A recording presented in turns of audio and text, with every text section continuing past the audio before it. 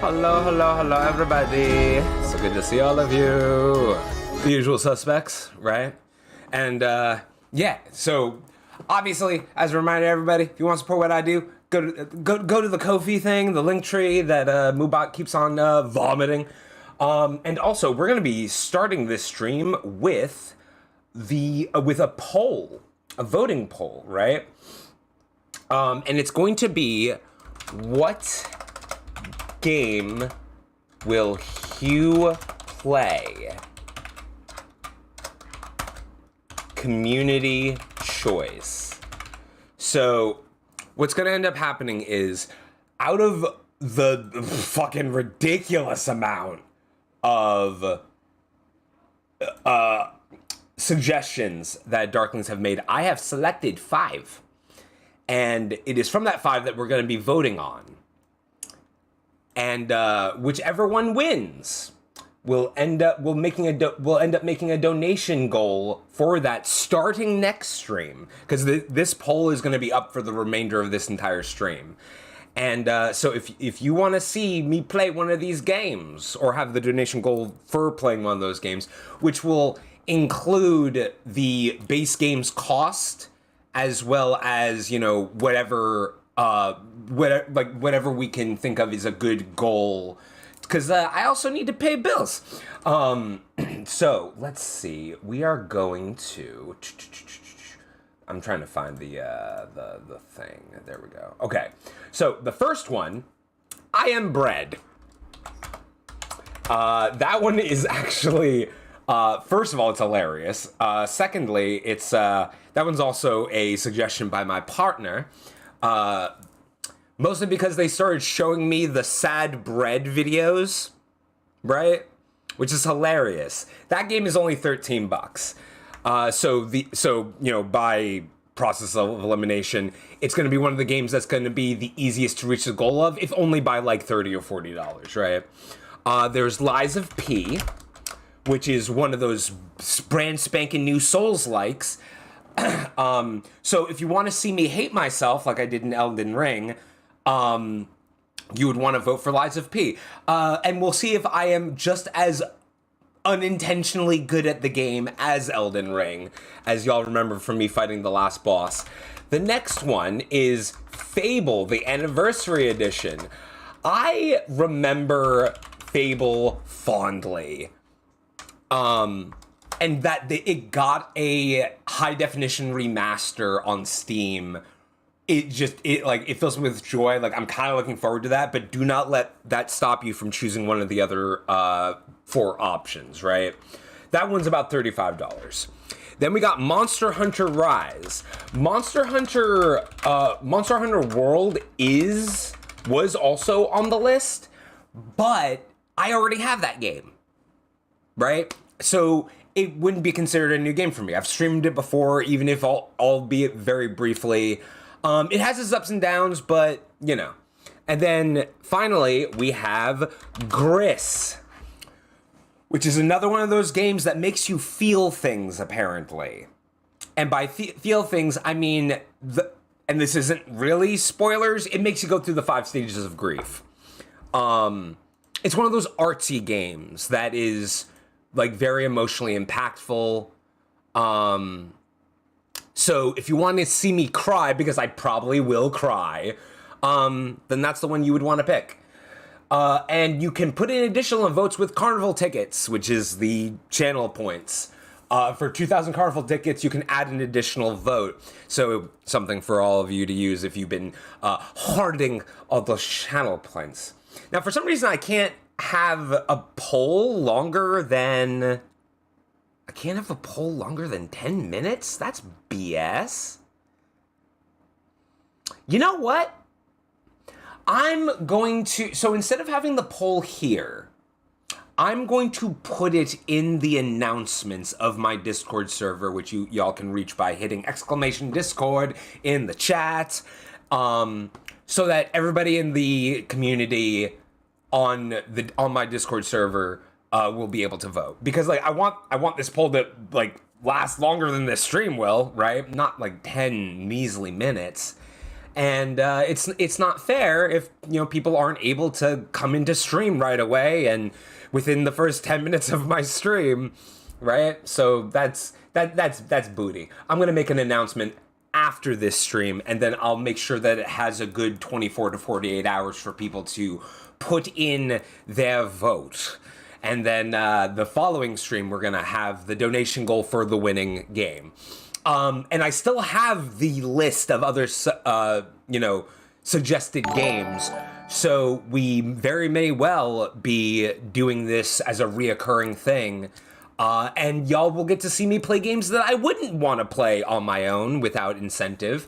It's also a great way to for y'all to make known what you want to see, because sometimes it's great, most of the time it's great to see me playing games that I love, even if you're not into it. At the very least, you get to see my wacky, zany, unhinged self. But there are other times you want me to try something out. You're like, I really like this game that you wouldn't normally play, and I would like to see. Why not give some incentive with that? I wanna have the community feel like a community, specifically as it relates to me. So we're gonna do it like that. And friggin' next up, say hello, Darklings, in the VC. Boy, we can talk now. Hello, hi. Hi, hello. Everybody. Yes. Hello. Also, Misty Phantom, I do have Slay the Spire. I might include that not as a donation, but as something that I'll play again later. But yeah, friggin' we got some of the Darklings in here, including Val, aka everybody's favorite, least favorite, Silver Dragon in human form. Hello, everybody. Lady Mariaja, you can't say that when you're black. It makes me look bad. I am too white for you to say that. I am too white. God fucking damn it, Mariaja. Oh. It hurts because you're also the only person, as far as I'm aware, I don't know everybody's race and ethnic background, who can say that and get away with it. Oh, fuck. We went from 1 to 100, so not even in 5 quickly. Seconds. So quickly. So speaking of 1 to 100, we are back in Age of Wonders 4. And first thing that I'm going to show you guys is something that you didn't see before when I last played this game. And that's customizing the map you can play as. There are in fact story maps that you can play as. There's a story for this game. It's interesting.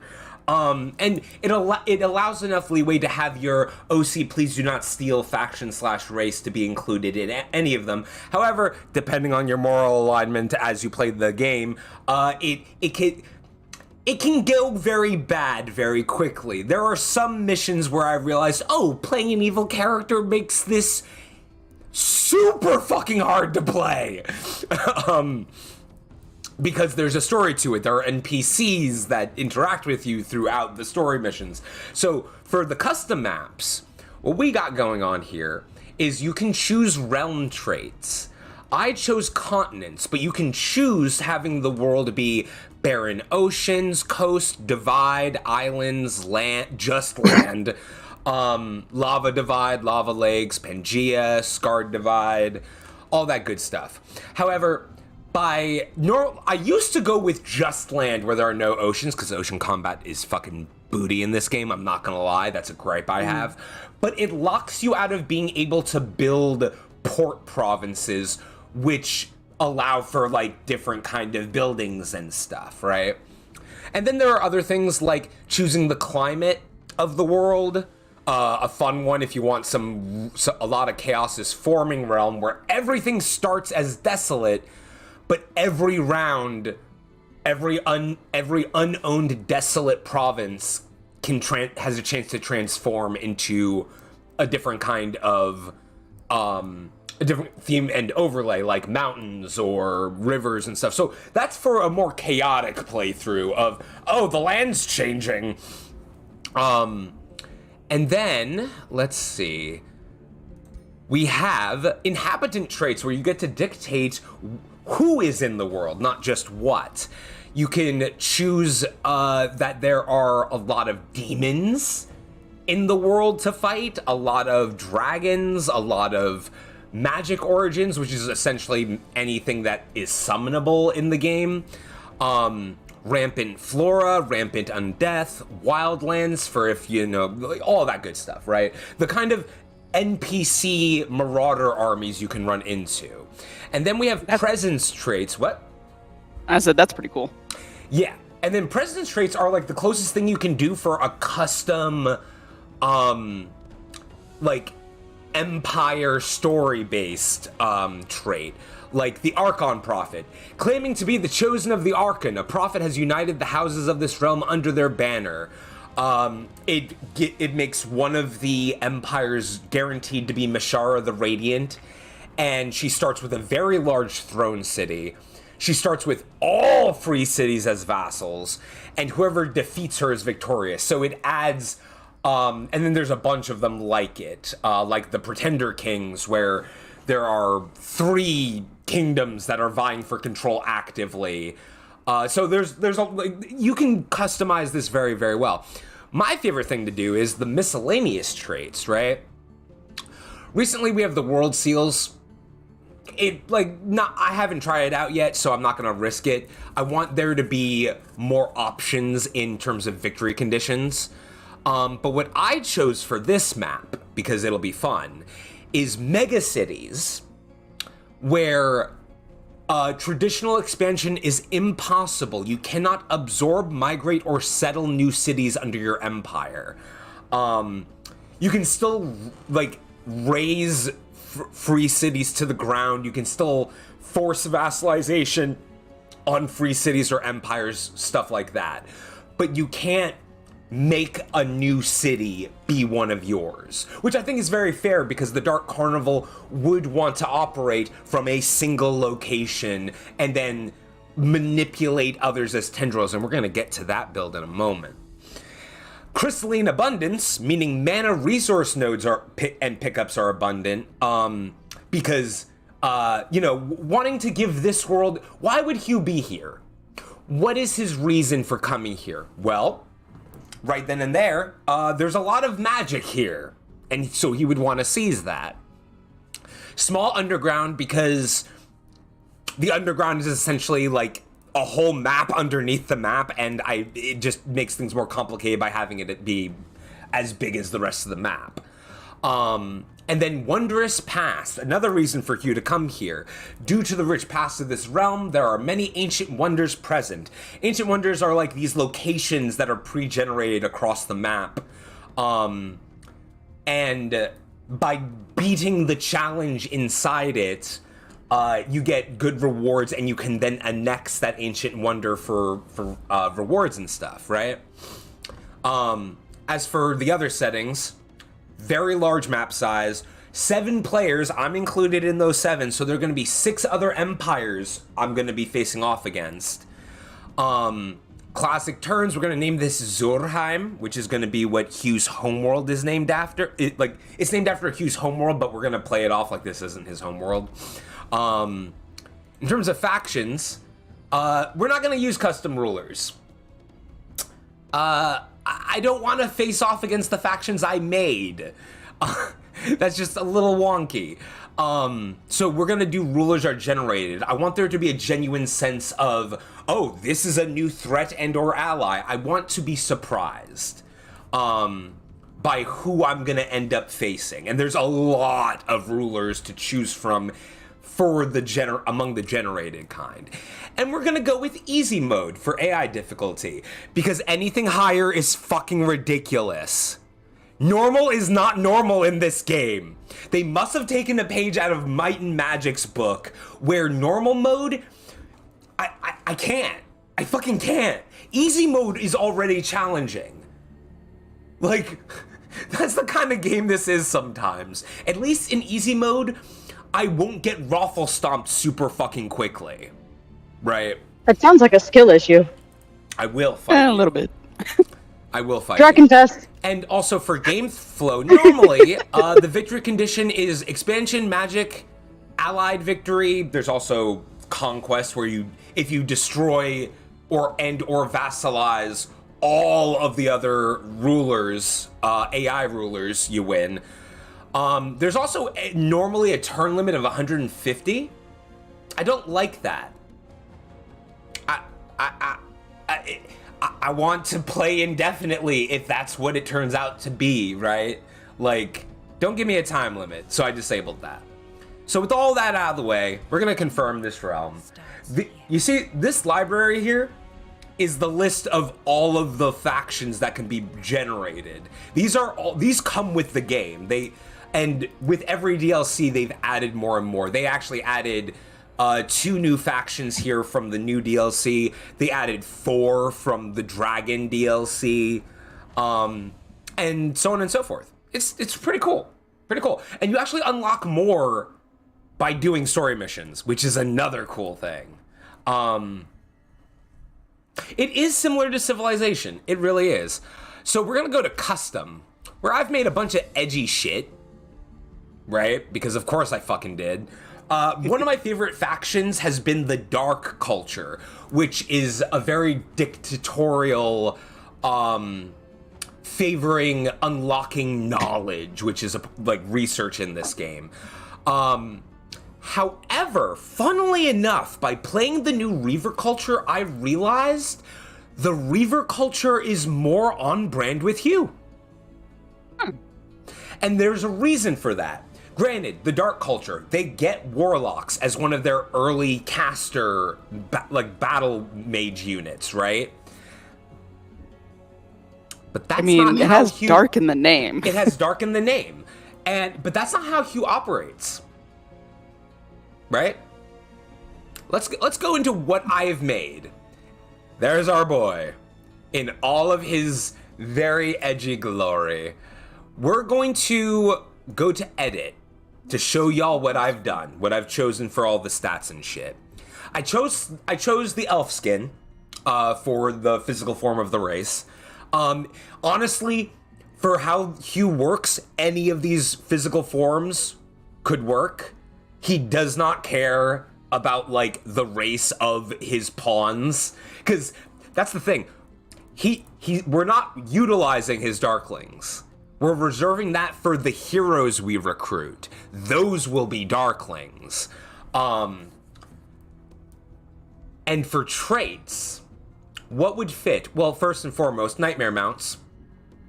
Because of fucking course. Presentation, and what's more presentable than having nightmares as your steeds? Hellhounds. They don't have that. They have wolves, but they don't have Dragons? hellhounds. Can you ride a dragon? Yes, but not right away. And for the nightmare mounts, and this only impacts mounted units, which fortunately in the new DLC, they included that the perk that gives you a special mount also makes it so some of your other units get mounts as well, whereas they wouldn't otherwise. So for the Reaver Culture, I believe their overseers get mounts. For the Dark Culture, their archers get mounts, so on and so forth. Gains the Intimidating Aura ability. One of the strategies, the combat ends of the strategies that my faction will be doing is morale dropping. Making sure our morale stays up and their morale plummets. Because that can have detrimental impact or beneficial impact if your morale is high, depending, right? Also, the Vicious Killer ability for the mounted units, which incurs greater morale penalties when killing an enemy up to 3 hexes away. Again, very much into demoralizing the enemies, making them fearful, right? And also, Hugh will start off with a Nightmare Mount. Next up for the traits, we have Cold-Blooded. We lose half as much morale, and so, aka they're less likely to rout. These are contracted mercenaries, but they are bound, but the lore is they are bound they are contractually bound in body and mind to serve Hugh from previous worlds he's conquered. So they are more scared of him than of the enemy. And then we have adaptable, where they will gain greater experience, like as time goes on and through winning fights.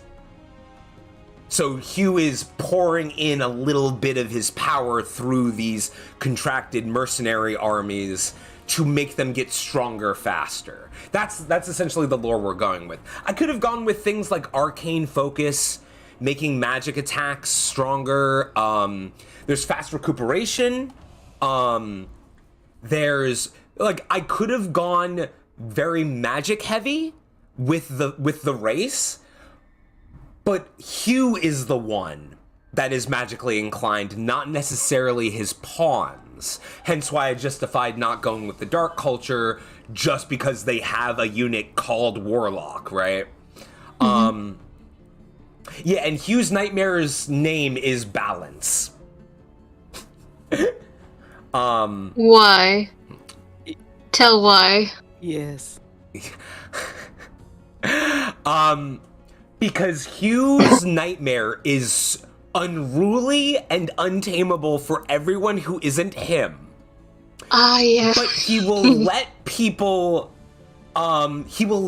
try for the laugh. Just so he can say, "Oh, I see you lost your balance." Oh, shut the fuck up. Yes. Excellent. Because Hugh is a lover of puns. That is also canon.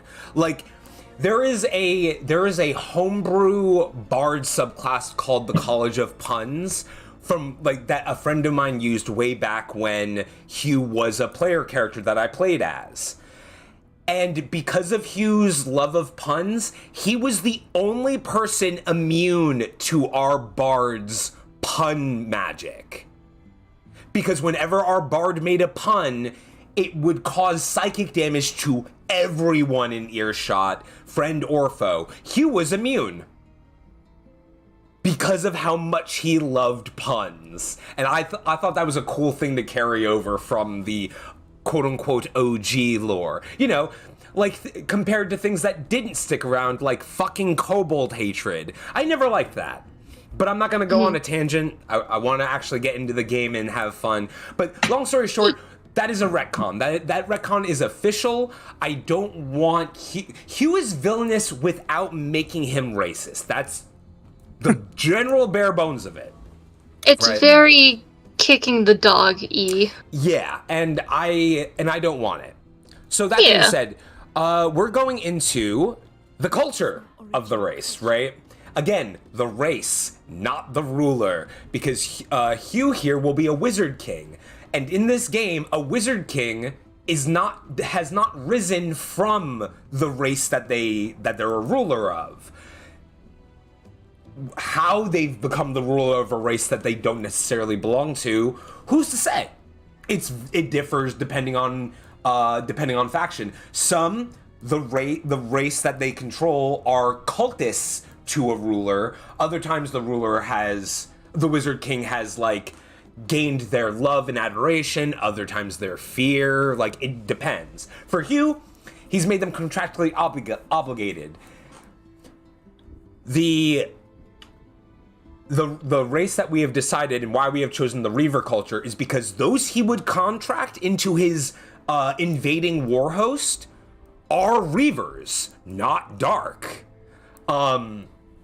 Which Dark is defined as a dictatorial civilization where the strong and ruthless dominate the weak. They use formidable magics to maintain control and weaken their enemies. While that is true for Hugh and his Dark Carnival, that is not true for his war host. He loves delving into knowledge, which the Dark culture allows for city structures like that. And of course, their armor, the Dark culture's unique armor, is so fucking cool. It's very Mordor. I love that Paradox did so well with this. But Reaver is closer to what he would contract into the Warhost. And yeah, the majority of the Warhost are not official card-carrying members of the carnival. They are forced into service, volunteered for service, paid for service, what have you. A society of industrial opportunists, pragmatic and brutal. They combine the material and the arcane, which Hugh would love to utilize. He's an opportunist when it comes to stuff like that. Expanding their dominion through conquests and hunts. They focus on production and mana. Specialized in marked targets with focused aggression. Hugh knows how to cut the head off of a snake when it comes to strategy, as would those under his employ. Now, you get -1 Whispering Stone, but we've offset that. Whispering Stones are it's like a Palantir. It's essentially this game's version of a Palantir. You send it to free cities to build allegiance with them. You start off with 1 in the game.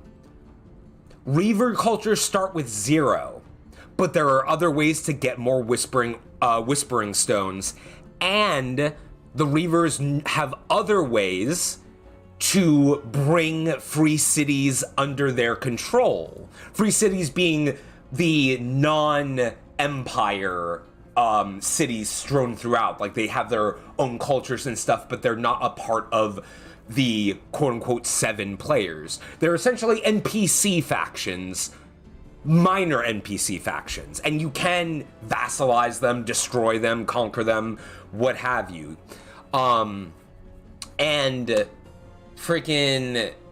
So with war spoils, which you get from fighting and beating empires in free cities, you can essentially spend war spoils to extort or intimidate. Hello, Flash. Thank you for the resub. And so Reavers technically don't need Whispering Stones, but we're still going to be utilizing them, and there's a good reason why. There's also the total war mechanic here, where when you declare war without justification, thank you for the bits, Misty. When you declare war without justification in this game, you get hit with penalties in Empire Relations and Imperium, which is an income that, like, it's like legitimacy of your rule, right? With Total War, the Reaver cultures don't care. Their Imperium income does not go down if they declare an unjustified war. People will still be upset at you, but when the fuck has Hugh cared? He doesn't. He does not. And thank you for the bit flash. Society traits. Now this is where we're going off the meta. This is where the play style is really going to start to show. Devious Watchers. Damn it, Flash. That's a great number right there. That's a great number. Devious Watchers. They are talented spies sneaking past enemy lines to gain precious information. Cities and provinces have a longer vision range. I can see further. My scout units are invisible as long as like non-scouts aren't in their army. So sneaky like scouting. Outposts start with the Watchtower upgrade. Wayfinder enchantment is active always and costs nothing, which essentially makes your scout units travel faster on the world map. The point of this is once Hugh lands on a world, he wants all eyes and ears spread out everywhere, getting in contact with as many free cities as possible to eventually manipulate and or crush them. And then we have Silver Tongued, which you unlock through the meta progression in this game. Yeah, like in this game, if you have a save file that you don't want to use anymore, just surrender. Get that experience for your meta progression so you can unlock different things like society traits like Silver Tongued. They know when to flatter and when to extort, elevating intrigue itself to a lucrative art. Pronouncements cost less. Pronouncements being like, I declare you a rival or I declare you a friend and stuff like that. Because that shit costs money or mana. Trade deals with free cities now are free for me. That's a lot in these games usually. Yeah, it is. And I also end up starting with an extra scout unit again, playing more into this play style where I'm going to be way more sneaky about everything I do. And then finally there's the Court of Whispers starting bonus. Gain the ability to, this is something that normally I believe is a shadow technology tree later down the line, but I get it right away. Gain the ability to assign Whispering Stones to other Empire's vassals to gain their tribute. Double agenting the free city things, even if they're a vassal to another empire. And I also gain a Whispering Stone. Good shit. So instead of starting off with 0, because I'm a Reaver culture, I start with 1. Granted, that means I'm also down 1 like throughout the entire game, but the most you can get is 4. The most you can get is 5 if you don't pick Reaver culture. This just means that at most I can only gain 4. 1 from the generic technology tree, 1 from Court of Whispers, 1 from the Order tree, I believe, which Hugh being, we'll see if I end up going that route. We'll see. Because we're also going to be playing it where, like, Hugh's going to be able to adapt. We'll see if there's some character development here. I'm not going to stay the course, necessarily. This is just how we're starting things off. And before Hugh takes mercy. Yeah. So, then we have a modded tome. And this is where I'm going to showcase a little bit of, like, how, like, the mod community. This is, I think, like, the only mod that I've included. The only big mod I've included. And it adds a bunch of shadow affinity tomes that are more in line with Cloaks and Daggers kind of playstyle. Something that isn't readily available in the other tomes. This one is Tome of Vice. Because, like, with Shadow, they've kind of leaned Shadow into, oh, you're either a necromancer or an ice mage. Where's the subterfuge? Like, where's the sneak? You know what I mean? So with this tome, I'll get the access to Thieves Guild, more Shadow affinity, because of course, a black market that I can build, and a Crime Lord hero skill, where if a hero or ruler like Hugh has this skill, and he will, and they are governing a city, that city gains increased gold at the cost of lowered stability, and it unlocks the production of cutthroat units. Cutthroats being these, like, skirmisher units that you can grab. Then you have Corrupting Whispers, that is a sustained city spell that can make the allegiance of other empires with a target-free city slower. There will be times where I am vying to make a free city my vassal, right? But I'm competing with another empire. This makes it so I keep a leg up, or buys me more time to snatch them as a vassal before another empire does. And then we have things like Corrupted Killers, which makes it so that all of those within the race that I chose get Flanker, which deals additional damage when flanking, and flanking a unit inflicts Sunder Defense and grants regeneration. So some cool shit. And that's just the basics of it. Wizard King, because of course Hugh is, all cities have an increased percentage of mana income, more spell casting every 2 levels, and has the overchannel ability in combat. And then we come to our boy Hugh. Yes. Looking fab. Looking It's fab. your boy. It's your boy. It's your boy. And I also have another mod where, like, it increases the list of starting options. I chose Firebender, which is not a normal thing that you have as an option, where you start off with a mount, Fire Orb, right, and Channel Power, Friggin', I could go with Pyromancer, but then I won't be able to have a Nightmare mount. But they're on fire. Correct. But because it's a two-handed weapon, staffs are a two-handed weapon, you can't have a staff and ride a mount. Like, look, see? I'm just gonna say that's horse shit. Fucking pikemen rode horses. Yeah. No, it's not horse shit. It's nightmare shit. Yeah. No, but like, unfortunately, that is how this game. It's for the sake of balance. Unfortunately, because two-handed weapons are really good, so they were like, oh fuck, how do we do it? How do we deal with this? Make them not able to have mounts.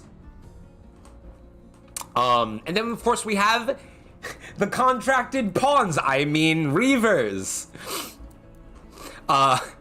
Who are elves and very steampunk, very on brand with what Hugh would incorporate and shit.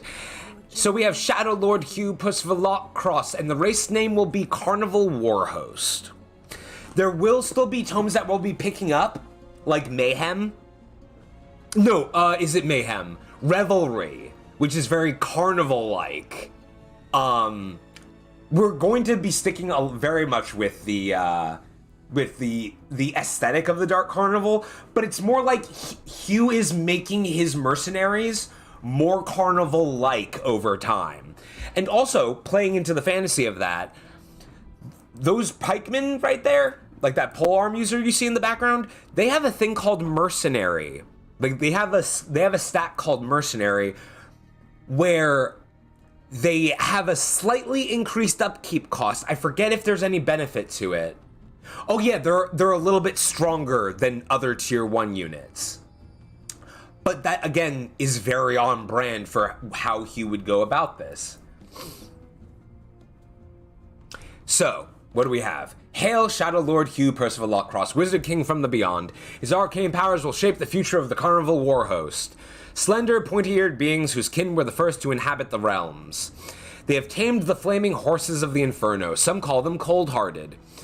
They prefer the term practical. With their talent to learn new skills, they can adapt to almost any situation.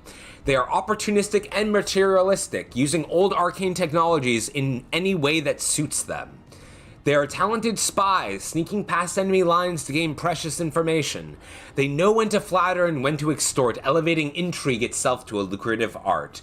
So essentially, how we're playing starting off is we are going to find as many free cities on the map as possible, and maybe other empires, and bring them under our thrall. And make it so if an empire would dare declare war on me, the whole world will turn on them. That is the playstyle we're going for. Very diplomatic, very tricksy, and very viable in this game. Without Can't wait to see it. Yeah. Is this a single player game? It is single player, but it's also there is also co-op options. Co-op would be very intriguing to see.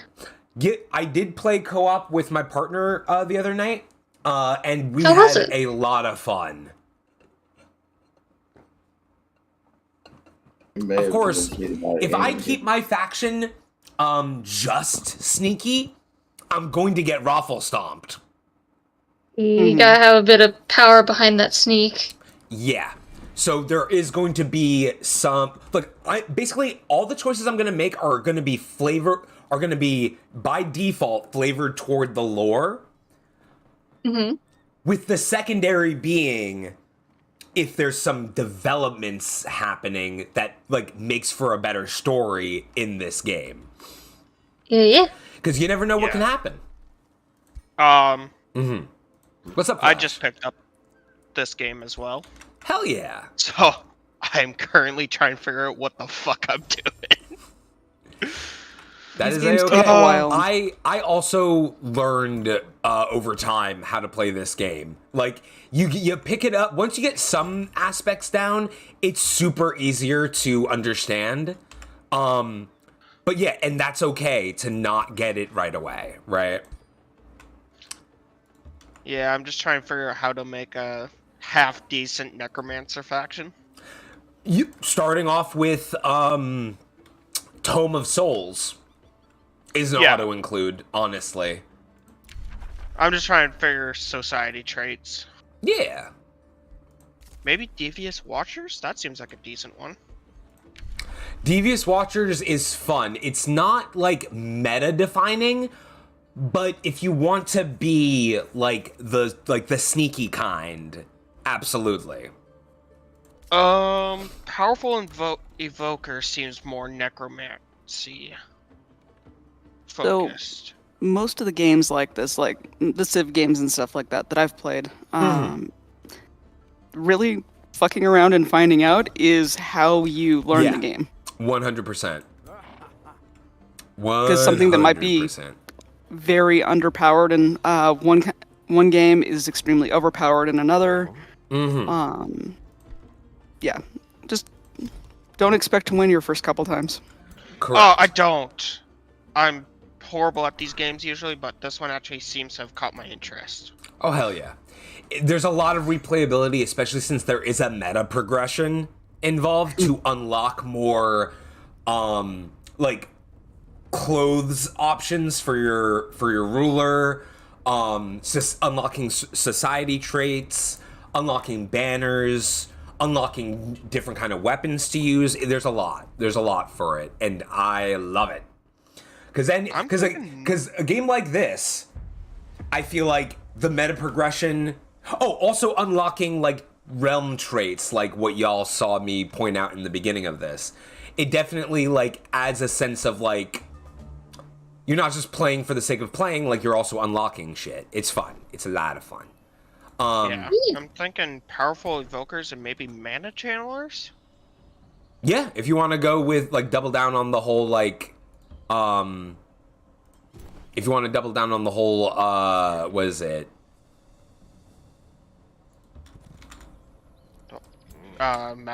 Magic user, yeah. My only problem is if I don't have something to buff my melee, I'm going to get fucked. That you customize as you play. Oh, okay. Because, like, you think that there's a lot of detail when it comes to, like, the game in the faction creation. Wait until you start, like, fine-tuning your faction as the game progresses to the point where they may not even look remotely or play remotely like what you set out as. That shit, the faction creation is what do you start with, not what you can end up being. And like it's very easy to eventually like over time, like know what tomes there are to unlock, what play styles to go with, if you want to stay necromancer the whole time, for example. Okay, these facts have pissed me off. And is this the equivalent of a barbarian faction, or is... No, there is a barbarian culture. Okay. I mean, rogue unallied forces. Or do these guys belong to a group? Oh, who I'm fighting? No, Yeah, correct. they're just NPC marauders. Okay.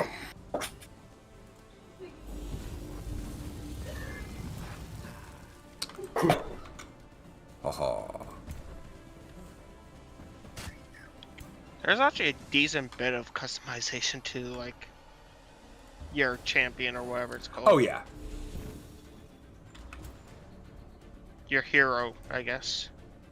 Yeah, it's a lot. This is a game that strongly values shit like that.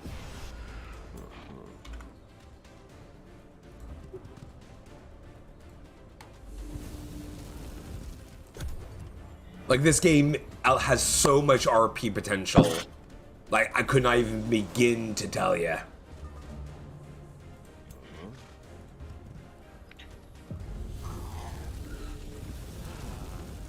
To hell's with you. Aha.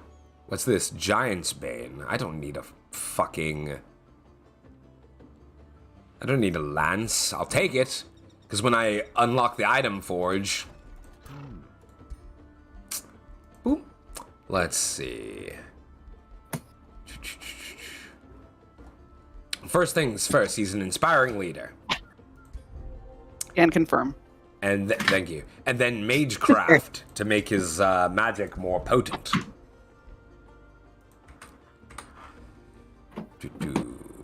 He's just a regular guy, just like you and me. Oh yeah, He's just an average Joe. He pays his taxes one leg at a time. Yeah. It's not his leg, but you know. Whose leg is that? Oh, You don't want to worry know. about I it. don't know what you're talking about. Stand here. I'll get rid of the evidence. We're good. It's sus. Sus fuck. A little bit. You should ask the last Martin that questioned him. Myself? No, the one before you. Boss, you didn't tell me there were other bars. Not anymore. Not anymore.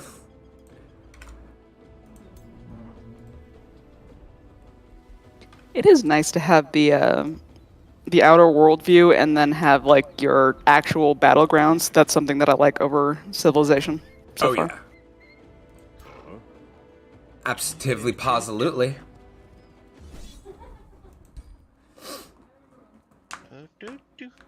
Mariaja, no. I am a bard.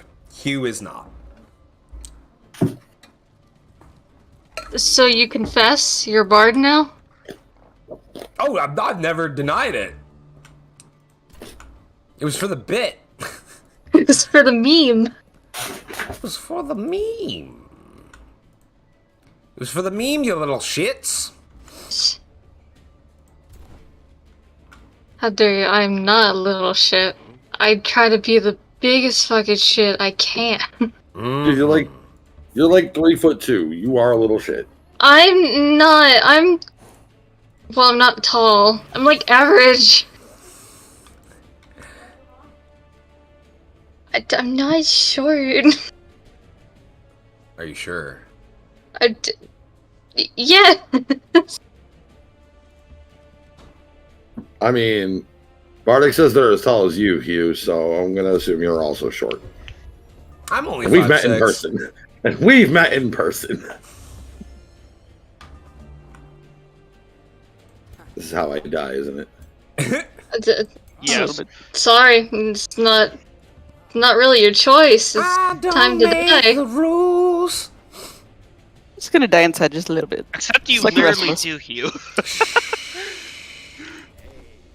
You can die on the inside as a little treat. As a little treat. Just a little bit of a crisis. Uh-huh. It's my secret cap. I've always been dead on the inside. I'm gonna put myself on easy because otherwise I'm just gonna die. Yeah. Very smart. I've been playing this game for a while. I also still stay on easy. That does not inspire confidence. If only because sometimes the AI gets really strong really quickly.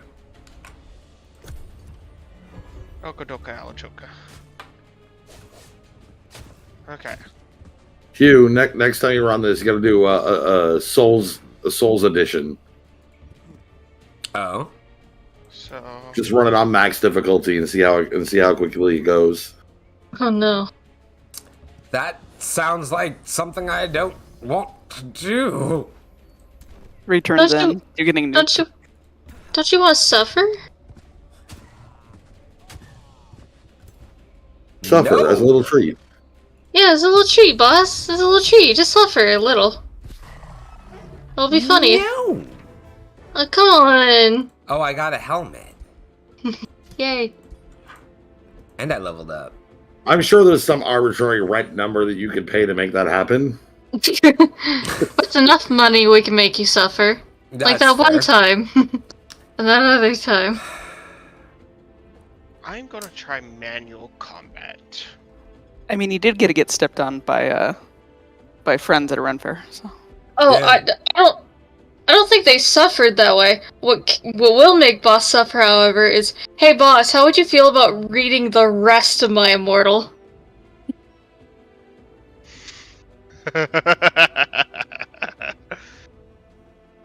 I can't even see his face, but I can just feel the glare.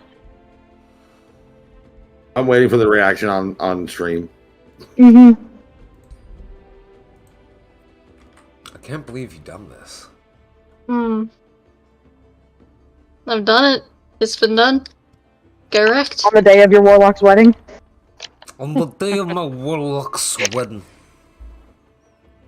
I can't see you, but you better be doing the fucking hand motion. I did. Funnily enough, I did. Bruh. I can't believe he's just the Godfather. I hate it. I mean, that just confirms it that all Infernals are Italian New Yorkers. Oh my goodness. Am I wrong? All demons and devils go bada bing bada boom. Bada bing, bada boom. That is cursed, and you know it. And hey yo, I'm walking. Hey yo, I'm walking here.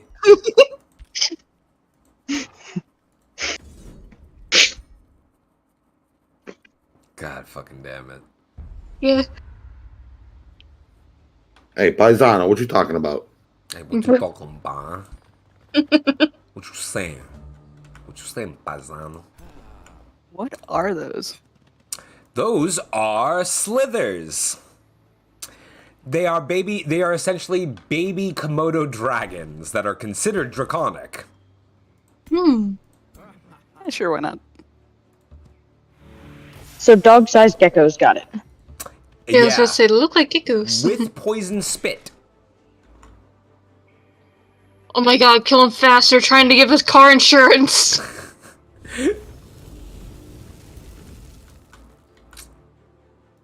They hear about our car's extended warranty.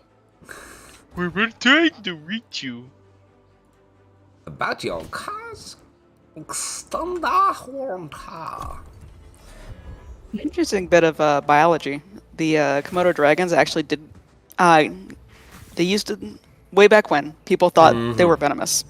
Then it's like, oh, lizards aren't venomous. It's actually just the bacteria in their mouths that do it. Right. And now we found that it's both. They actually do have a venom. Yep. Praise science. They're so talented.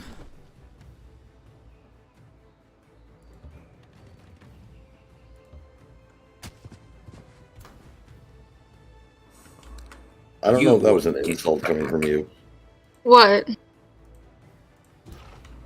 Nothing. I just have a prejudice against bards.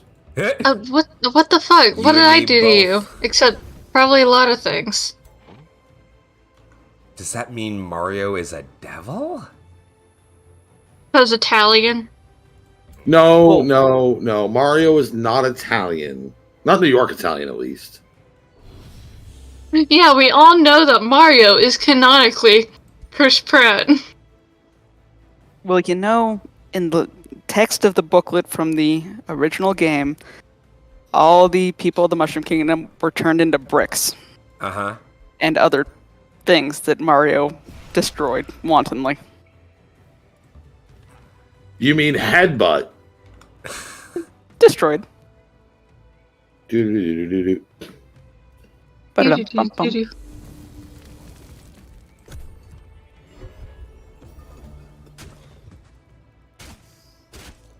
So it's confirmed Mario is a murderer.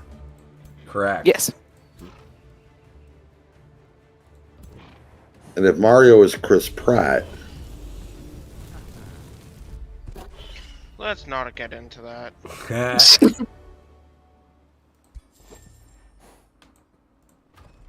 Do any of us have the spoons for mind fuckery today? The answer is no.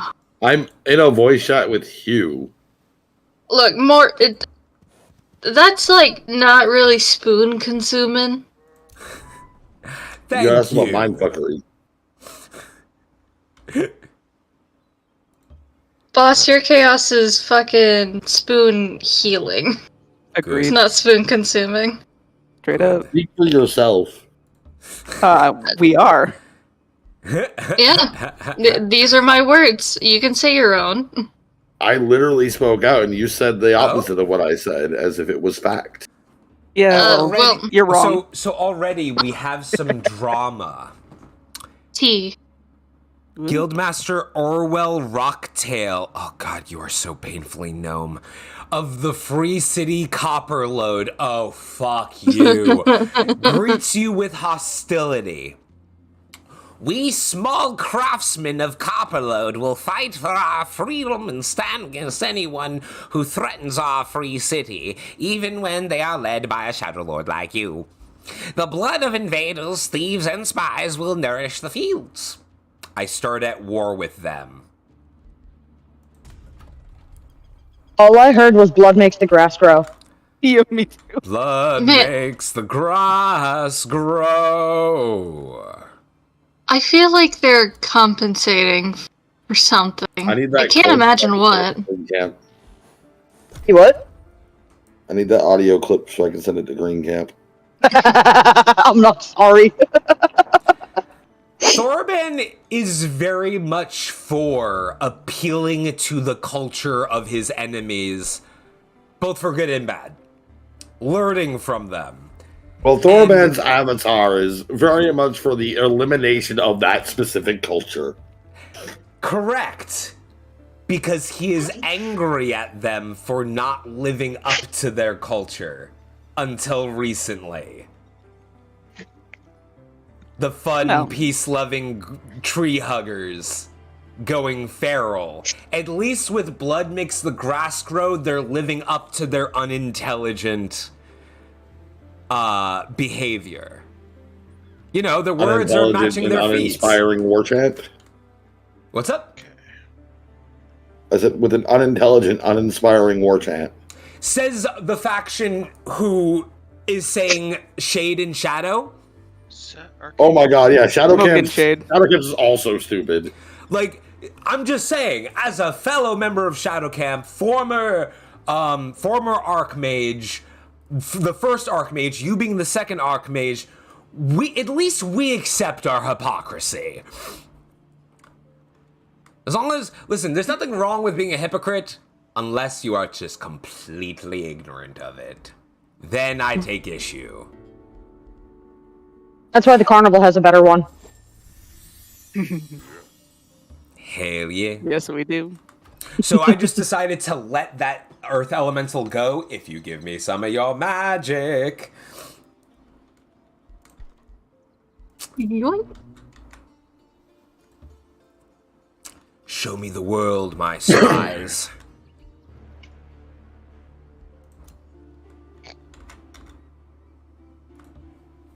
Oh, you have a lot of little spots. Yeah, because of the society traits I chose, I started off with 3 instead of 1. No shit. Which No, that tracks. Yeah, it just further plays into the playstyle I was going with. No, you're gonna need 3 if the map is still as big as it was last time. Yup. Yep. Huge. And because of the continent setting, I'm almost guaranteed to have, either 1 or 2 other empires on the same continent as me. Mm-hmm. Well, and from the get-go, being like, I'm gonna be diplomatic. First person you run across, fuck you. Mm-hmm. I mean, that's par for the course. Yeah, the world be like that. Yeah, true to form, Hugh's just gonna have to make an example of them. It's fine. It shouldn't be too hard to like stomp them into the dirt. They're not far above it, you know. Correct. Takes one to know one. I'm taller than a gnome. You know what? I'm just mad I didn't make a pun. Yeah. And there you. At least a pun would have been funny. Burned. Is that a burn? Well, Can be. Val's not a Darkling, so it's not expected of him.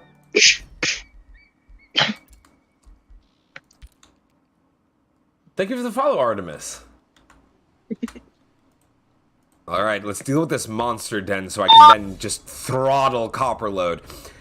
As the Reaver culture, it also pays to fight free cities or empires, because I get war spoils, which I can use to extort or intimidate other empires and free cities. So they play into each other. And you didn't even start this war. No. No. We didn't start the fire. They just saw boss, so they're just like, go fuck yourself. Like, okay. I mean, I had the same reaction. That is fair. That picture was so good. Was that picture of y'all meeting or something? That was So- literally like 5 minutes after we met Yeah. in game. So for the chat who does not know this story, would you all like me to tell it, or would you guys like to? Go ahead. Go for it. Okay. So upon the character Ramael, who's being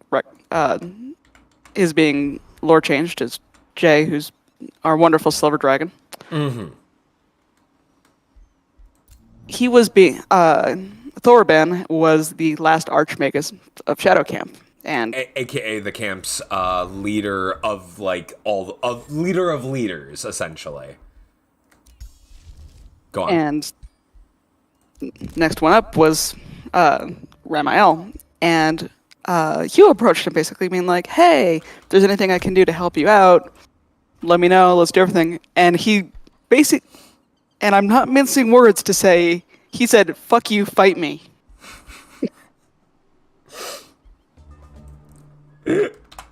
At which point, all the because the Darklings were all around at this point, and we just bristled. He raised his head. He's like, "It's okay." We all started reaching for weapons, like, let's go. Take this motherfucker out. Like behind him, he had an axe at his back, basically. But yeah, we're all like, "You want to die?"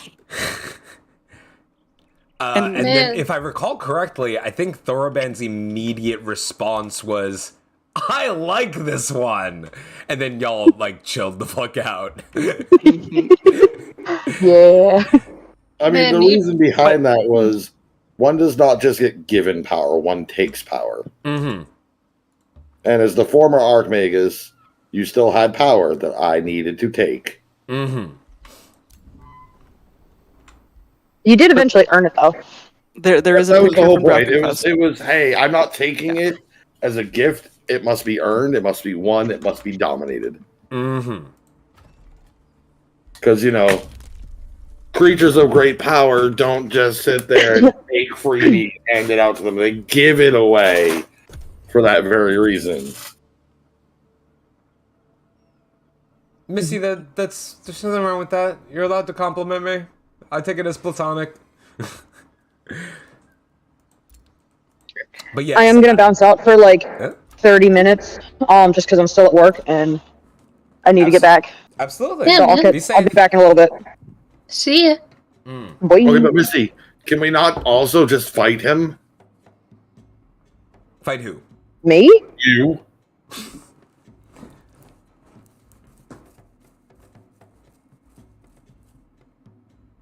Are you just looking for any excuse to throw hands?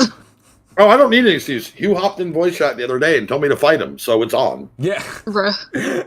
So real quick, the prying eyes of Copperload. A man lies before you, raw agony reflected in his face. Please, I'll do anything. Please don't kill me. Your prison warden yanks the iron leash of the townsman. Caught spine for Copperload. An audible gasp echoes throughout the chamber. Every courtier expresses their shock, saying they would never do such a thing. Not for any reward. The spy continues to plead. Orwell Rocktail will kill my family. Please, I am no one. I meant no harm to your vast empire. The prison warden chokes off the pitiful sputterings of the townsmen. What should we do with this spy from treacherous Copperload? Interesting. What options do we got?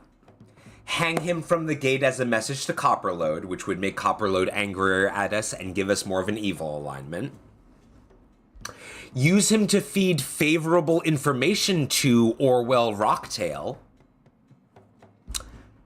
Discreetly contact Orwell Rocktail to barter a ransom for gold. End his life. His traitorous body joins my loyal undead warriors. This man has been tortured enough, set him free. Which is a good aligned action. Definitely not the one we're picking. Definitely not the last one. Yeah, no. I feel like it would be that second one. Feed favorable information to Copperload. Potentially keeping us from fighting. Ending the war, as it were. Since your whole thing is to be more diplomatic, though in a sneaky way, it's either that second one or the third one for ransom. You know Ransom. what? You know what? Ransom and then execute him out later, anyways. You can always kill him eventually. What is it that Orwell Rocktail said?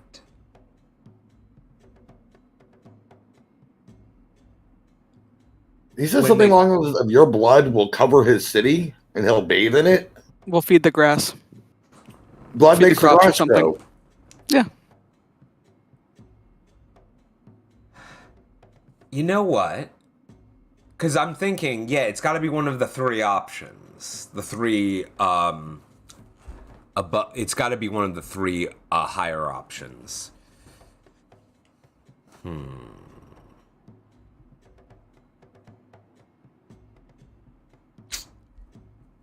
I don't feel like ransom would be a thing. I don't think so either. Because that would give away that we need money. And I don't want that. Don't want them to think we're desperate. Gotta put on airs. Mm-hmm. So, truly, do we want Copperload to suffer for what they've said to me and forcibly vassalize them, or negotiate peace to peacefully pacify them? Because we can do both. We can force them into vassalization by conquering them. If they're asking Keeper, we should hang him from the gates. It'll be more fun that way. I feel like they do. An example does need to be made. An example could be made. Now, What's stopping you, exactly, from making peace now and killing them later? hear me out. An example needs to be made. And making an example to one makes an example to all.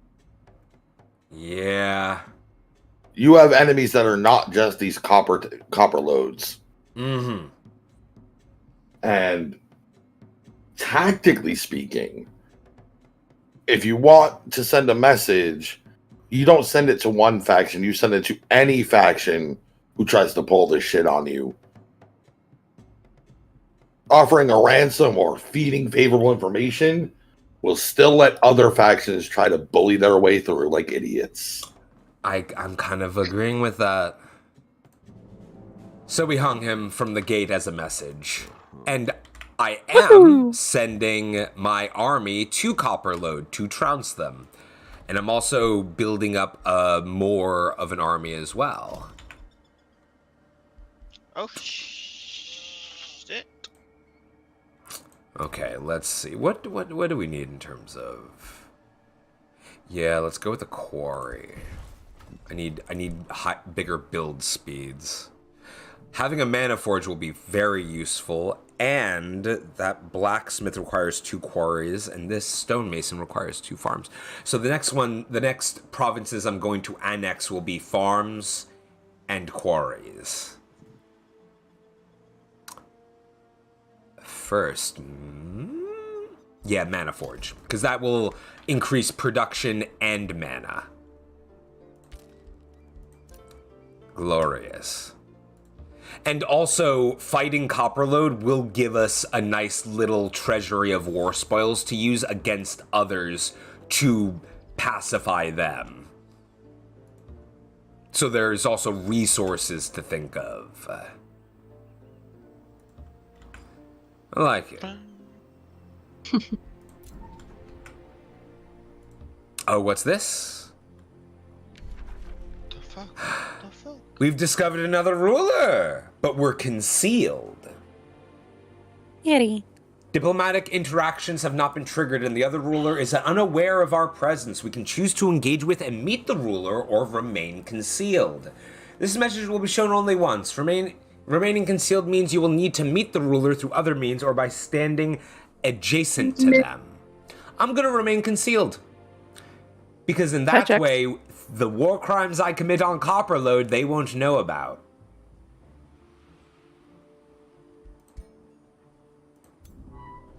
But now I know where their throne city is. There's the bonus. I think I'm seeing another border there.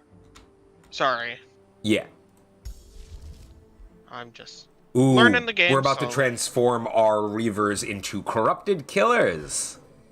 Ooh, 2 turns. corruption, yay! Woo! Dread Spider Hatchling. The fuck? Dread Spider what?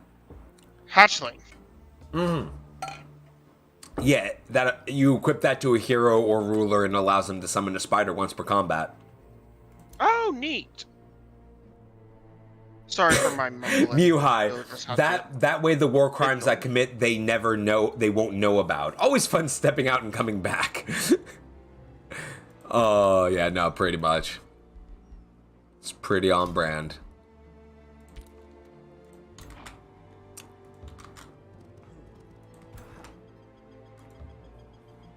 This way they won't be like, stop, they're under our protection.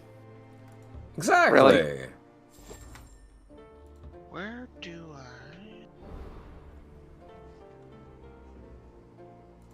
Use a fishy.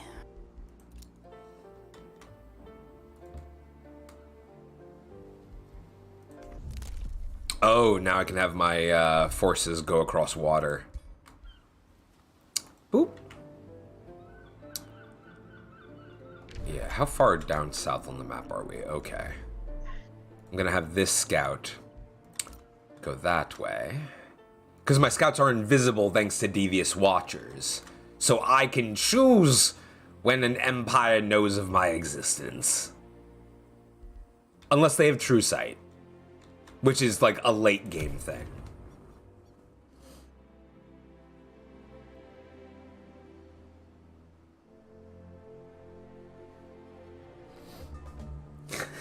Always amusing, Mew High. Always amusing. Let's see. What's that next one? Free cities with a Whispering Stone assigned instantly provide me with vision range.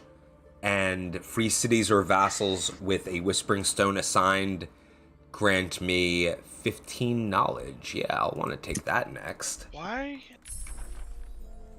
Corrupting Whispers has been researched. Is there anything else from that tome that I want? Collateral damage. Damages units in a 1 hex radius. Must target at least 1 friendly unit. Nah, I don't really need that.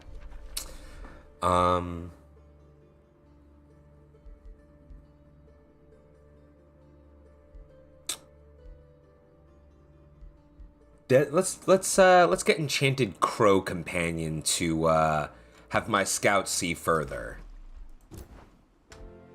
I think that's pretty on brand. Oh? As your troops approach the band of mercenary guards, they raise the white flag. We were hired by a rich merchant to look after the battle load, the leader of the gang, a halberdier, explains. We expected to protect it from the roaming scoundrels, not against a full-fledged assault. Please accept our surrender and let us go.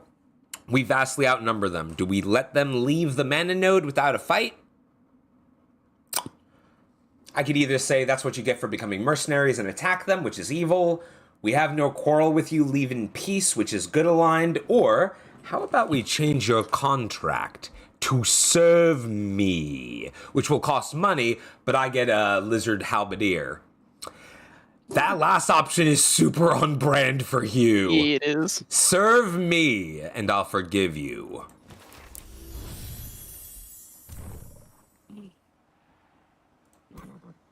As long as you have the money to do it. Yeah, I do. Fortunately. Then get you a servant. Yep. I'm currently trying to figure out how to improve the happiness in my city. There are usually buildings that will do that. That you can build. What culture did you choose? Dark? Oh! Dark plays a little bit differently when it comes to city stability. They eventually... Well, first of all, there should be events that give city stability as a reward, so definitely go for that early game. For like those kind of rewards that give positive city stability. There are also options to help make you lose city stability, so read carefully. But eventually, dark cultures, cities can construct an overlord tower which completely says you don't need to care about city stability anymore. Good to Wait, know. no, I'm sorry. Overlord towers make it so that even if you have low stability, your cities, even if you have low stability, your provinces won't, like, break off from you. But I believe Dark Culture, they actually don't get minuses based on their stability. They still gain bonuses, but for positive stability, but they don't get negatives for negative stability. Because they're dictators.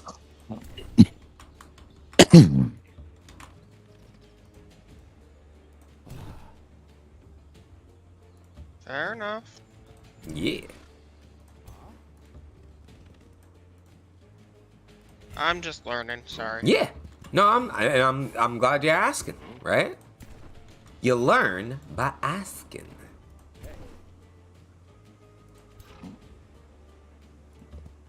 Okay. There's a different colored border there. I'm thinking there's a kingdom there? Yeah, that usually is what that is. Because I know the red borders are a monster den.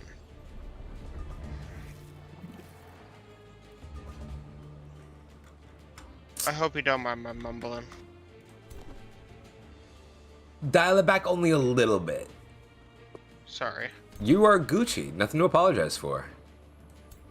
Okay.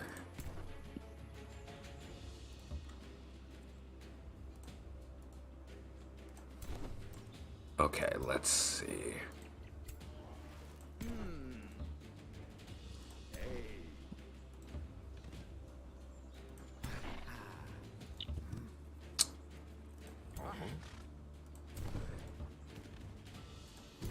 Let's put these halberdiers to use.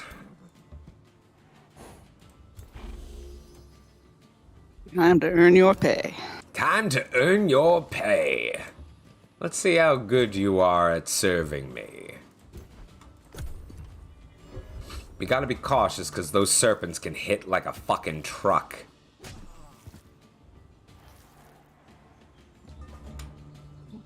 Okay.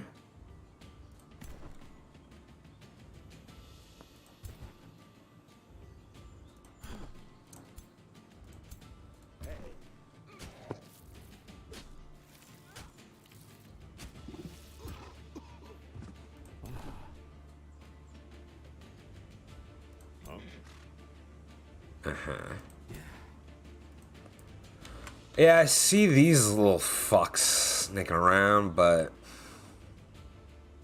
Yeah, let's immobilize them. Don't want to risk it.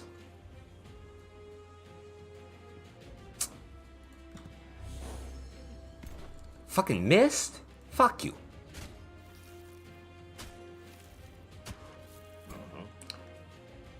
Yeah, Totes, we'll forgive them.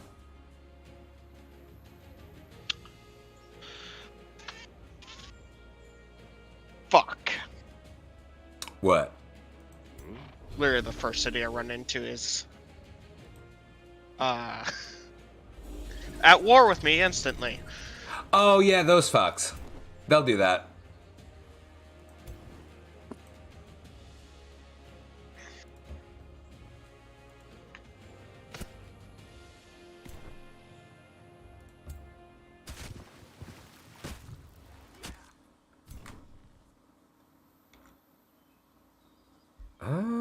Yeah, let's pin you.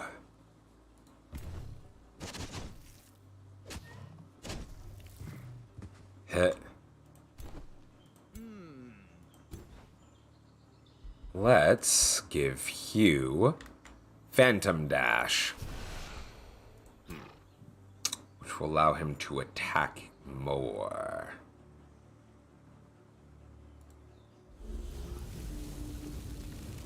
Haha. So what happens if your main guy ends up dying? It is a huge hit to my army's morale. And they end up getting shunted into the void, and after a number of turns, they come back, they respawn at the Throne City. Okay.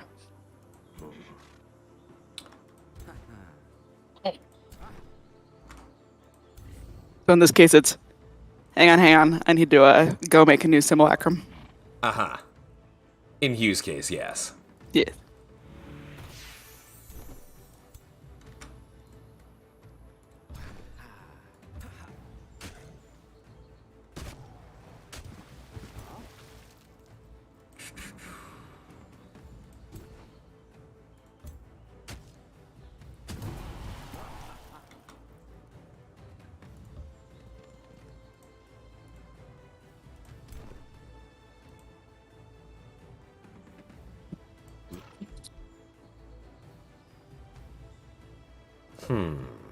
Yeah, let's do that.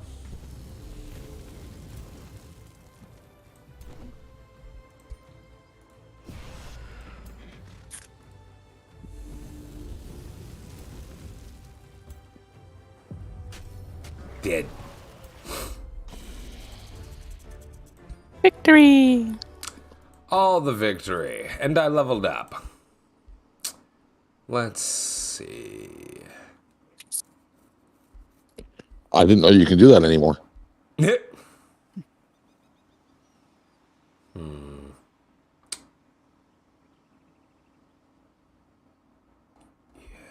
Let's go with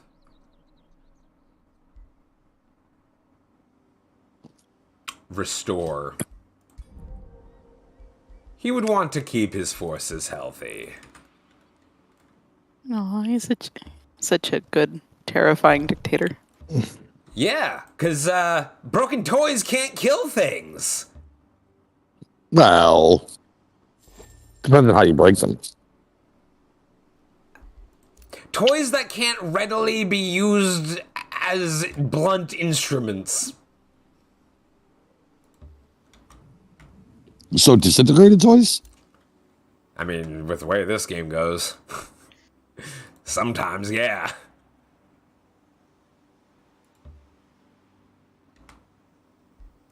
Ah, it's ready.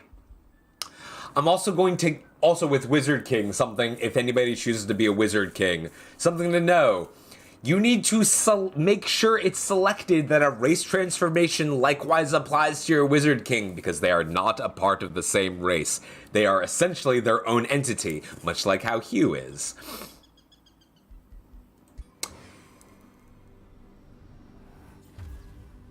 Ha ha ha. And now they're more evil than they already were.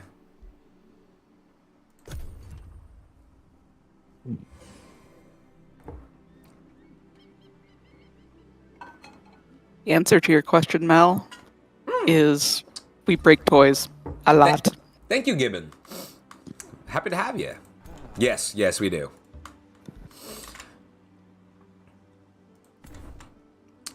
It's It's frequent enough to be silly.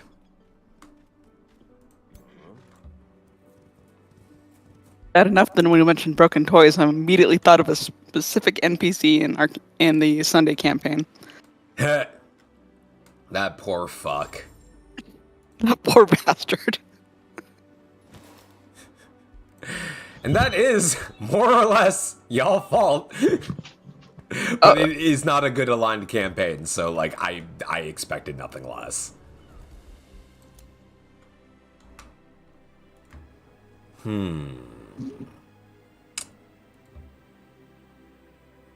spies are making great headway right now. I need... Do I need more I need more knowledge. What else we got? Oh, we do have summon Cutthroat. Let's do that. We have the mana. Summoning units into the armies that I'm... Because so basically the army I'm sending is going to grow. Oh. Barks and Bites. A messenger delivers an official declaration of your enemy, Orwell Rocktail of Copperlow, to the Dark Carnival, your throne city. To the craven Shadow Lord, you are the worst ruler of this world. All the other free city rulers laugh at you behind your back. We are surprised you have not yet slipped and fallen into the void by accident. Your enemy in war, Guildmaster Orwell. The pitiful Guildmaster mocks your ability to craft war. How do you respond? Remove him from existence. Find more recruits in the Dark Carnival by promising them ale? Promptly conscript a mercenary overseer with money? Summon a banshee? Right now, expend our mana reserves, which I have a lot more mana reserves, or insults betray your weakness, Guildmaster, which will give me more Imperium.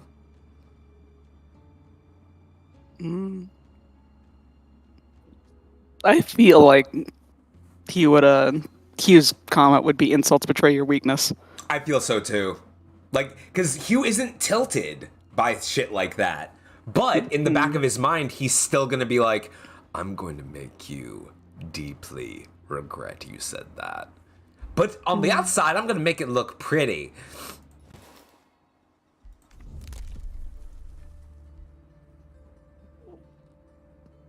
Yeah, I'll spend Imperium to make my Whispering Stones give me benefits.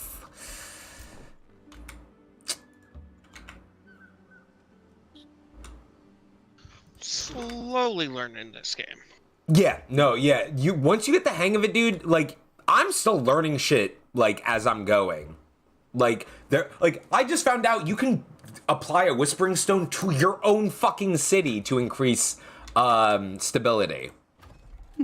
But what? Yeah, I didn't know that.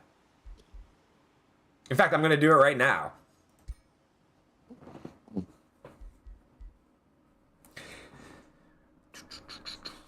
Oh, I can annex a new province. I need more production, so I'm gonna add another farm. A fishy farm. Because that's the next one I want. Delicious sushi. All the fishy. Oh, the fishy.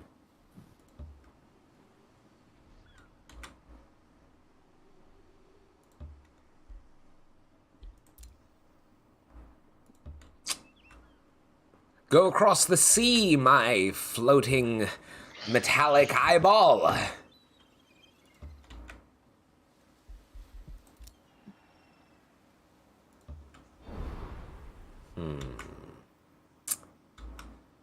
Okay.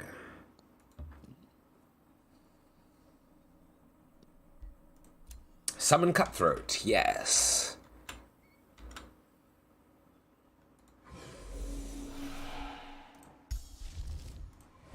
And I'm going to summon another one because I have the mana to do so. I'm going to add you to this army. Essentially, a whole lot of fodder. Yes, excellent. Yes. That being said, I'm going to end this turn, and then we're going to do a quick bio break, and when we come back, we're going to throttle Copperload. I can't help but I have to. Every time I hear Copperload, my mind starts going to the gutter, and I'm like, nope, quit it. I mean, with enough application, we could turn into a bronze load. Those are some cute ass horrors. It'll be white eventually. Catch y'all in 15.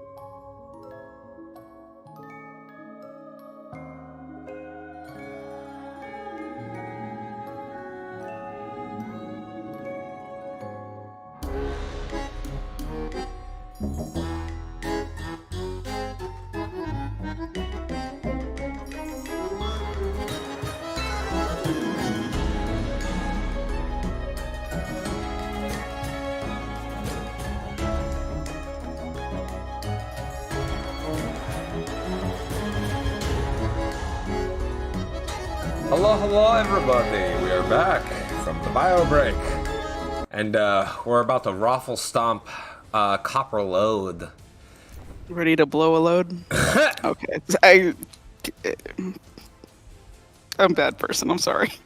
Shush, you know you're not. Alrighty. Yeah, let's summon another cutthroat. Let's just fucking go ham. I don't think I need these mercenaries. I don't want to have my income dropped too low. Having 2 full stacks, I think, is good enough. And I'm almost there with that. So we have this army right here that belongs to the army of Copperload. They got 3 shieldmen that are bronze tier, or bronze rank, and then an arbalist ranged unit with crossbows. Well, sad to say, you're going to perish. Yes.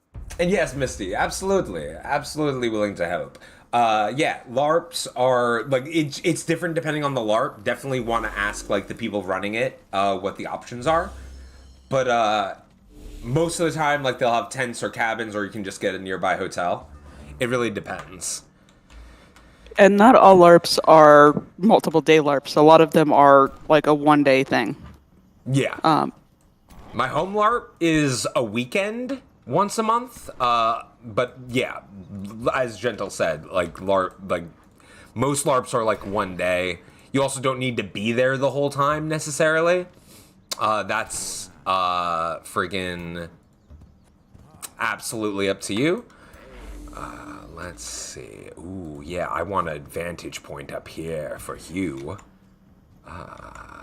Anyone thinking about LARPs, my biggest advice is contact them ahead of time, ask if there's a group meeting or something coming up, and just say, hey, I'm new, this is my first LARP, I don't know what to expect. And any LARP worth its salt is going to jump on that and basically say, we're going to show you all the ropes and you're going to have a great time. We'll take care of you. Yeah, absolutely.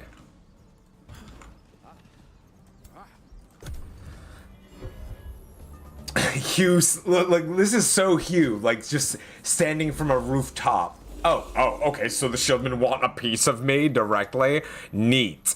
That's a mistake. Neat, you die now. Neat, you die now. He's like, yes, I will just sit back and watch the battle happen. And the enemy goes, aim for the flat top. Wait, what? What? Oops, did I unintentionally make myself known? Well, that's gonna cost you your archers, first of all.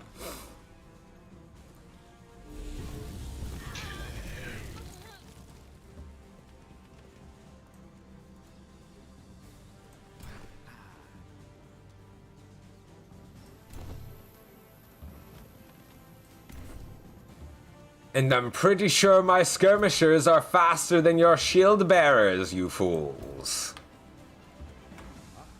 See, they're trying to go around and flank you, but they left their archers exposed. Whoops. And their archers are now dead. They were Oops. like, he's separated from his units. Get him. Oh, that was a mistake. That Yeah, was a mistake. You And he's shouldn't just gonna split the party. Yeah, and now they're going off to attack. Yeah, get your cheap hits in. You just gave yourself away.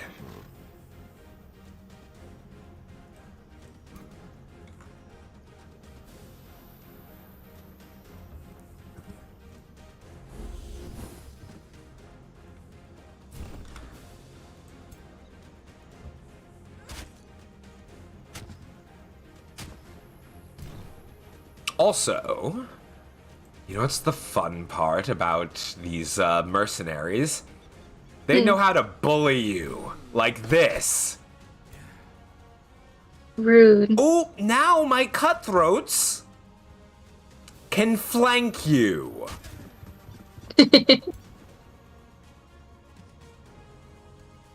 Who got their unit surrounded? Who's surrounded? Oh no. Oh no. Oop. And my Harriers will immobilize these fucks right here.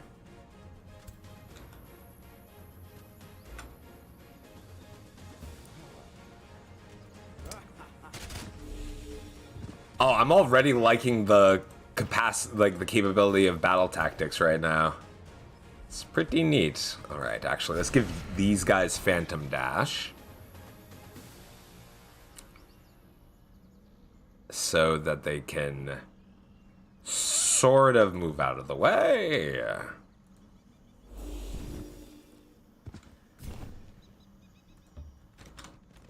So that these halberdiers can reposition. All right. You know what? We're going to have y'all immobilized as well. All y'all? All y'all. You know, it's funny. Shield bearers don't really work well when they're, getting tossed around all willy-nilly. Actually, these ones are about to die. Oh, so you just killed a man. How could you? I do that frequently. Well, this one is more surprising because... Anyway. Anyway.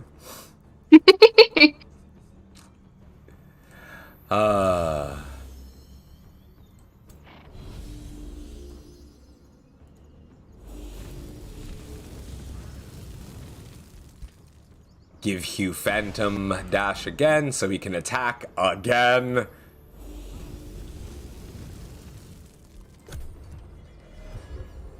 Oh, man. Oh, you're fumbling. Oh, that's so sad for you. Is your morale down? Oh, they're depressed. So depressed. They're depressed, but not in the cute way that gets you adopted. In the funny way that gets you killed. Mm-hmm. Oh, you know what would be really bad? And by bad, I mean hilarious. Is if you were... Oh, you are! Boom! Man, that's a lot of you dead simultaneously.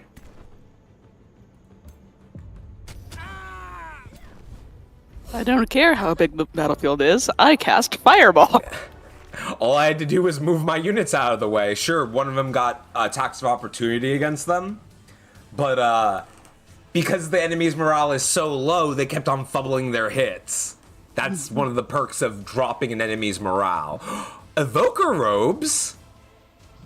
Magic attacks deal more damage? That's actually exactly what I want. Oh, wait until I get the item forge. Then it's over for these hoes.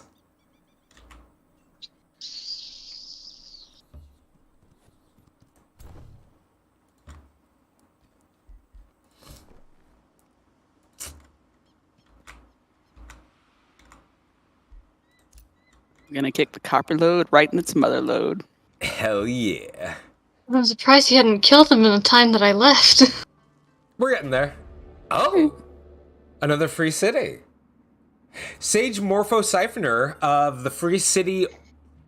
I'm gonna try to pronounce this. Otravicalis greets you nervously as if they might invoke your wrath at any given moment.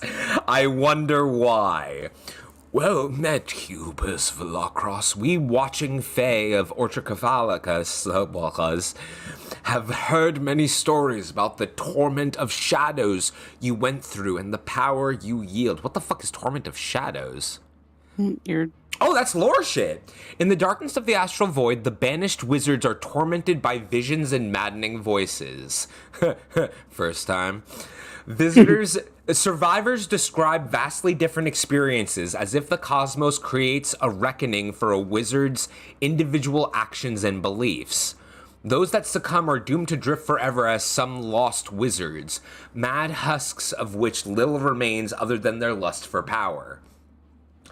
That's essentially what happened to all Wizard Kings, and what Wizard Kings in the game are trying to not have happen again because of how terrifying it is there. Lost Wizards are actually units in this game. They are tier 5 mythic units. They are Lovecraftian wizard units. Oh, I love that inflict in this madness house. and shit. And I can unlock them. Ooh. By the way, Let's see if you have anything of interest. What's up? I was just gonna say, Fen is asking to join. Oh, yeah. I only noticed because my game crashed. Oh, you Gucci. Oh yeah, it's sorry. it's a very intensive game sometimes. Okay, so we're gonna take away the Whispering Stone from ourselves. Oh, we have a negative city stability. It's still neutral though. And we're going to give the Whispering Stone to these watching Fae because they gave me the proper fear. I'm gonna head to bed. Have a good night. Have a good night. Hey, Flash. And hey, Finn. Hello. Hello. Hello. Whoa. Hello. Oh god, we're all devolving into ooh. Hello. Hello. Hello.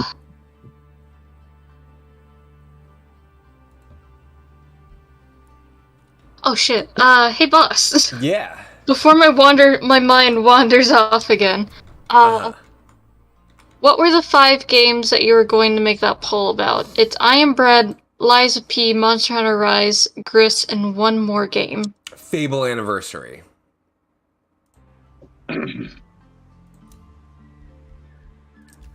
Yeah, we were racking our brains trying to remember and just couldn't. Mm-hmm. Of course, y'all forget Fable. It's not my fault that it's Fable. Eat the chicken. Chicken I'm chasing. sorry, You chase chickens. Eat the baby chicken. I've never played So- Fable. So Oh, you can get evil as hell just by eating chicken. So just letting y'all know what I just did. I gave the Whispering Stone to the Watching Fae free city. Oh, the free city of Ortricavacacacus. I used Imperium to boost their allegiance to me, and then I used the war spoils I've gained thus far to intimidate them into a pact of cooperation. So now I can trade with them. And Here, they have a nice thing. And apparently they have a magic material called Rainbow Clover, which trading with them is free for me because of my society trait. Rainbow Clovers increase my relations with free cities and rulers by 100. Oh, that's good. That's good for what you're trying to do. Uh-huh. Give me. Yoink. And then in 10 turns, assuming I don't further intimidate them, which I might, or boost allegiance using Imperium, which Imperium is also used for Empire skill trees, so I need to, like, be smart with how I spend my Imperium. So in 10 turns, they'll enter a pact of loyalty, where they'll share their vision with me, allow me to build on provinces near them, contribute to Rally of the Lieges, and reinforce me in combat against marauders and rulers I'm at war with. And so they are very quickly going to, like, in I want to say 20-ish turns, they'll become my vassals. Maybe shorter, depending on if I spend resources. This is the gameplay we're going with. Those are good little minions. Yes. Making everybody my minions, whether or not they have a choice. Sip. Especially since they approach me with fear, which is what I like.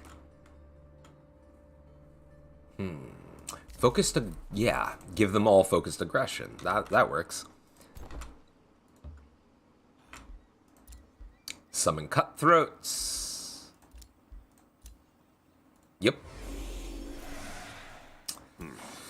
All right, I think we're going to burn some of their fields. Yay, arson. Mm-hmm. What about our boy? What about our boy? What? It's our son. Yeah. I Oh my got that. fucking god. Get the fuck out of here. That's my No. boy. Oh, No, my boy. my Father, help. boy. Nah. Please. You got yourself into this lighter fluid situation. Get yourself out of it. Yeah. I need to balance it out with heavy fluid. It'll just be mid-fluid. Mm-hmm. I don't need to use corrupting whispers because the free city I'm currently snagging doesn't have other empires trying to gain allegiance with them. So I can wait on that. Hey, God. What? Do you know the difference between a hippo and a zippo? No, I do not, Ben. What One is is a the large difference? mammal, the other's a little lighter. Oh.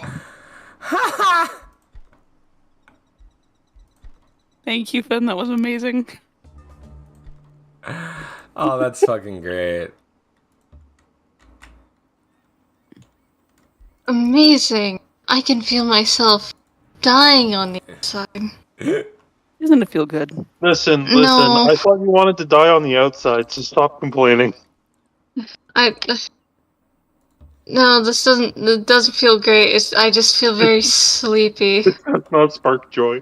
It does not spark joy. This does not spark joy, so I'm not keeping it and sending it off to Goodwill. Double it and give it to the next person. Yeah.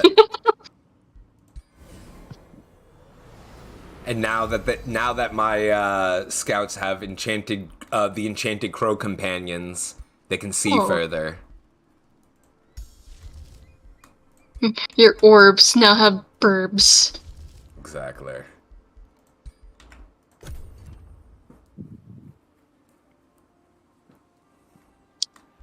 Man, I just realized most of my evilness is going to go into is going to be coming from burning their farms to the ground.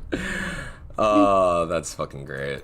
Yeah, that's a little bit fucked, my guy. Mm-hmm. But I get You money. think? Well, I'm also But not no- raising them to the ground. I'm going to force vassalization. So, yeah. I'm Sucks not to burning suck. people. I'm just burning their resources so they can starve to death and need to rely on me. Correct. But that's not evil, because no one's technically dying because of me.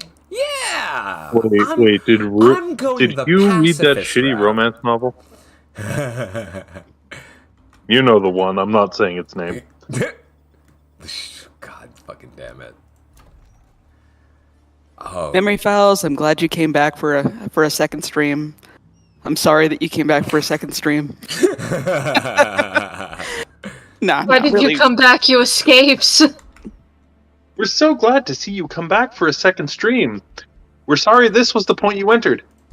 You could. Oh, Nefarious Wallenford.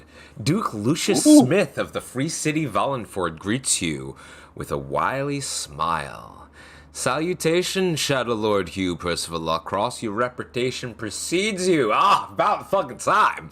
It pleases us to meet a Shadow Lord who shares our convictions. Nevertheless, we ask you to respect Wallenford's independence. We'll see. maybe. What was the answer that you gave? Neither answer really matters. Oh, okay. Okay. He left them on red. Their race is human ill-doers. Oh, they're directly south of my megacity. Interesting. I'm actually going to Going to withdraw. stab them. I'm going to withdraw my Whispering Stone from the Fae and give it to them. Because I kind of need them to be cool with me sooner rather than later, because they are right there. Mm. You double-crossing mother! And we will reach a pact of cooperation in 3 turns, which will open trade. I also need them to be cool with taking more land near them.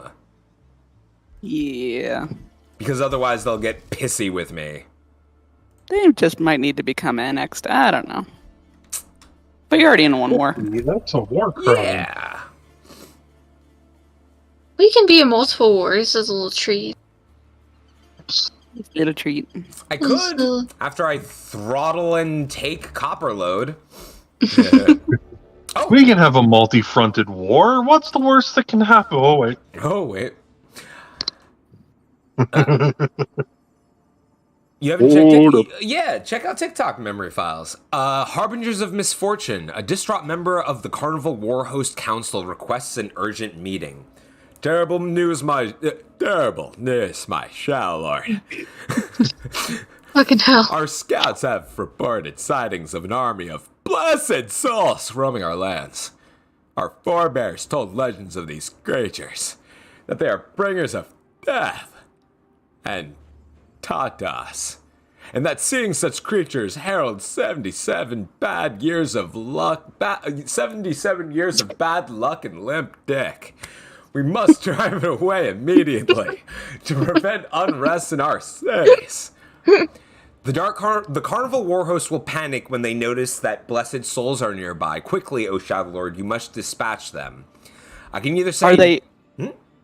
Are they all keeper? Like, what the hell? I can either say, I'm going to take up this quest. Or, well, actually, there's a second option. I can say, no need to panic. I will take care of them. Which means I will have to attack them, which will give me a mystery bonus and a race relation bonus. Or, educate yourselves. Witless beliefs of the Carnival War Host must be renounced. Which will decline the quest. For 6 turns, I will have 17 less city stability. But for 6 turns, I gain more knowledge.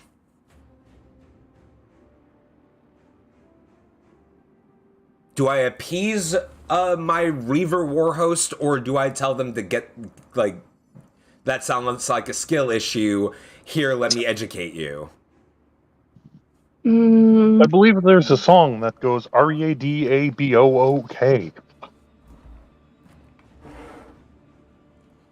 I'm sorry, I don't know how to spell. Yeah, that doesn't surprise me. Maybe you should read a book. What about a red bork? All I have is my Book of Shadows. It's a picture book. But I mean, these aren't supposed to be darklings, so you don't have like the urge, I suppose, to be like, no, it's okay. Yeah. You can completely tell them to fuck off. Yeah, you know what I'm gonna do? This is something Hugh would say. He'd be like, I need y'all to not be superstitious. Because, like, it does give the reward of increased knowledge every turn. Mm-hmm. I suppose just, are you fine risking that city stability? Yeah, I think so. Yeah. Yeah. Listen, if you're going to lose stability from people being stupid, you might not need that stability. Yeah, because right now it's now unstable, which means I take a 10% hit to my city income, but I am slowly building up, like, building buildings to, as soon as I make a steel hall, to, you know, make buildings that counteract that, like the tavern, which will increase my city stability and shit. How do you steal a hall? Very, very skillfully. Very stealthily. You probably need at least one nat 20. Mm-hmm. Sorry, I've been very AFK. I was in the zone on some artwork and had to pull up some guy's TikTok to get some reference photos. You're good. You're all good. All fine. It's all good. I'm about to post it up here in the sidecar for everyone in the voice chat. Sorry, Twitch chat. Yeah, but I absolutely agree, Grey Wolf. Ignorance is the enemy, and we are making decisions here based on what would Hugh do? Like, that's essentially like how I'm playing this is, well, how would Hugh address this? Not what's the most mechanically feasible.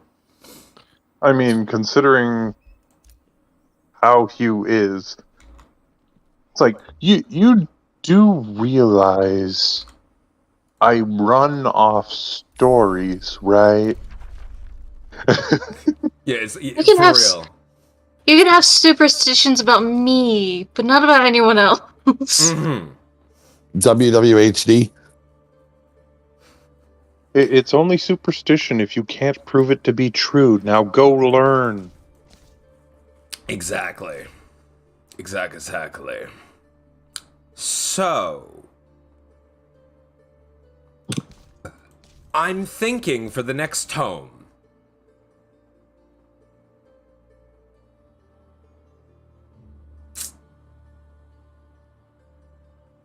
I do have a question for you, though, Hugh. I What's missed a bit of the stream. What happened with Mr. Died, I hate you, died, came back, we're cool, died? Different save. I think that Okay, fair I enough. think that is a different save.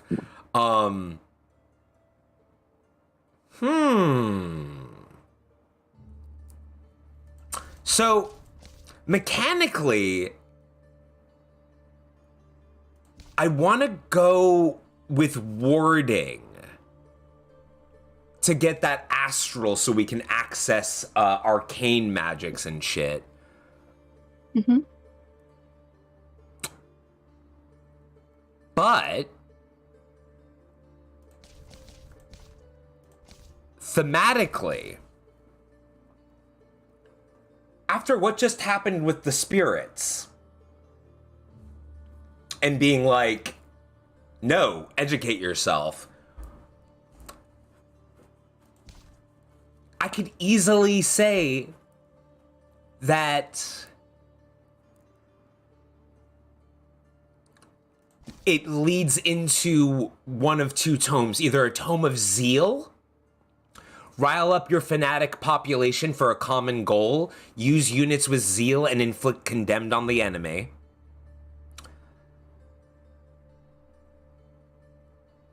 Zeal essentially makes it so that creatures deal more spirit damage and deal extra damage against units that have condemned, right? E. It increases morale. I can use spells that increase morale and make my workforce fanatic to build faster at the cost of food.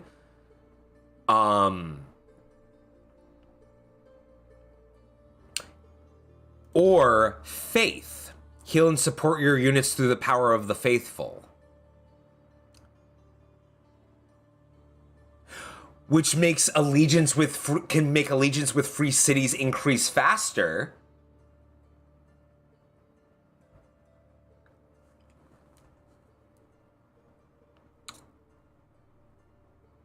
Make some of my units have faithful, which reduces unit upkeep specifically for my support ones.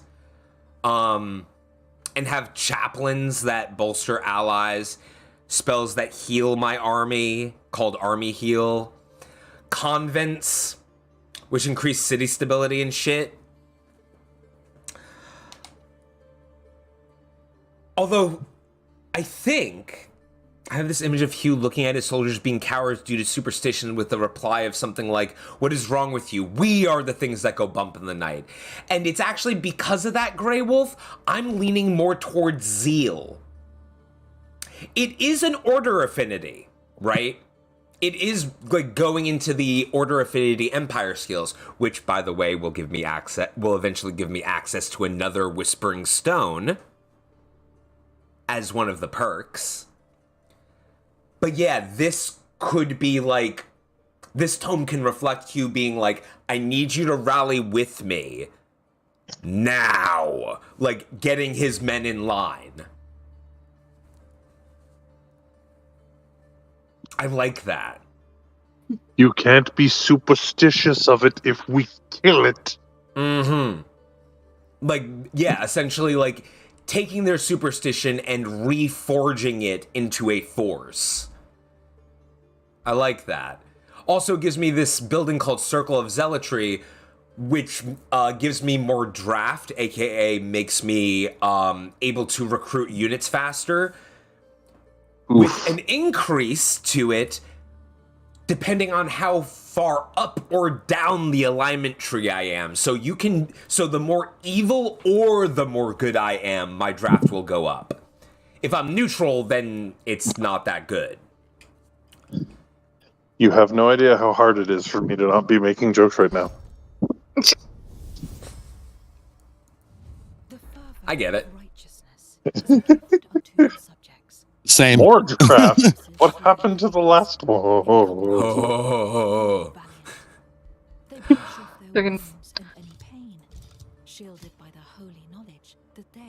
We don't talk about us, Pan. Mm-hmm. I think I'm going to dip out. I might come back later. I might not.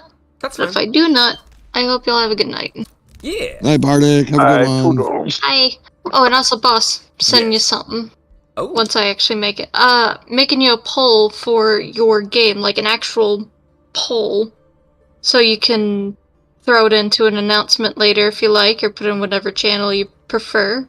Much appreciated. Yeah, you were struggling with that earlier, and I'm like, you Yeah. can just make a poll online for free. Yeah. Yeah, I appreciate that. Yeah, I'll send the link over your way and you can use it. Put it away. Yeah. We Night. got hydrate or dihydrate. Hydrate or dihydrate, you Piccadilly Fox. I like how this is shaping out. Monster Ooh. counts as hydration, right? What? So monster counts as hydration, right? No. No. The first Drink the water. ingredient is water. No, drink the uncontaminated water. It's not You have to contaminated. drink It's just the water. agua fresca. Flavored and Drink- fluffy. Drink the non-chemically enhanced water.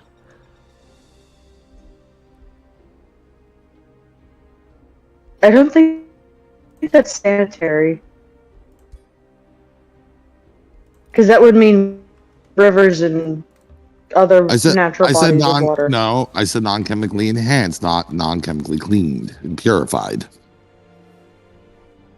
You must drink the agua fresca. Yeah.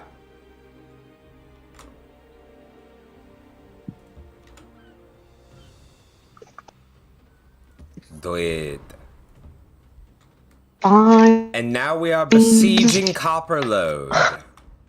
Besides, I got free at water. This is what she proclaimed. Thank you.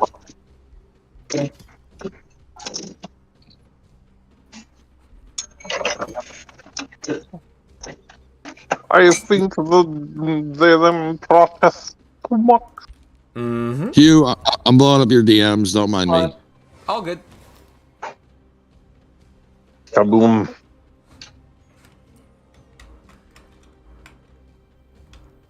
And if you guys can hear any background noise on my end, please let me know, and I will do my best to make sure it doesn't happen. All Gucci. We're hearing background noise. The sound of a scuffle ensues, followed by silence. Hit. It's fine now. I've taken care of the problem. Hit. Am I the problem? Take care of me.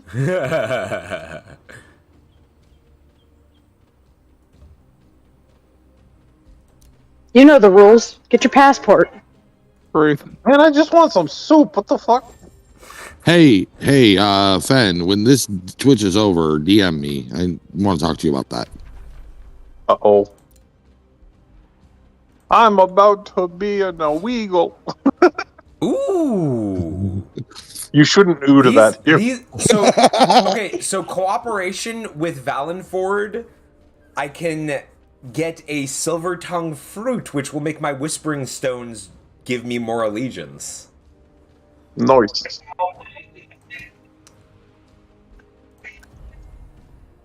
I'll show you a silver-tongued fruit. It's right over there. His name is Jay. Ooh. That's homosexual. That's homosexual. There's a difference. Well, dye my hair blue and call me Marge, because I love you, homie. Woo! Dope.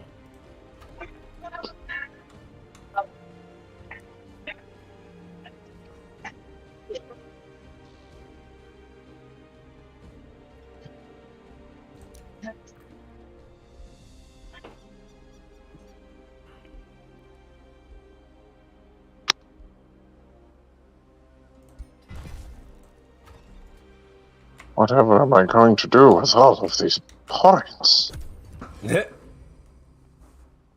Redeem them. Make you do things like take care of himself. I would, but they're all in cooldown. God damn it. I mean, you could do voices. Yes, but not for free. Oh, you mean make you Not do voices? you. Yes. I mean, You're creative enough. Drop you a can do draft voices. one. It's fine. Oof. Like, I have a draft voice redeem. He was like, all right, here we go. Silence for 2 minutes. Right. Alrighty. Time to do this fight. I'm about to do it manually. Yes. I was like, you could just get a vacuum sound effect if you ever need to do a draft voice. Mhm. Kick his ass, sweetheart. I'll hold your flower. Oh no, we weren't paying attention to chat. They came in here. Oh, God. Y'all are better freaking hydrated than the bitches. What's up, Ari? I'm good. I'm laying in bed right You now. can't threaten me with drowning. It didn't take the last time. That's why you try again until you succeed. It may be the definition of insanity, but I'm pretty sure I classify as insane, so it's alright. It's also the definition of science. Only if you take notes. So science is insane? Uh-huh. The Only- difference between insanity and science is genuinely whether or not you're taking notes and making a hypothesis or not. Dead.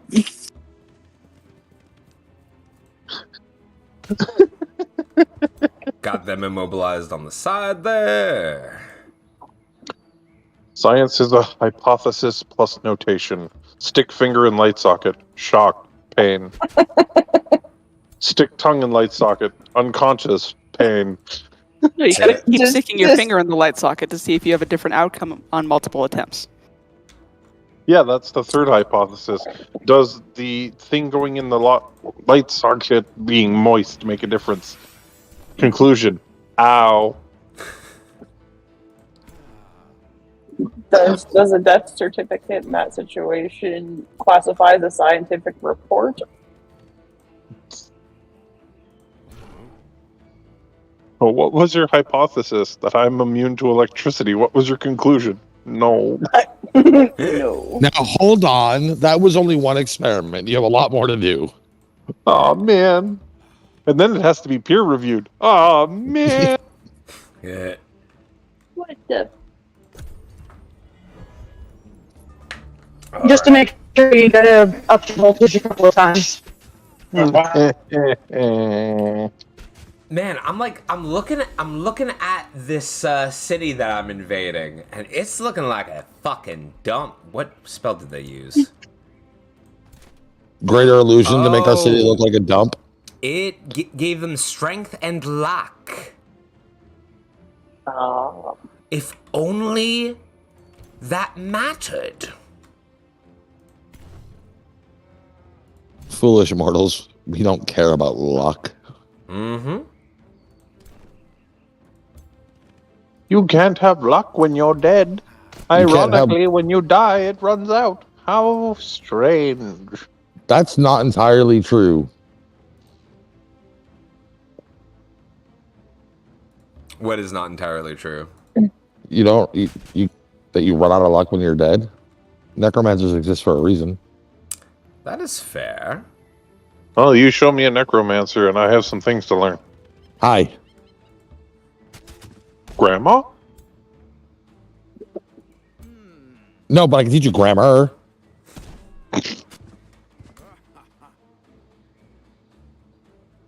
Send them Please don't rolls, use that just like kind of grammar used to slang make. against my grandmother in this house.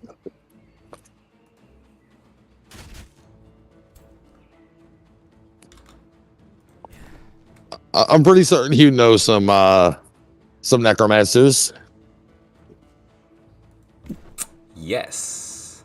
Know several with a heated passion for violence against them, Mm-hmm. and several that he probably doesn't care about like that. Mm-hmm. Listen, the only necromancers I know are on forums because they keep resurrecting dead threads. Yeah. So, Chat, you all just took 1d4 psychic damage. I'm not a bard. What do you mean? Puns are a weapon for anyone, not just bards. Oh. Bards get a d6. Oh, is it because bards are extra punishing?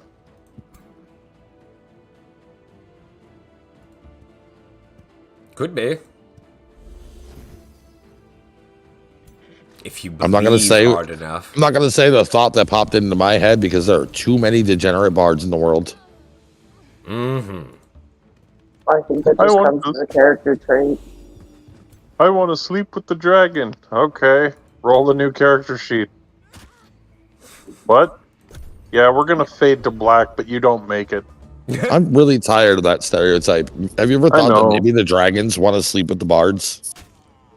It's the same concept as like somebody who is afraid of somebody else because it's like, oh, but what if they want to sleep with me? They probably don't, and you're just insecure. But what if the dragons do?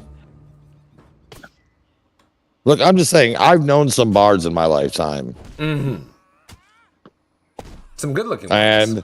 And if I had to play smash or pass with them, there's a few smashes in there. Mm-hmm. There's a lot of passes though. Why? Because I know they're past partners, and yeah. No. I never judge anyone on their past mistakes. They can grow. No. But their past mistakes will come back.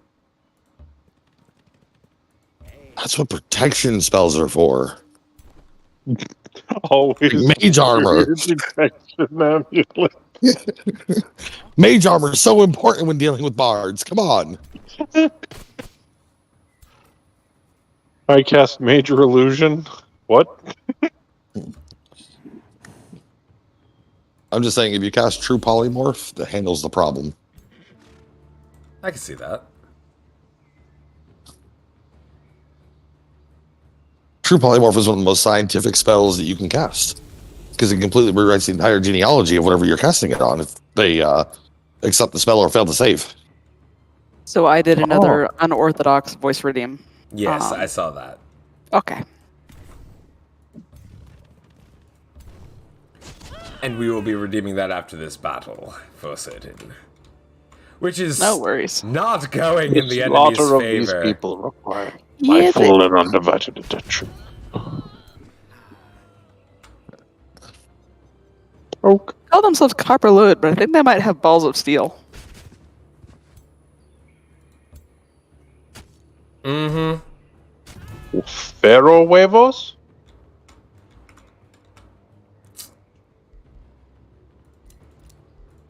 Did you say something about feral eggs?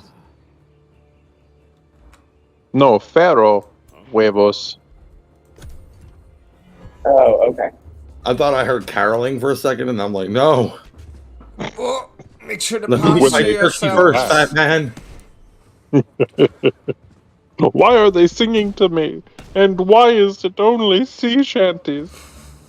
That's Blue Camp. No, it's because they're full of semen. But Oh, the enemy's routing. Nice. Because the morale is so low. Shame that won't help them. It's Lucky. not. And I really want to... Oh, the enemy right there? That's Orwell Rocktail, the one who's been a little shit to me this whole time. Do not let him escape. He is not going to. The rest You're of the right. army can flee. He cannot. Mhm. He has slighted you. They're routing. That just means we get to stab them in the back. Can we hang him from the gates? Yes. In fact, I'm immobilizing him. Oh, it missed. Well, fuck you. You know. How dare he? But he wields a crossbow, therefore. He still wants to scrap.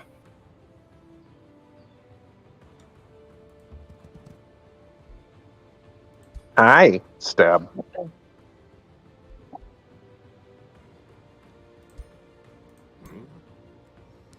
Let's see.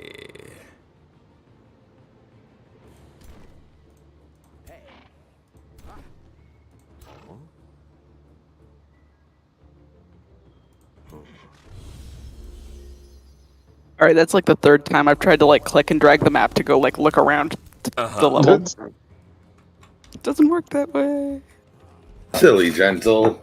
Yeah. You're not the one playing the game. But I really want to. Oh, jeez. Oh, wow. Oh boy. OG Willikers. Oh, no. I also gained knowledge by killing heroes because of what I unlocked in the Shadow Empire tree. We killed him. What did we learn? He dies. Claim victory now? The enemy is fleeing the field. Do you wish to claim victory and win the battle immediately? No. You dared to insult me in my own house. You Hunt them down. You sent a messenger to me mid-march upon your city, parkoured around my army somehow, just to call me craven? No. No. My good sir, I don't think you I understand. didn't get to run from your slight and insults, and therefore you do not get to run from my death. I don't think you understand. It's more fun when I have to chase you. Mm-hmm. I'm gonna keep my mouth shut. Now come here and take your lumps, you little bitch. The intrusive thought was just like, hey, nope. Ooh, and I just gained a Visor of Farsight. I'll take that reward. Oh wow, I didn't see that coming. I just want to go on the record saying there is a kink for that. I know what I did. And the amount of people who are like, nope, not saying anything, told on themselves. Mm-hmm. Surprisingly, it was everyone.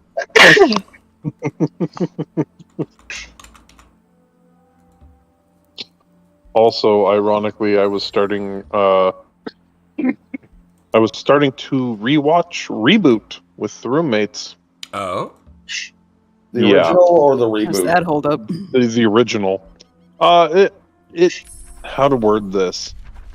There's a lot of things you would never notice if you watched it on a CRT. But now that there's HD and stuff, you can see transitions between background and character, and it's very jarring. But I've come to the realization that when I decide to do evil characters, there's a little bit of that like megabyte in there. Mm-hmm. Well, I am just about to vassalize these cucks. Hey, Hugh, I have a real question for you. What's up? What are the 3 biggest villain inspirations that you draw from when you are fully immersed in the Eldritch author? Alistor from Hasbin Hotel.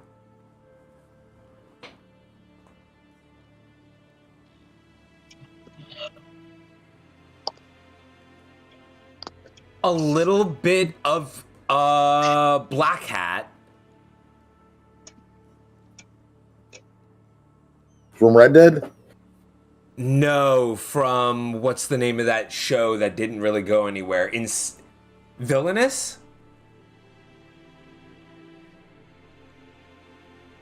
And then finally, you said villains, right? Yes.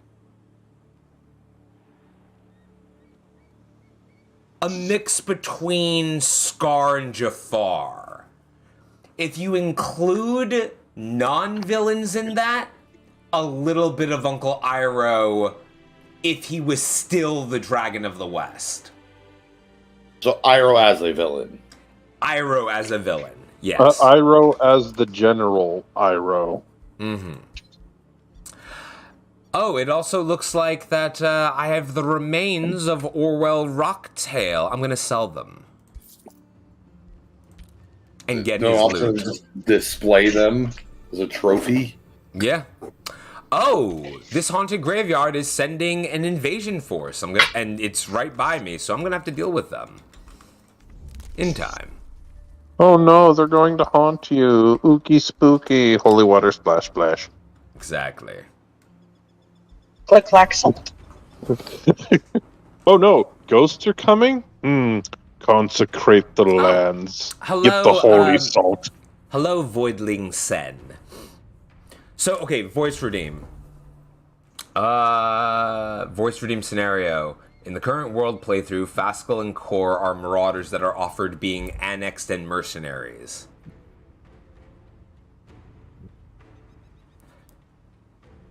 Gentle, if I may ask, like, a little bit of clarification? Yeah, like your current playthrough of the hell are we playing right now? Age of Wonders 4. Age of Wars? So, for example, you had the Lizard Men unit who got basically annexed, given if they were given the choice. Like, just the debate between the two of them would be amazing to me. Okay. But it's fine if that doesn't. Oh, by the way, I just used Fanatical Workforce on the Dark Carnival. It's like, get to work. So you want me to do a 3-way scenario? Just a quick ad lib if you want to, but with the author specifically, or do you not mind? I was doing the author for the point value. Got you. Okay. You fight good. I want to fight for you. Fascal, please. Oh my god. Oh, fuck. Get that touchstone. Listen, if we get the fuck out of here. No, I don't want to run. I want to fight. And he fight good. Bald man fight good.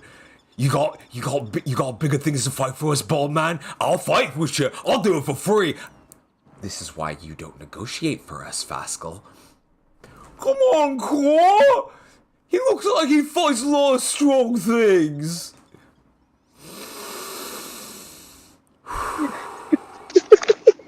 That was beautiful.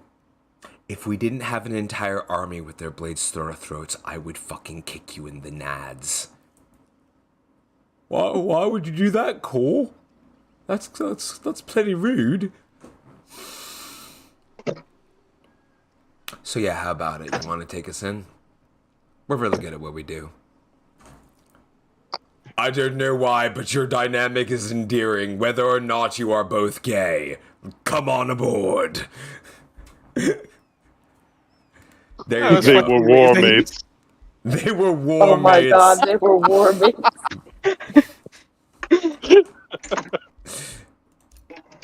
Thank you so much. That was amazing. Absolutely. So for context, Fascal and Core are... Fascal is a paladin, an Oathbreaker paladin. Core is a Tempest cleric. They are NPCs that my Sunday table came across.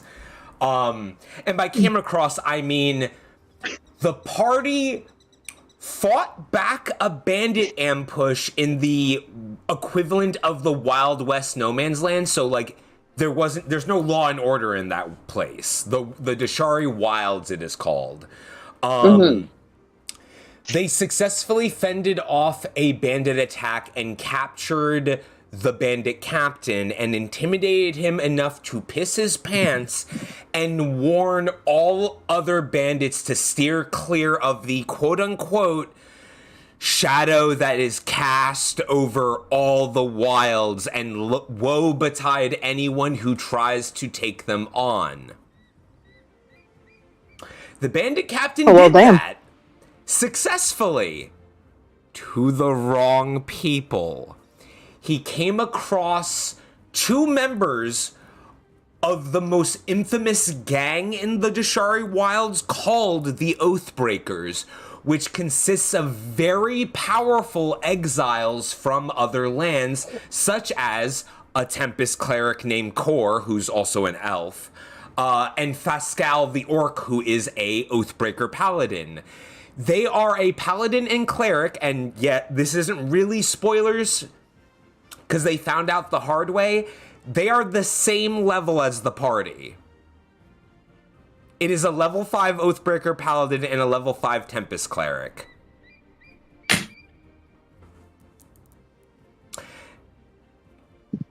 The bandit captain, like, off-screen, came upon Fascal and Kor, told them about this threat that should not be messed with, and Fascal, being Fascal, said, "Oi! Kor, I want to fight him!" And Kor was like, yeah. But first, hey, bandit captain, you clearly don't need your head anymore. And so they went and fought the party and would have TPK'd the party if Fascal didn't keep dropping our gnome ranger, and our gnome ranger kept on getting up. It was a game of whack-a-mole. But it entertained Fascal so much that he begged Kor to keep them alive so they can, and I quote, get strong enough to give him a proper scrap so he can kill them then. And when they woke up, the party successfully convinced Kor and Fascal, mostly just Kor and mostly just Fascal, and then Kor was made to be dragged along because he's the babysitter, because the party revealed to them that they are trying to slay a dragon, which they are. Before Kor could protest, Fascal was immediately on board, and thus Kor was like, oh my fucking god, I hate all of you. So yeah, that's a little behind the scenes of that. That's hysterical. So why does Pascal just scream, "I'm Goku, watch me roar"? He could.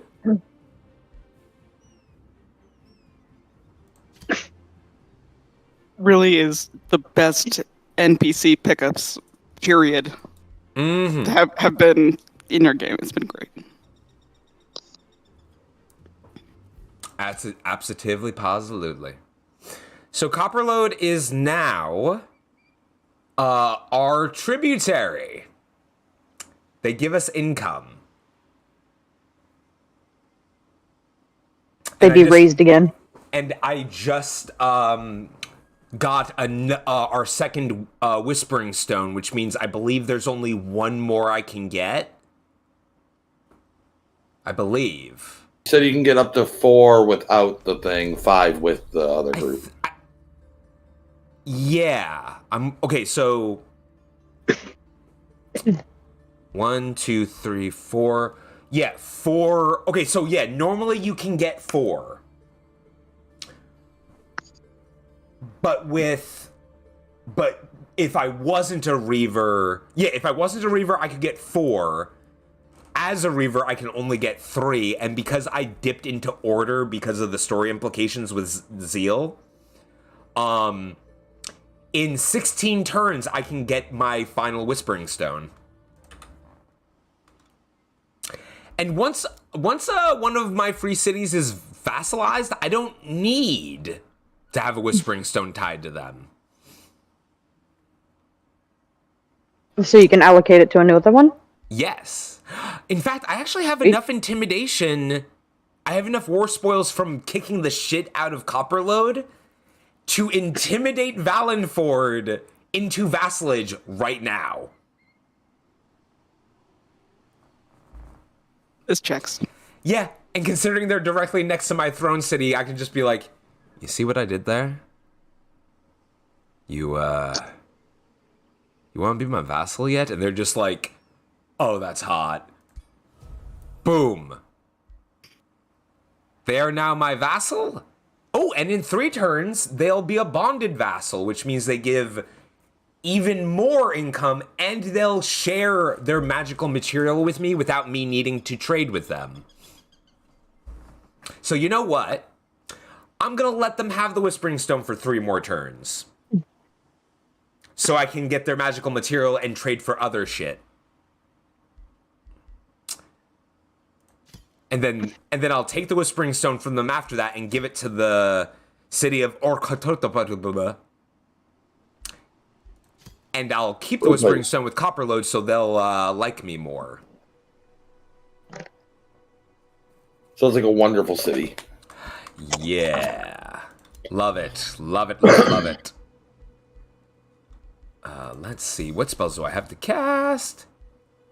Yeah, I don't need to use Corrupting Whispers because I'm not competing yet. I don't think. Yeah, actually, let me double check these free cities. Because there is a ruler that I came across, but it doesn't seem that I'm competing with them yet. No, yeah. Not competing. Not yet. They all saw what you did to Copperload and were like, about that. Yeah, actually, that ruler doesn't know I exist yet because my scouts are invisible. But I know they exist. Good, good, good, good. All the good shit. And now I have enough time to deal with some invading infestation that wants to try to fight me.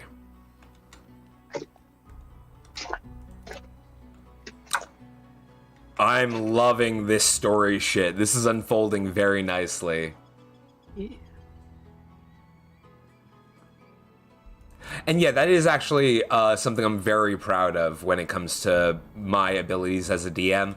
I know how to make likable NPCs. And even not just, like, not even likable, but, like, enjoyable, right? Absolutely. The kind of NPCs that players love to interact with, whether or not it's for their benefit. Which is honestly just fucking the bee's knees when it comes to playing D&D. You do it really, really well. Yeah. And I only had a little bit to introduce Core and Fascal because y'all sent that bandy captain off and I'm like, holy fuck, wait a minute, who did I have planned? No. And then I looked over the notes and I'm like, oh, this can work. Oh! Ooh! Something has come to my attention from Guildmistress Aura Rocktail. Oh! It's Rocktail's daughter! Yeah, not sorry about selling your dad's corpse. During diplomatic negotiations, Guildmistress Aura Rocktail of Copperload invites you to a game of high-stakes Wizards and Kings. It's a trap. Very soon it becomes clear that the Guildmistress from Copperload is not up to the intricacies of a game meant to be played by Godir. Godir, by the way, is what rulers are. They're essentially ascended entities, whether they're wizard kings or champions. What should have been a pleasant way to exchange favors slowly turns into a diplomatic disaster as Aura grows more and more frustrated with every move you make. You could easily beat her, but perhaps there are more important things at stake than winning this small victory.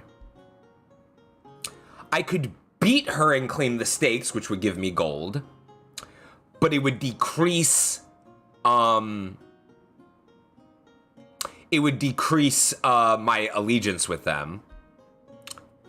Let her win, flattering her ego, which will cost me money, but reach vassalage immediately. Hey, thanks for the follow, Captain Bib.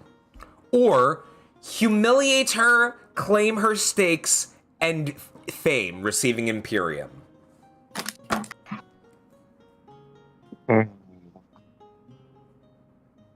Kill it like the rest. I feel like this would really depend on how they were presenting themselves. Like, just like the description. They haven't. The most we've had to go off of is her father, who I killed and sold his remains. So, I don't know how on par it is with you, quote unquote. However, it feels like it would very much be a, you know what, I'll let you have this one just to see how you compare to your father. Yeah. And that way, if she does try to slight me, I'll be all the more vindicated to break her the fuck down. So, I'll flatter her ego.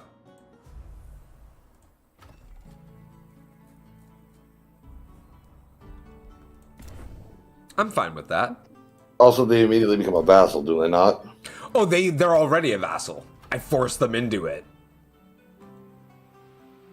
But allegiance, like, basically what's going on right now is they are hostile with me because I put them in a hostile takeover. But I have the silver tongue fruit and a base value and a whispering stone. So it's currently actually going backwards. But it's not going as backwards as it could right now because I have a whispering stone, silver tongue fruit, and all that good stuff. Over time, their hostility toward me will ease back. And then the allegiance gain will be normalized.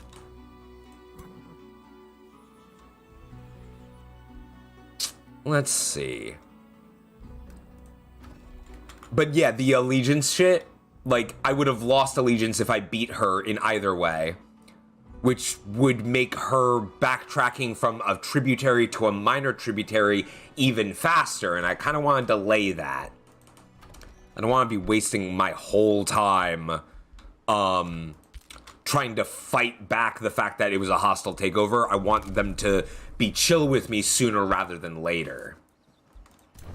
The little gold you're losing now will be made up for in the amount of gold you'll gain from them staying as a major.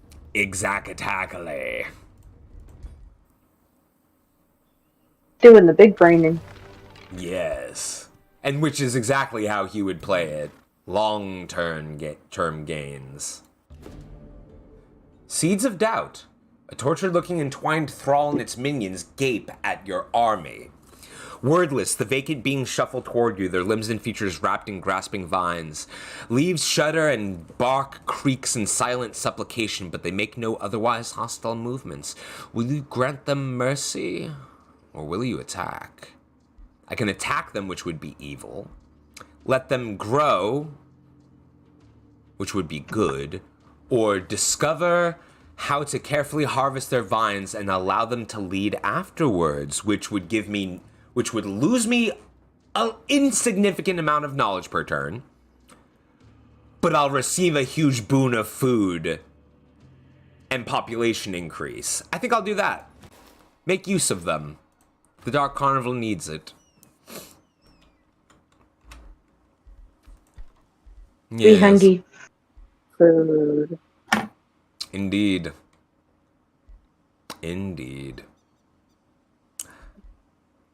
Yeah, I need more mana, so let's go with the Forester.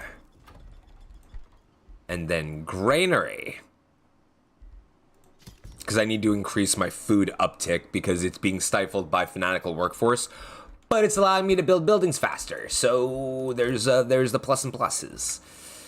And I'm going to want to deal with that infestation sooner rather than later. Hey, Copper Load, we're going into your territory to heal up faster.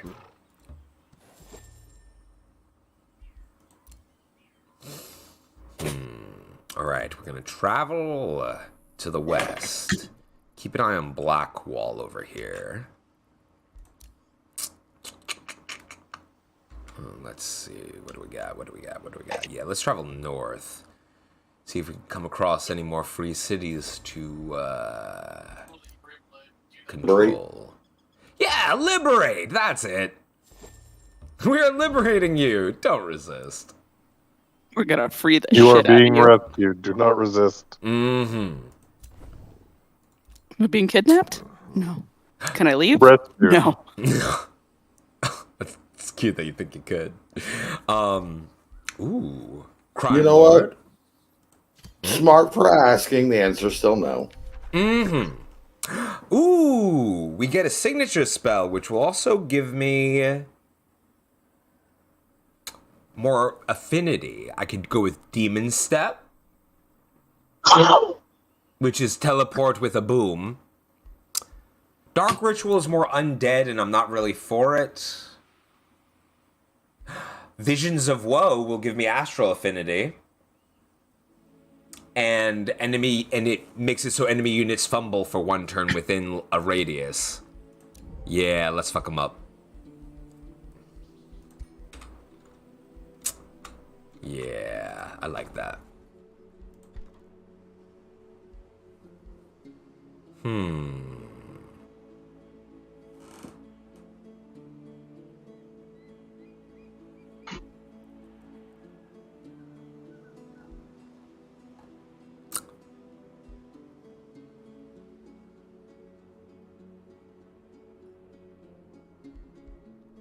Oh yeah, I need to make a wizard tower. Ray, you also have an army marching on you. Oh no, I already dealt with that. Now I'm going into the infestation directly soon. Skitter.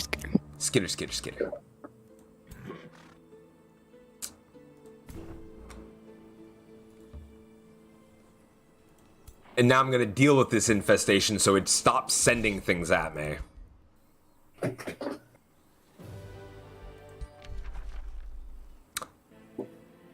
Do I send war spoils to get a bone horror? No.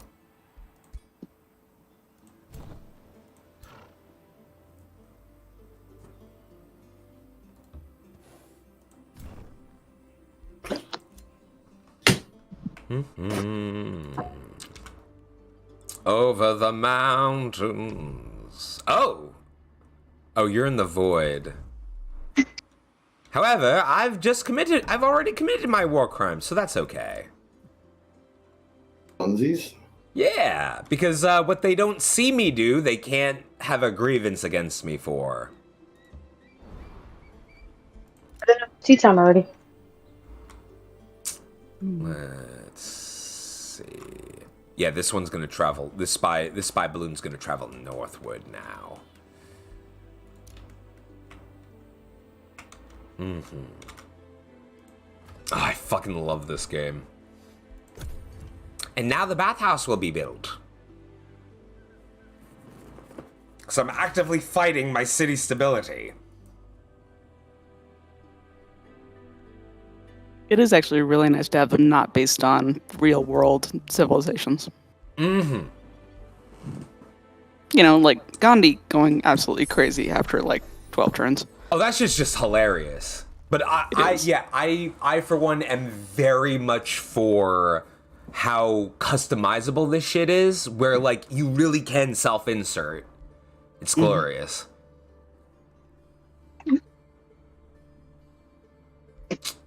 Let's see. Among the tomes I have, which ones do I want to go into? I don't really care for condemnation, but I also don't care for collateral damage. So we're going to go with Inspiring Chant, which will increase morale for friendly units in a 2 hex radius, and give them strengthened if they have zeal, which I actually just unlocked. Legion of Zeal, which will give all of my polearm and skirmisher dudes zeal. So not only do my cutthroats and mercenaries are cutthroat and mercenary but also they're fanatic about it. Yeah, that checks. And I'm about to deal with this haunted graveyard. Oh, and we made a bathhouse, so people are chilling the fuck out. What did Grim do to you? Look, not everyone likes to smell bad, okay? Fair. No, the graveyard. Huh? Oh, it's an infestation. Yeah, no, I made the joke of what did Grim do to you? God That's fucking damn question. That's a great question. Ooh. No. You don't get to good question me. So with the order affinity, in one turn, just I can unlock an Order Empire skill, destroying an infestation like that one, or conquering a free city grants a stacking relation bonus, a massive relation bonus, to all other free cities for 10 turns. I like that. I like that a lot. You would, creepy dead man.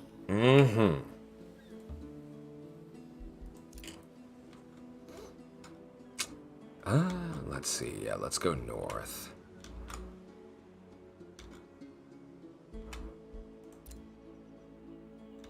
And you will also go north.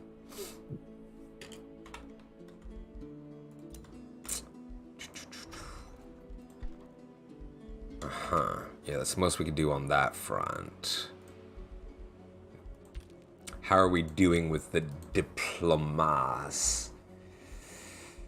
Yeah, you're already a vassal.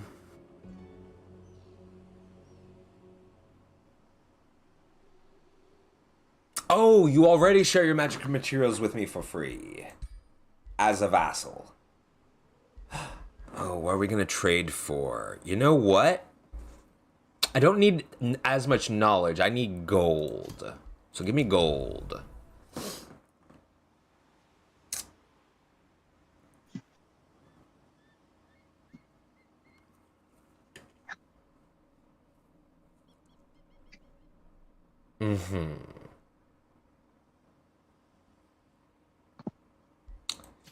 As for you, I could boost your allegiance further.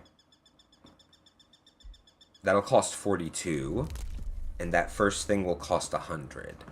So, I actually do have enough where I can boost the allegiance of Copper Load,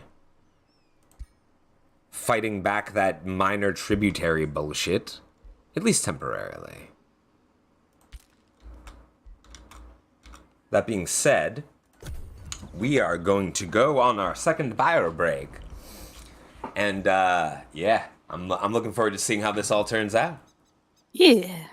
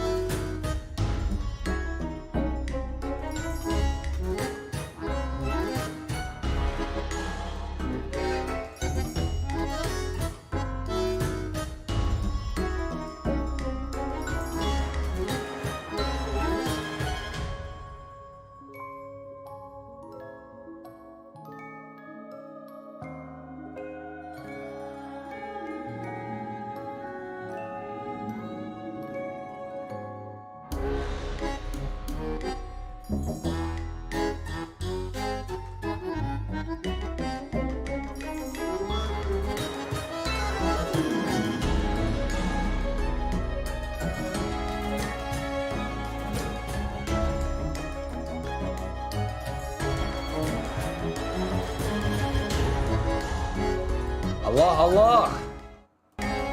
They're back. Yay! And we're gonna cause havoc, mayhem even. Ah, yes, pacification. Taking that. That's the opposite of chaos and mayhem. Depending on who you use it on. Come in. Listen.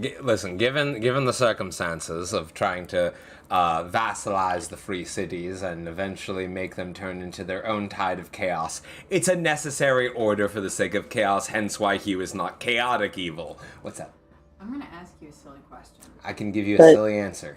This is how you open an Amazon box, right? Hi, Graham. Hi, Graham. You could also stare at it really, really hard. Also, everybody says hi, Grim. Hi. This is not how I would normally open a box. My tired brain just went. Graham, when we hanging out again? May I show for context? Yeah. Okay. Hello, chat. Hello, chat. So, Hello. I am Hi.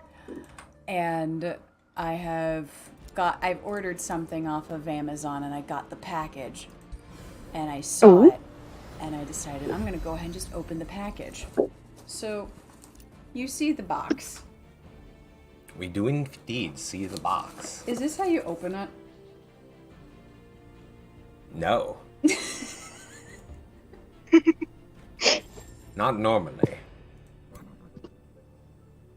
I mean, it could have been duct tape shut. I mean, here's the thing. I tried like tearing through it this way and then my brain just went, no. Sweet. A dire bear mount. Interesting. You can ride the bear? I can ride a bear. But will you be riding it bareback? No. Is his name Halcyon? The joke opportunity. Absolutely. And I had to take it. Sorry, riding the bear is a special event. Okay. Mm-hmm. And Okay. that is a comment not for Twitch. Yeah. TOS, what's up? This is marked as a mature stream for language and vulgar topics. So there's still some things TOS will get you on anyways. TOS will get you on. Yep. Yeah. Anything too Thanks, explicit. I'm gonna go ahead and go, cause I'm tired. Do it. Okay. I had a long Go day. sleep. Okay. Take care of yourself, Graham. Good night. Bye. Good night, Graham. Apparently, good night means laying on my fucking shoulder. Okay. Yeah. Oh, yeah. Are you best bed? I am best bed. Platonically, best bed. Everybody in chat says hi too. Hi, chat. This is very You're my sleepy. favorite deputy. There's a snake in my boot. Oh, whispers of woe. My spoon is too big. You personal crap went in the water hole. It's a very sleepy Grim. Gordon deserves like 6 head pats. Mm-hmm. Exactly 6, no more, no less. This is gonna be bad for their back, though. Actually, what's really hurting are my knees because I'm literally just a skeleton. Oh, that's where you go in the kitchen and get the rolling pin. Padding around my own knees. Squish And that you have cat. very hard floors, so this hurts my knees. I feel that in my soul because I am constantly kneeling on concrete. Ooh. Y'all are just old people. And me too. Well, good night, everybody. Have Just a good wanted to night. pop Good in night. for- I'm just like, Good night, Graham. Use the heat pack. Good night. So, whispers of woe. Hazy whispers emerge from the depths of your crypt. drawing your attention to a sealed jar. I have a crypt. Drawing your attention to a sealed jar of unknown origin. You would if you stopped selling people. Hugh Percival Lawcross. Come beneath the shadows. That's come with an O. Listen to us, he who can hear our voice. Dark magic was our crime. Eternal imprisonment our sentence. Oh, how long have we waited in the darkness? Release us. ... Free us. So I have two options. I can dispel the jar's curse using mana, which I have an abundance of. To free the spirits, I gain a shadow boon, and my empire gains city stability. Or I can leave the jar in the crypt. There is another option to channel my magic to the jar to take the jar of souls, but I don't use souls because I don't use any of the tomes that use souls as a currency, nor will I, because Q does not barter in souls. And given how he feels about ghosts, he would free them. Yeah. It'll also give him a shadow boon, which will temporarily increase city stability the more shadow affinity I have, which is the highest affinity I have. So we're gonna do that. Make the residents even happier.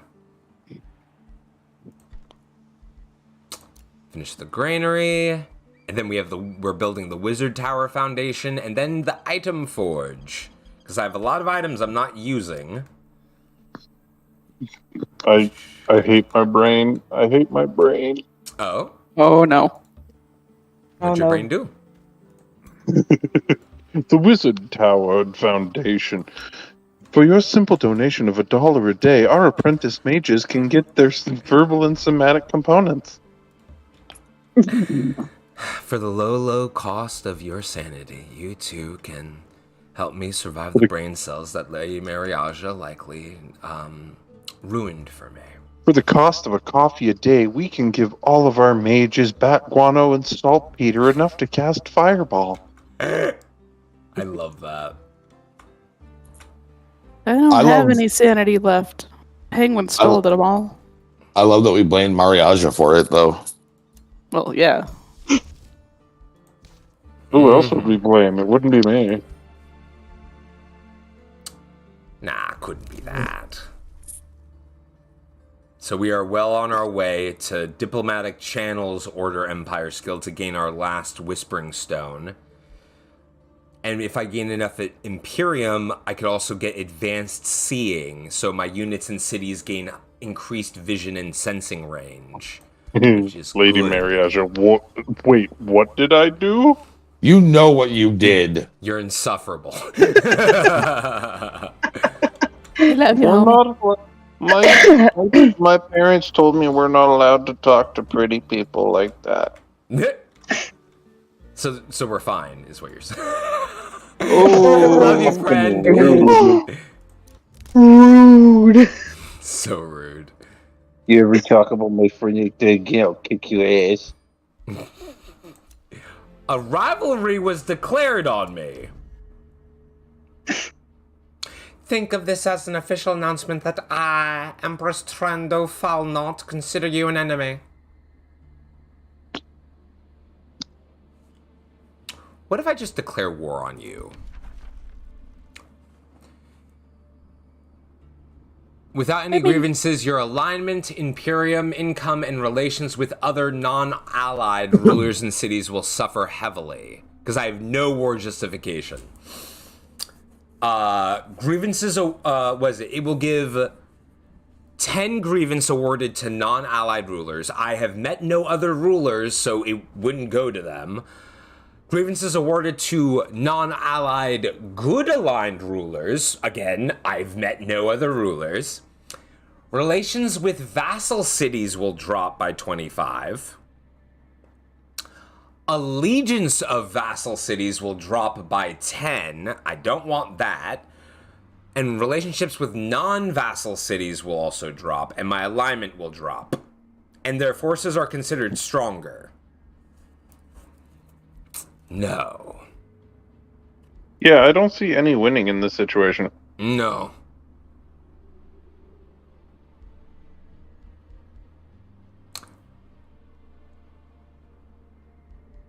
I'm going, you know what? I'm going to declare rivalry.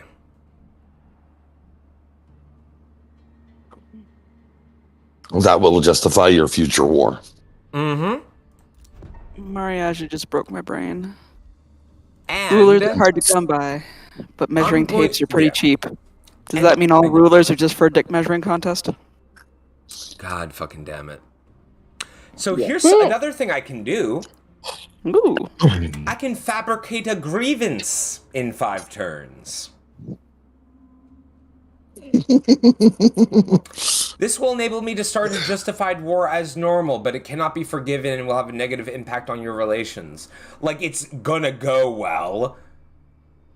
Trying to denounce an opposing ruler using a fabricated grievance will cause them to have a grievance against you. You know what? I'm gonna fabricate a grievance. Yay, war! If you make them declare war against you, then you can't have the negative drawbacks. Exactly. But if I fabricate a grievance, I get grievance toward them, which will allow me to justifiably attack them. I don't like the way they take baths. Their foot in the air is weird. You leave the cats alone.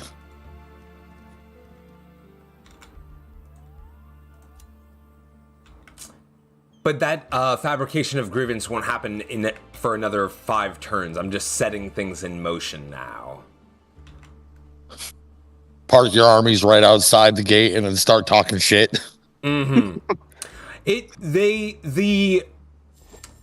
The war that's going to happen isn't going to be for another good number of turns if I play my cards right. Ooh. Fabricate grievance. He called me a silly English knigget. Mm-hmm. Okay, so now he is a bonded vassal. Does that mean like? Don't. Yeah, nope. I stopped. But I think that's I know what I was about. I do think that's enough for me to withdraw the Whispering Stone from them and give it to these guys so I can make them my vassal. I think I just came up with a new word for something. Whispering stone. This is not a whispering eye. No. Ben, in your words, don't.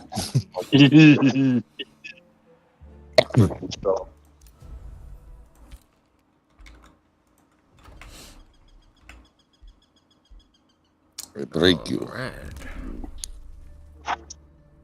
What's next on the Shadow Tree? Gain a 200 mana and knowledge when I conquer a city. Won't need that just yet. Mm-hmm. Smoke and shade? Not yet. Not until I'm actually about to conquer a city, like if the cat lady decides to be a total loser. You giving to the poor? Me first. Inspiring chant now, new research. What are we gonna grab? Let's grab... Crab? Crab. Egg. Egg.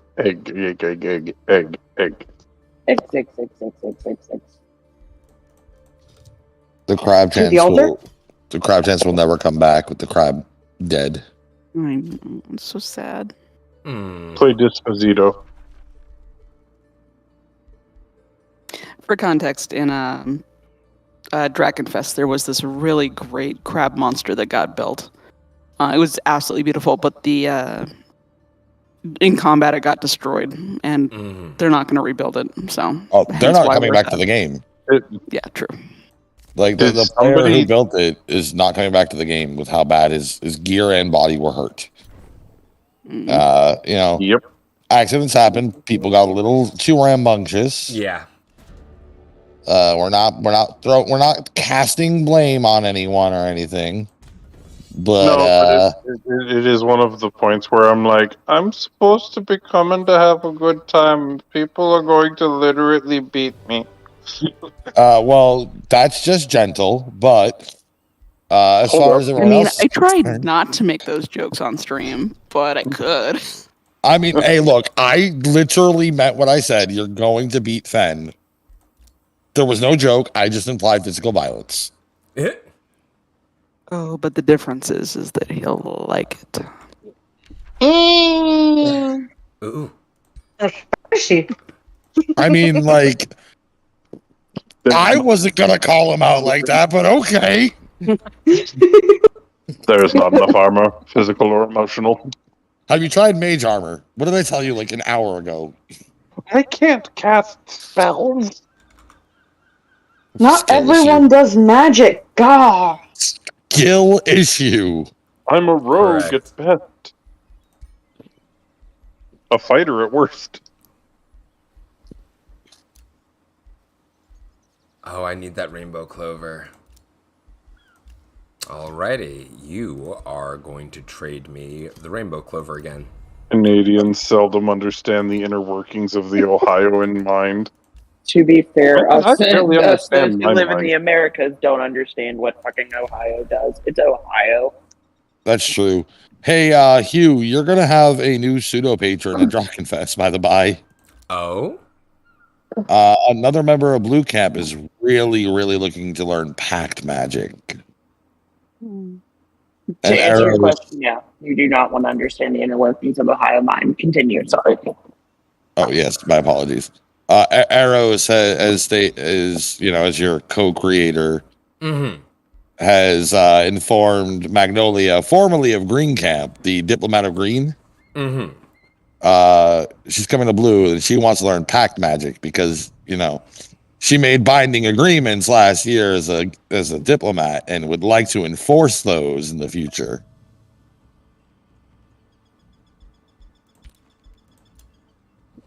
Okay. So you may have a new disciple in the forms of Pact Magic coming your way. Mm-hmm.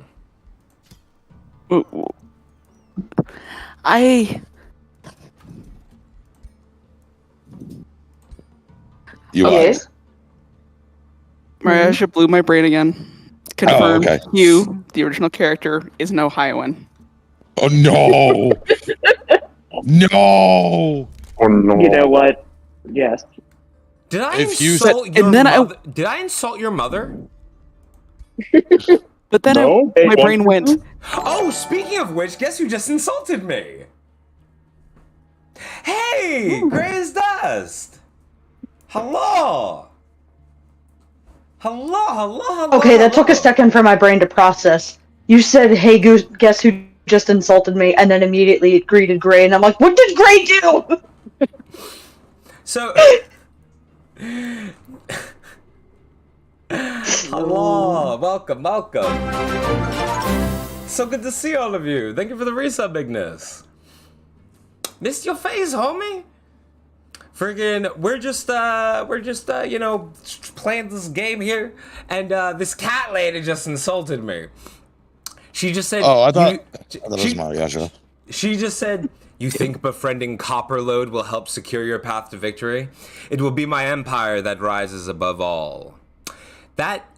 So she just worsened relations with me and gave me a grievance, so now I have a minor war justification. And you didn't even have to throw shade yourself. How's that feel? I mean, it kind of a dick move. We were fabricating a reason to go to war with them anyway, and she just gives us one. Like, Mm-hmm. Look, I know something about cocky people. And now my alignment is very evil. It takes one to know one. Yeah, no, that wasn't cockiness. That was sheer arrogance. Mm-hmm. There's a fine line between wonder- the two. I wonder what will happen But I mean, can we agree that, like, as just America in general, Chicago would be where the Orzhov were? No. Okay. No. Chicago would honestly probably sit more with the Demir.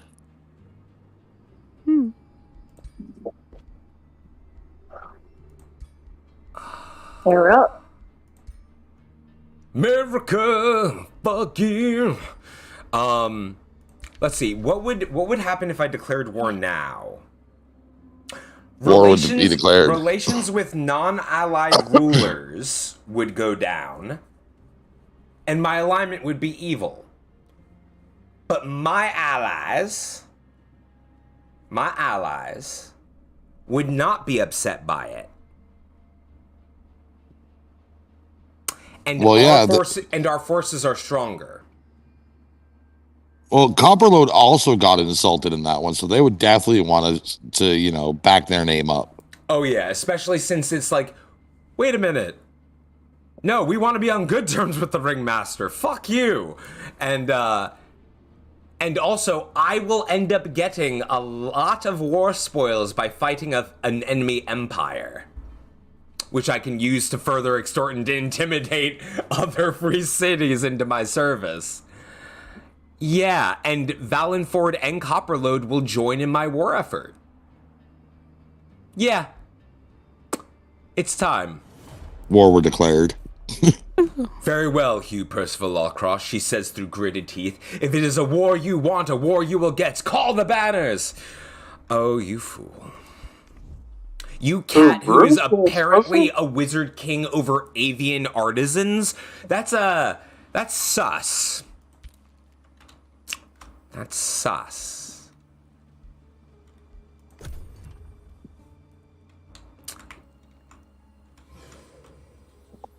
Oh, Copperload, it's time for you to,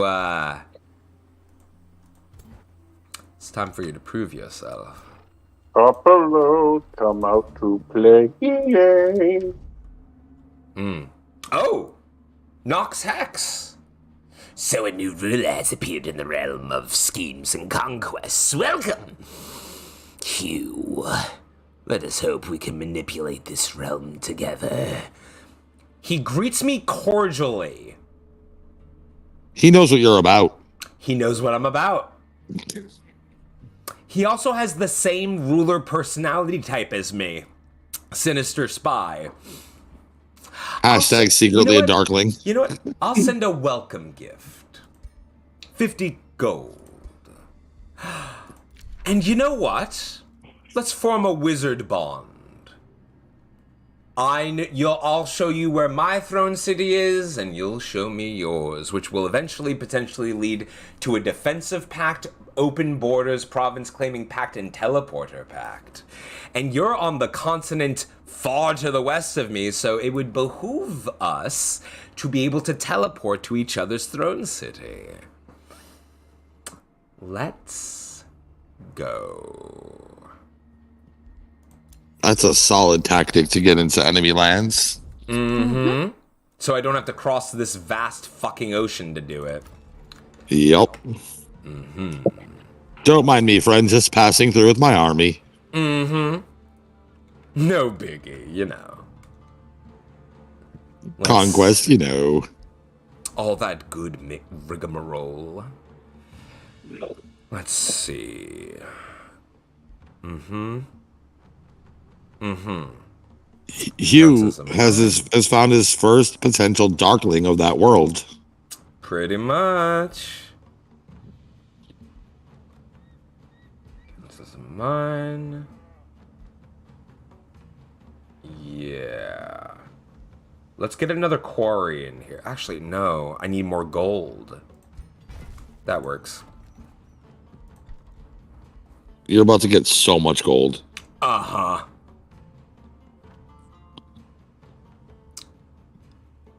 Next, we're going to build a circle of zealotry. Yeah, I think that'll work.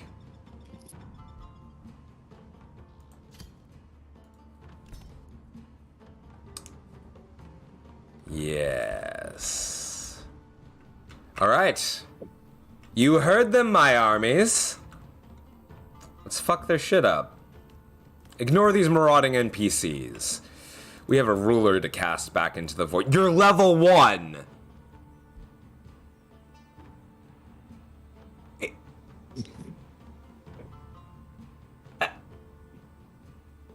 Yeah, tell us about your journey, just like I said. Friggin', oh, another thing they added in a recent patch, cooperation. Because they're my vassal, I can order them to attack something. I'm gonna have them attack the ruler.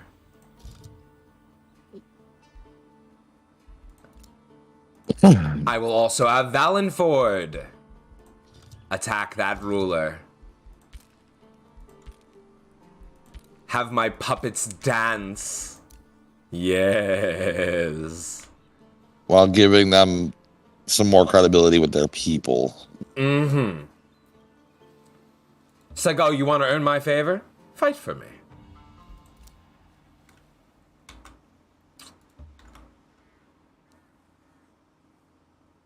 Oh, I love how interactive this game can get. Mm-hmm. It really does feel like I'm being a sneaky shit. Ooh, another free city.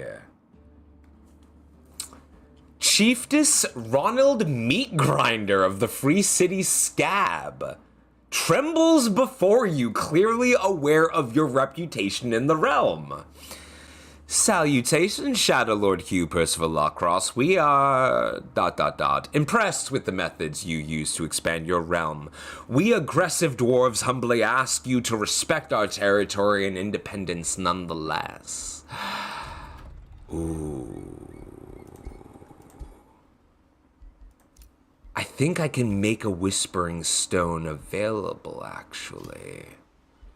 Take it from Copperlode, because I'm not worried, because now we're not losing allegiance right now.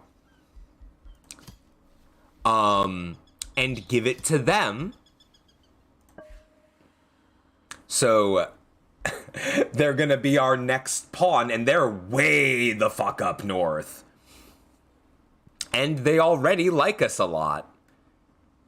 Because of pacification and the rainbow clover. Pacification being anytime what did it say? Infestation or conquer a free city. My relation with all other free cities skyrockets for 10 turns. You love to see it. Okay, let's see. Do we have any other magics that we need to focus on? Doesn't look like it. Also doesn't look like I'm competing with these two, with any other factions. 3 turns, I'll have a Pact of Loyalty with the Fae. And in 6 turns, I'll have a Pact of Cooperation to trade with the Dwarves. Good. I'm sorry, but the name that they... Was it Ronald Meatgrinder? Mm-hmm. That's such a fucking growl name. I believe it was a she as well. Even better. All I can think of is Ronald Meatgrinder. Oh, is the ruler running away? I'm sorry, I can't let you do that, kitty cat. All right, we can choose a new tome. Ooh, there's this new one from the mod that I picked up. Which is Tome of Whispers. Use fear and propaganda to rule from the shadows. Specialized in subverting enemies and exploiting your servile minions and vassals. Dissonant Whispers, which is a debuff spell. Covenant of Shadow. Units recruited through Rally of the Lieges from the target vassal are servile. What does that do? Unit upkeep is reduced by a fuck ton and less morale loss from all sources. Target vassal city grants the caster knowledge each turn. Okay, so it's a city spell, so I can cast it on my vassals to make it so if I get units from them from Rally of the Lieges, They're servile, and they give me knowledge. I like that. Iron Grip, which is a city spell. Ignore economic penalties from negative city stability and prevent provinces from breaking off due to low city stability. But it also increases golden draft if my city stability is above neutral. I can also recruit assassins as a skirmisher unit. Thralls of Darkness, which make all of my tier 1 units servile. And grants enchanted support units siphon strength and grant strength. And I can summon succubi. And what do I get in terms of other things? Courtesan agent skill, which increases my relation with all free cities. But it costs a 30 gold upkeep. Then there's Cult of Desire, which is a building I can make, which can convert my mana into city stability. And I can have Hugh gain Siphon Strength. You know what? Oh, fuck, that's good. Because there are so many others in this tier that I could and want to take on. Like Tome of Scrying. Does what it says on the tin. Tome of Revelry. Does what it says on the tin. Tome of Mayhem does what it says on the tin. But you know what? Oh, and then there's also Doom Herald, which focuses more on, like, further dropping the morale of my enemies. They're all so good, but you know what? Because it fits so much into my playstyle, we're going with Tome of Whispers.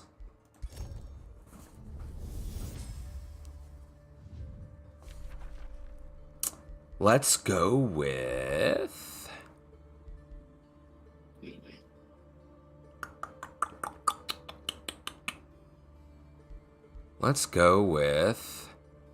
Iron Grip on my own city for now. Let's make the let's get all the city spells first. Let's see. I'm gonna go in this direction first, because I see that there's an enemy thing. Oh! Another ruler! It's a dragon this time! I wonder...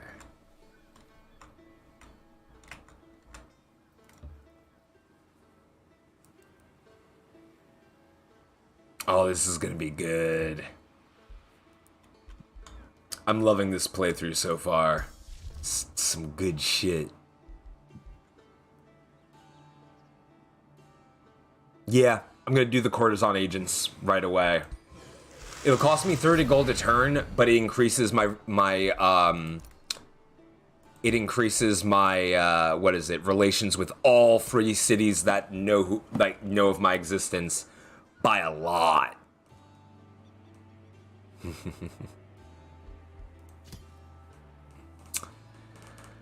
Hell yeah.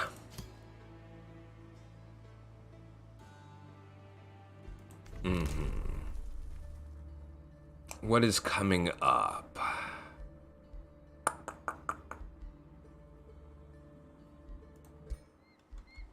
That works. That works. Oh yeah, when it comes to testosterones, yeah, there's a lot to it.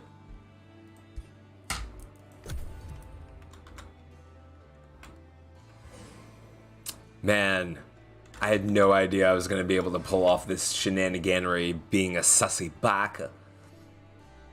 Sussy baka. Oh, is that what we're calling you now? Ooh, Copperload in Peril. The kind guild mistress Aura Rocktail of Copperload appears before you with a gaunt face.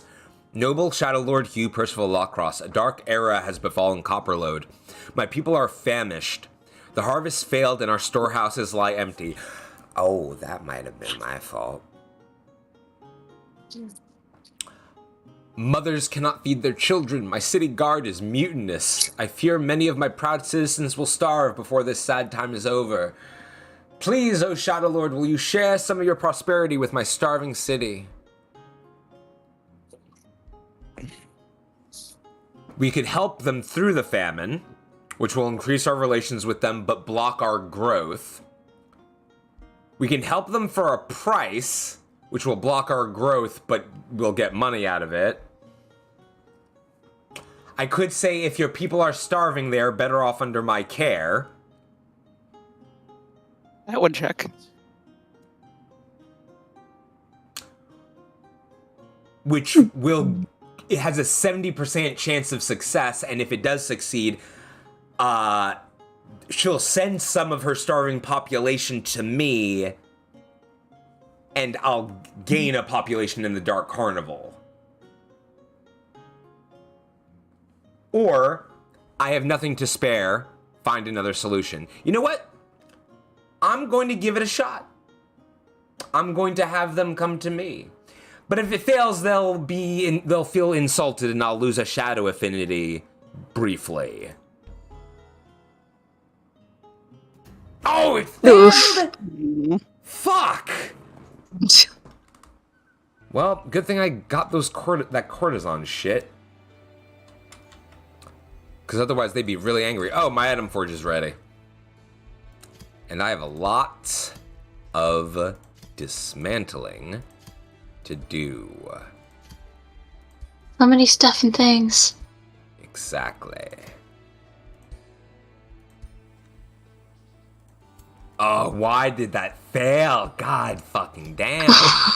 Sorry, boss. It is what it is. What were the I odds? suggested it. I had a 70% chance of success. That's bullshit. It's a little bullshit. Let's see. We're gonna make a magical orb. Are you gonna ponder it? Gonna ponder it. Shit. We're gonna make it deal spirit damage? I think that works. What's locked? Oh, I don't have access to Arcfire yet. I need 2 Fireforge stones. That's fine. I'm gonna make it spirit for now. Have it inflict condemned, yes. 20% chance of critting.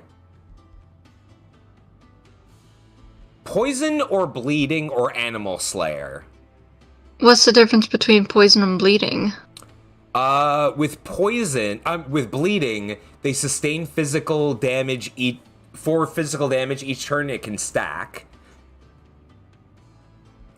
And poisoned inflicts blight damage each turn, and that stacks. So they're both dots. Yo, what up, Rosary? Yeah, they're both dots. It's just... I think I'm gonna go with bleeding. Yeah. Okay, so that'll take 4 turns to make. Oh, that sucks. But you know what? It is what it is. You got it. You'll recover. Yeah. It is a temporary ouch. A minor setback. A minor setback. Hey, listen, it plays into the fact that Hugh is not OP. Like he can mess up.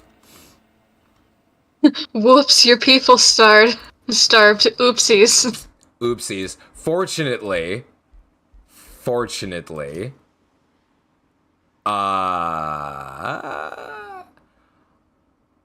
they are insulted for 18 turns. Oh. And the pacification and the treaty created will only last 4 and 6 turns respectively. I should still... Doing math. We also have clashing affinities, apparently. Okay, so they might hate me later down the road, but hopefully also only briefly. Yeah. Because the Vassalide Conquer City reduction in relations is only going to be 2. It's going to be, okay, so it's going to be 4, actually. Okay, so I have another reason to fight Copperload. Not Copperload, friggin' the cat. Because if I conquer her city... No, that's only for free cities. Okay, so there might be some turbulence later down the road. We'll just have to save up some war spoils to ease it. And by ease it, you mean intimidate them into not doing shit? That! Mm-hmm. Also, you did decide to kill them whilst I was gone. Decide to kill who? Copperlead. Thought they were being asses. They were. We forcibly vassalized them. Yep. We forced them into vassalization, yes. Now that you're bitches. Mm-hmm. At least for You like 6 offered more to help them when turns. they were starving, and they said no. Well, no, That's a them problem. I tried to convince them to, join me. But they took exception to that. That's what I'm saying. Mm-hmm. Hey, I'm successful. You're dying. Come live over here. Make it official. Nah, I'd rather die. Apparently. Alright then. I bet.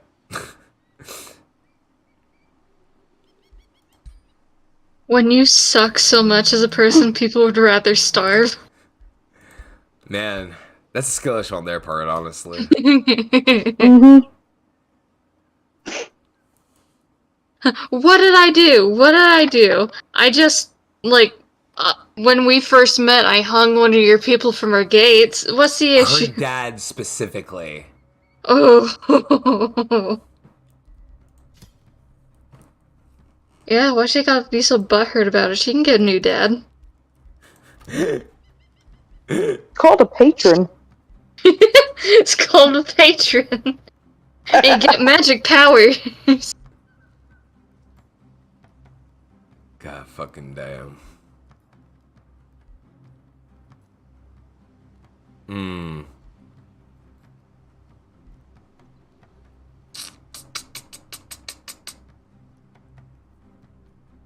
I definitely want to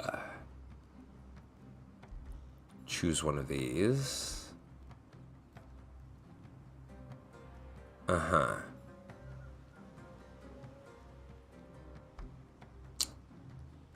Okay. You know what?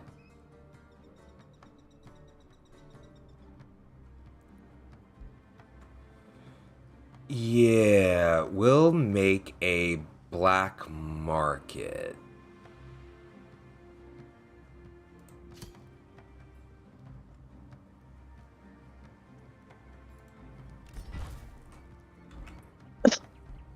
Yeah, that'll work. I mean, I could see that. Mm-hmm. No, specifically Mariaja. I could see that. Mer. Mer.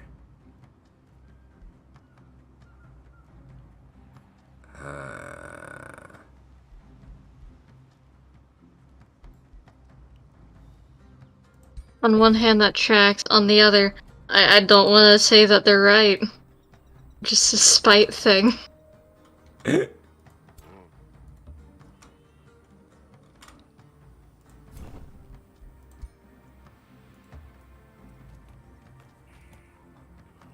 Alright, you know what?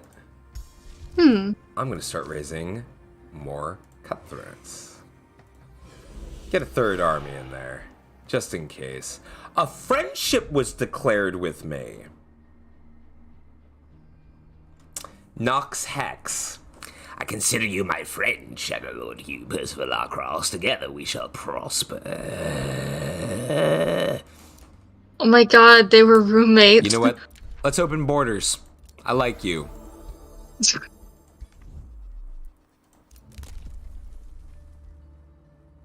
I like you. Let's be friends. Flattery will get you everywhere. You're my friend now. We're having soft tacos later. Exactly. Let's see.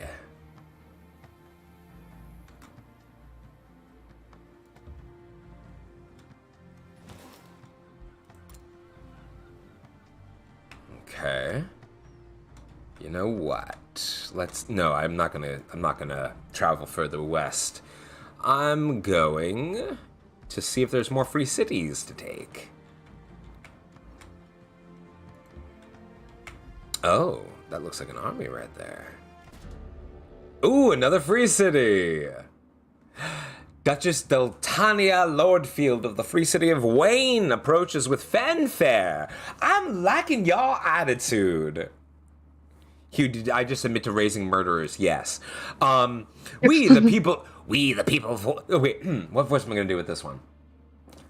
We, the people of Wayne, greet you, O Shadow Lord Hugh Percival Lawcross. You will find here a place of honor, glory, and devotion to chivalry. Oh, I hate you already.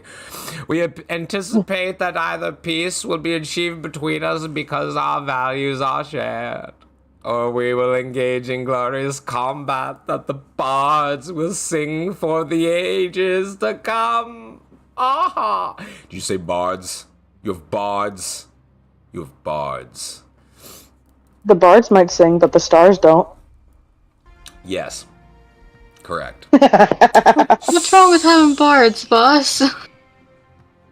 They know what they did. They know what they did. What the fuck? I feel discriminated. So the free city of Otravicalas, they'll be my vassal in 2 turns.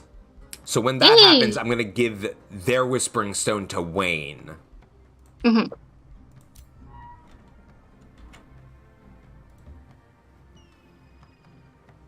Man, I'm just fucking collecting them I'm collecting these fuckers like Pokemon cards at this point. Hell yeah, you got a shiny Charizard. Hey, yo, man, you got a shiny Charizard? You got games on your phone. You got games on your phone? Do you have Candy Crush? Flappy Bird? Clearly. I see. You got FNAF on your phone? Not with that attitude, Scarred.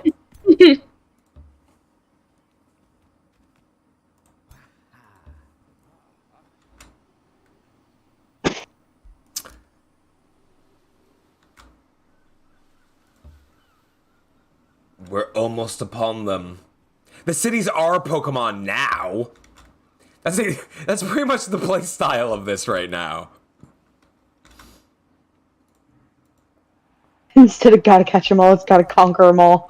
Yeah, through diplomacy, being sussy. Gotta vassal all. Gotta vassalage all. This is the way. It's the way.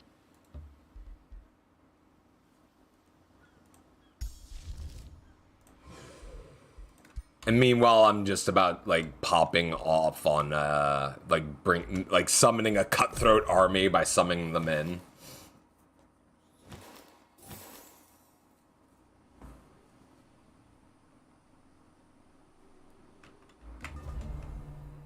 Day 33. Okay, so he's 11. His population is 11. Okay, so I'm not trailing behind these rulers, which is good. Which is good.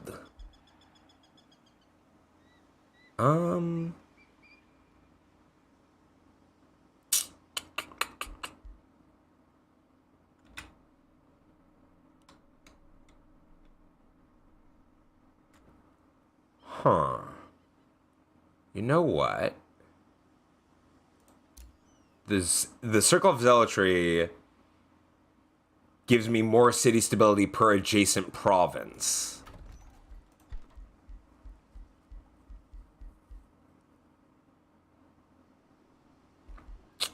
And the Cult of Desire also converts some of my mana into city stability. And gives me more mana and more mana per adjacent forester or farm. So you know what? We're going to turn this quarry here into a Cult of Desire. Ah, got the iron grip. Hydrate.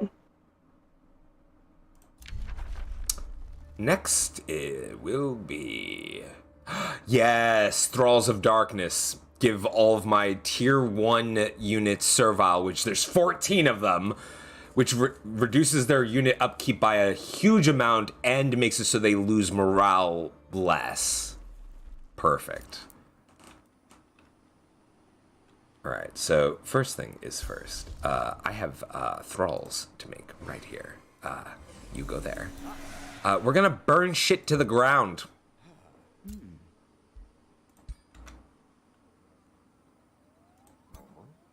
Alright, what's your army like? You're pathetic, and you are pathetic. Okay.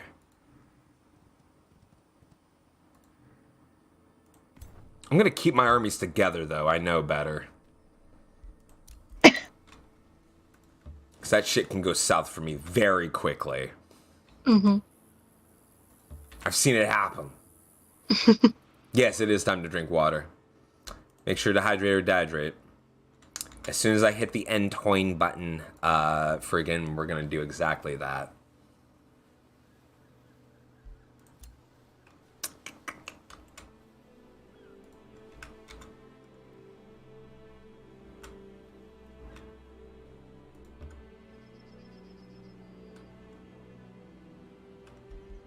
Ooh, I have rainbow clovers. Neat. A treaty has expired. Negotiations are successful. You know what? I need more knowledge.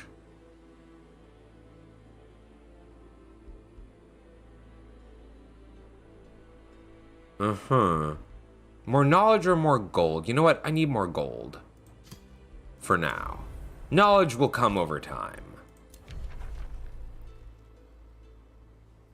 Scab is now cooperating with me. Oh, do I have a tranquil? Tranquil pool magic material. Essentially, it will make it so research spells cost 10% less knowledge. That's sick. And I don't have tranquil pools. No, I do not. Very well. You shall give me access to tranquil pools for free. Ooh, and now that you are my vassal... Oh, in 2 turns you'll be a bonded vassal.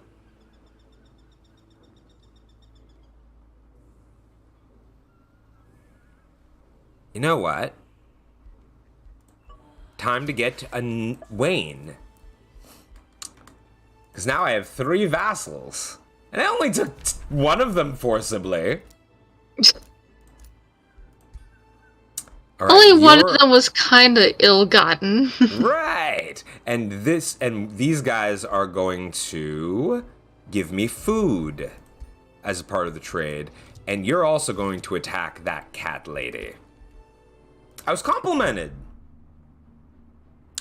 Good. A diplomatic approach will assure victory. I hope that we may both profit from your relation with Scab.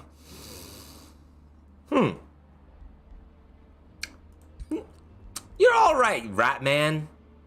You're all right.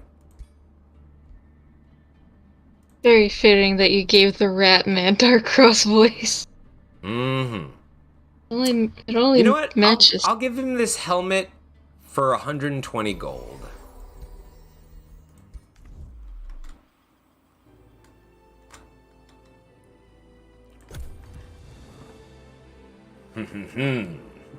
Actually, yeah, what are the rankings right now? I'm currently in first.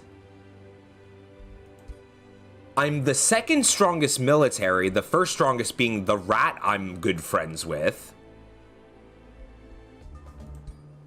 I'm 2nd highest in expansion. 2nd highest in magic. 5th highest in economy. Yeah, my economy is not great. We're getting there. And then 2nd highest in diplomacy. But the one who's in 1st place, who I haven't met yet, is apparently in the void. So apparently that's not been going well for them. Oh, favorite daughter. As soon as negotiations are concluded for the day, Chiefess Ronhild Meatgrinder of Scab requests advice concerning her useless youngest daughter. Oh man, this is where Papa Patron comes into play. Scarnild is so unlike her older sister, the chiefess sighs. Now she walks with wizards and halflings. A true paragon of bravery and courage, whereas my youngest hides in damp caves and shoots arrows from cover like a coward. And all the while she thinks herself as lordly as a queen of old. My people favor her, even while I do not. And now she desires to prove her quality. I seek your counsel. I have 3 options. My valorous captains will train Svanhild in the Dark Carnival, which will block drafts for the Dark Carnival, but add her daughter into my recruitment pool. Have her take my Visor of Farsight, claim it's cursed, and send her off to destroy it, which will lose me my Visor of Farsight. I don't really need it. And Scab will increase allegiance with me, which will get them closer to Pact of Loyalty. Or, clearly, her qualities are abundant, you simply fail to see them, which will lose allegiance. I think I'm gonna do the claim the Visor of Farsight. Because you don't really lose anything. Yeah. Also, she sounds like a twat. Sorry, your kid's a twat. I'm like, what makes them a twat? What's wrong with living in caves? They're saying they're big shit while simultaneously being a coward. Yeah, that's why. I was just like, oh, they just like to hang out in caves. I mean, that's fair. As your troops approach the band of mercenary guards, they raise the white flag. We were hired by a rich merchant to look after the mana stash. Oh, it's these fuckers. So I can either attack them, leave them alone, or pay money to gain a wild speaker. Given what I've been doing so far, we're gonna gain a wild speaker. And add them into this army. They can conjure animals, unleash the beast, and poison blast. Ooh, my sphere is done. Hugh now has a much better fire orb than his fire orb. Yay, more orb. More orb. More orb.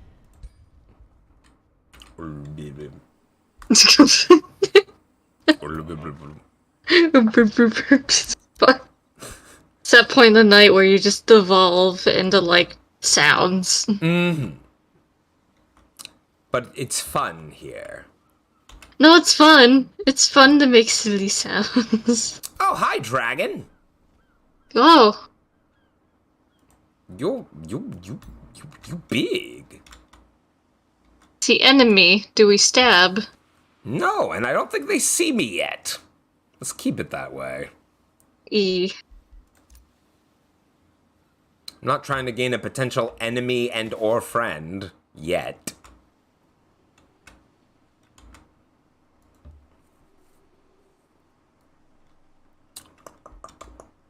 Okay. And currently we are razing this person's home to the ground because they dared to be a, uptight motherfucker. Let's see. What do we got with Imperium? I don't need Force March yet. But gaining mana and knowledge when I conquer a city? Yes. Gimme. Just give me that good shit. Oh, you're raising an army. It's pitiful.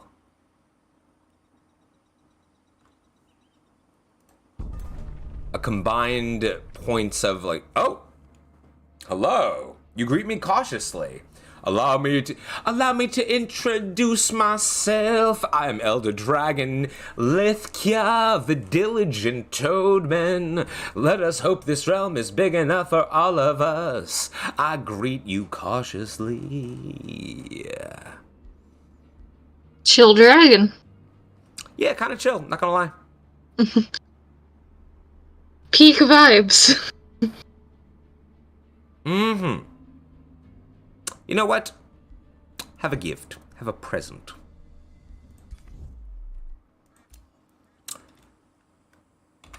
Uh-huh. Okay. Have a treat. Have a little treat. Oh, did I cast Iron Grip? Yeah, I cast Iron Grip. Yeah, spell upkeep, so yeah, Iron Grip is still there. Summon more cutthroats.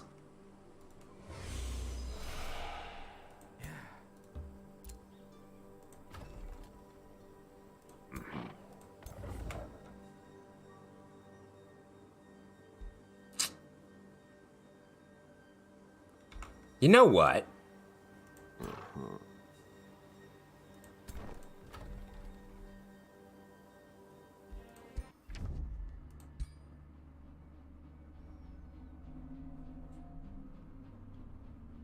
Mm-hmm.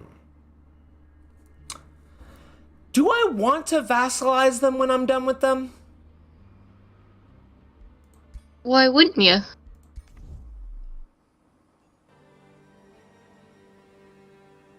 That's a fair point. I'm gonna begin the siege. Wait, what?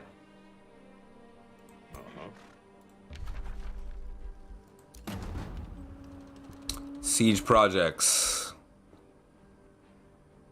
Yeah. Undermine the wall. Bombard their towers. And break their battlements.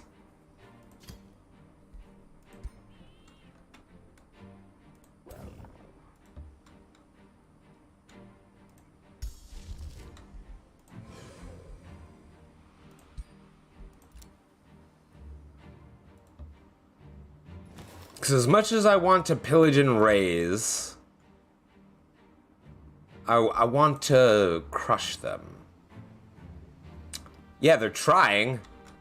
Trying to lose. Trying to lose all they hold dear. Also, the less wars I'm in simultaneously, the better, and I feel like another one might be around the corner. Depending. I also want to, like, clear Marauder NPC armies. Oh, another ruler. I also want to clear Marauder NPC armies from my land and gain more experience that way instead of, like, constantly having a threat over my head. Mm-hmm. I love just going to, like, the leader of the city that you're currently raising. Just like, I'm sorry, I got a time commitment. I really need to, like, speed up this war. Yeah. It's like, I kind of need you to serve me. You know? I double booked. Yeah. So if you don't mind. If we can, like, move your like, destruction up a couple of days, that'd be great for me. Right. I don't know how it works for you, but it'd be wonderful for me. Mm-hmm. That really is the energy we're giving in the studio today.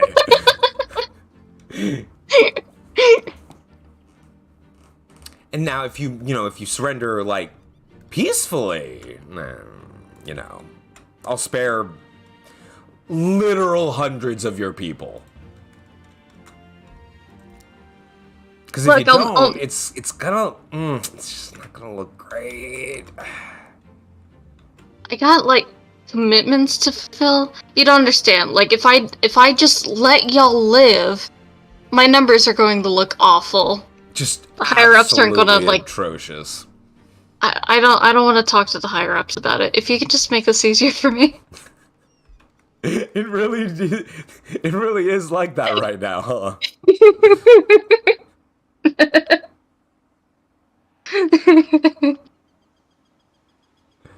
Oh, that's fucking hilarious. Man, I can't believe you're funny. Mm-hmm. We're funny.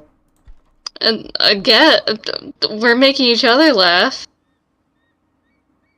Well, that have a nice day. Okay. Bye, Finn. Bye, Finn. What? Oh. I think we misunderstood what Finn was saying. Oh no, I understood. Oh. I knew it was leaving, but I said bye anyway. Surge spell casting. Casting a combat spell reduces the cost of all other combat spells. The cost of all other combat spell types by minus 25% for 2 turns. Ooh, that's good. Ooh, I need to save up for that 3rd Whispering Stone. A treaty has expired. Okay. I need more food. Give me more food. I'm also going to intimidate you. There we go. Because you don't like me right now. Oof. Well, at least that vassalized conquered city modifier will go away in 2 turns. Ugh. Yikes. Oh, good. Good. It's fine. There's nothing to worry about. Look, boss, here. Let me teach you a trick that I use in my everyday life. So you take the thing that's bothering you, right? Mm-hmm. Ignore it. Homie. Eventually, it'll go away. That, or you forget about it, and it's practically the same thing. That's not how that works, Bardic. No, it's exactly how it works. It's okay. I big brained this. Is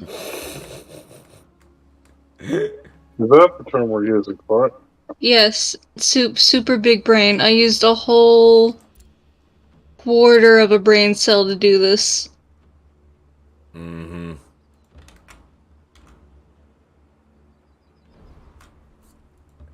Let's see. Oh, the dragon got sent to the void. Oh shit. Oh, Scab is gonna be a vassal in 9 turns. Good.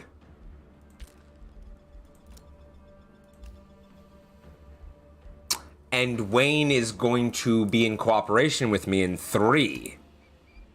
And as of right now, are my enemy empires just like actively not getting the free people, like the free cities on their side? I've received a message. This war of ours is tiresome, Hugh. Sometimes I wonder if it would be better to end it.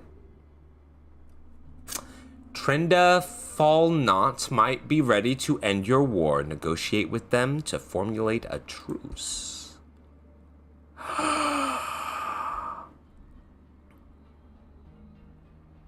If it wasn't advantageous, I'd say that's some pussy shit.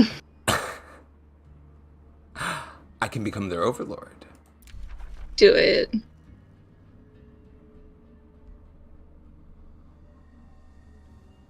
They ask for one of the following in return. That's a lot of fucking gold. Oh, select an option. I can just say it's a deal?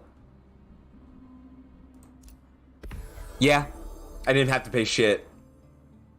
Sucker. Sucker. Well, now you're my vassal. I own you. I'm sus.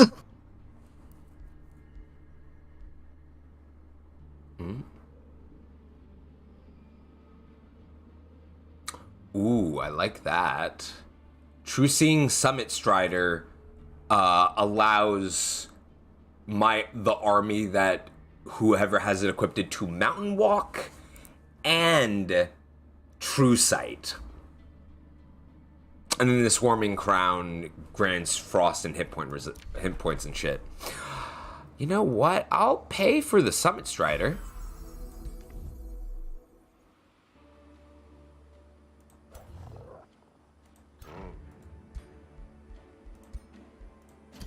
True Seeing Summit Strider at that. Alrighty. Well, you're my vassal now.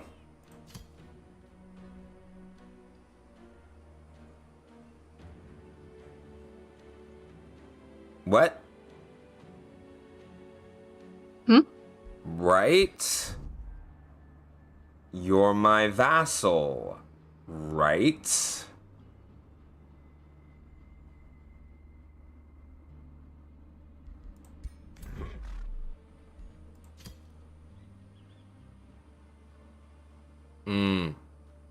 There's an alliance here.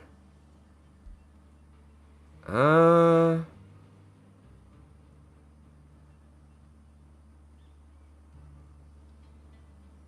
does it say I'm in an alliance with them?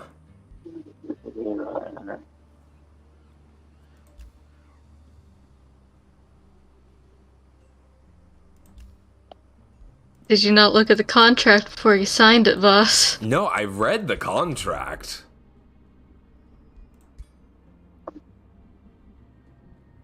I should be their overlord. Where the fuck does it say that?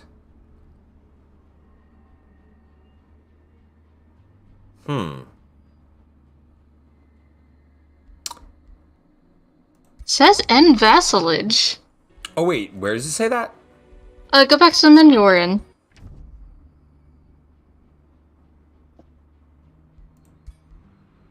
There it is. On okay, your so- assets. Okay, so they are under my control. It's weird because it doesn't say that there is anywhere else. Also, they should be giving me money. I gained a vassal. There we go. Now it says I'm now there's that announcement thing that I'm the vassal, that they're my vassal. Nice. Is there what resources can we trade? I don't need mana.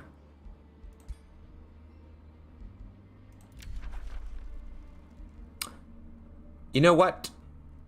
I'm going to give you the contact information of the diligent Toadman. Consider this a gift. For I am a merciful asshole. That's a lie and you know it. I know.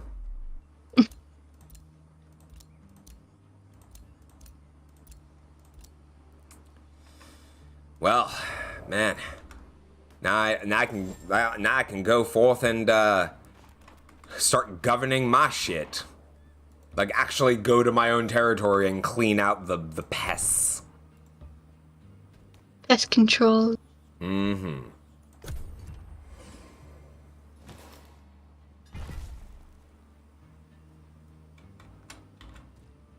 when's the last time you fought something? Or has it all just been diplomacy?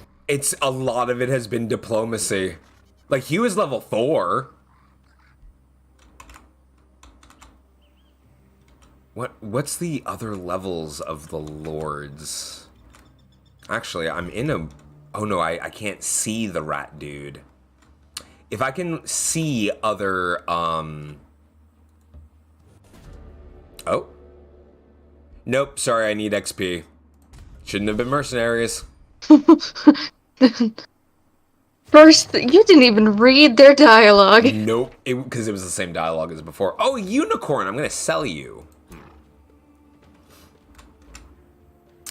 Ooh, an infestation. That if I destroy, free cities will like me, like a certain copper load.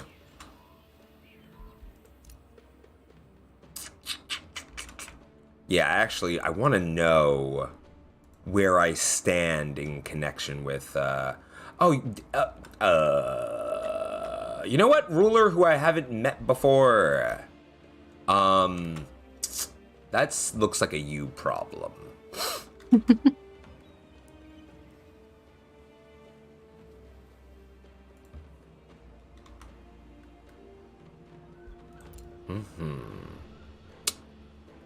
What else? Yep. Because I don't know if I'm falling behind compared to the other ones. Is there no way to check? Not their actual ruler levels, no.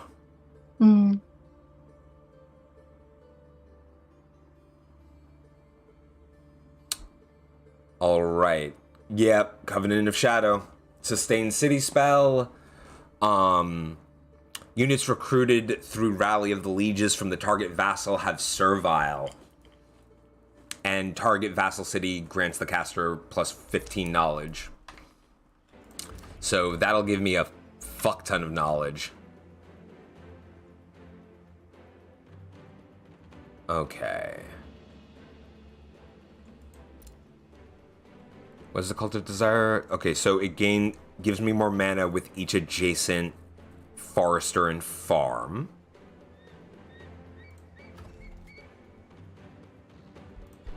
And then what other things can I make?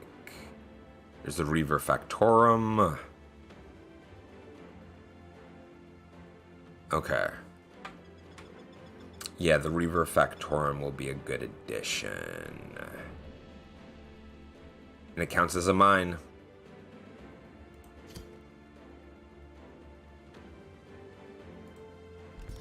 I'll build that there. Build a quarry here.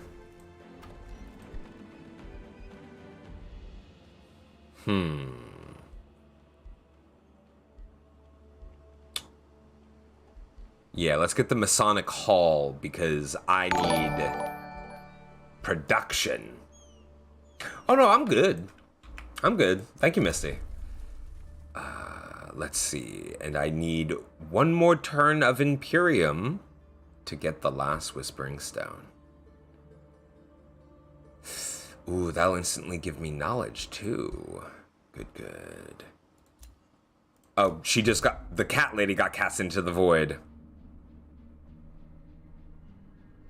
Oh. Has a personal preference for my actions of empires that trade. We may not be so different after all, Hugh. Your actions are promising. By all means, continue. Fucking weird. Oh. Some would consider your course of action deeply unwise, Hugh, especially if you want to avoid vexing me. Oh, he dislikes it when I trade. Huh. That's weird.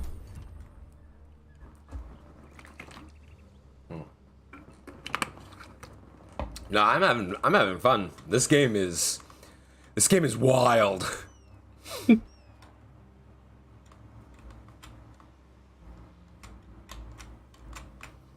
Oh, wait a minute.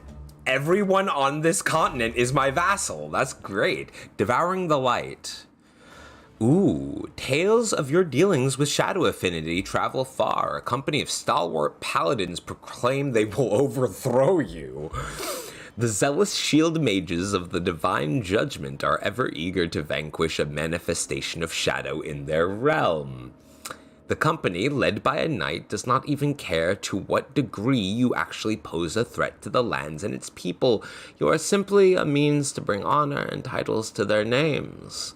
The nearby shield mages seek to cast you into the light. They deserve to be subjected to your terrible power. My options are... ignore them, as if these zealous fools could navigate my realm of shadow. Ignore them. Or, gilded trinkets shall convince their knight commander to join my army, which will decline the quest. I'll lose save stability, I'll get a shadow crisis, which lowers my shadow affinity briefly, and I lose gold, but I gain a knight unit. Nah. Instead, they are welcome in my domain of darkness. Welcome to die. Oh, look. I'll kill you after I deal with this infestation on my front lawn. Get off my property. Get off my property. Hey, stop eating my sandwich.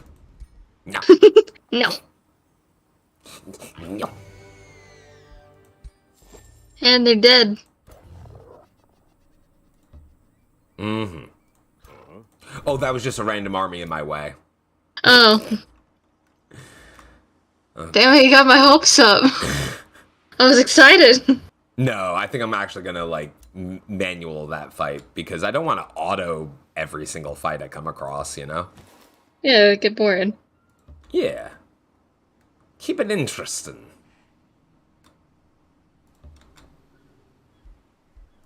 Plus, the combat seems fun, especially when you win. Oh, it's a lot of fun. Win or lose, it's a very engaging. And oh yeah. Like I don't know how else to explain it. It's a fun time. Ooh, Whispering Stone, give me.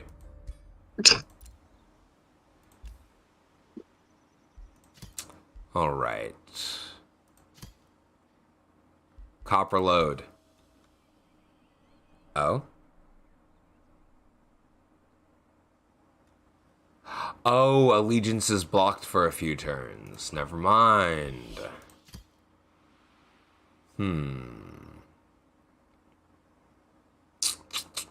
Actually, how's my city stability doing? Maybe I just need to...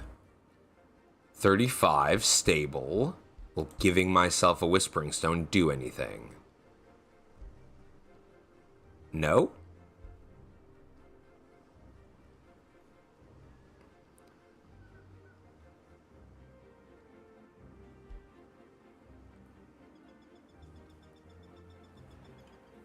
Oh, it builds up city stability over time.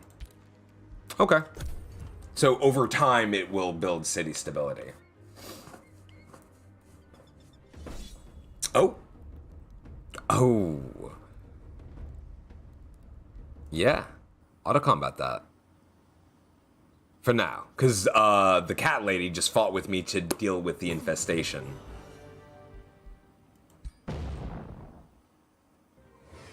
Hell yeah. And actually, I think I get that.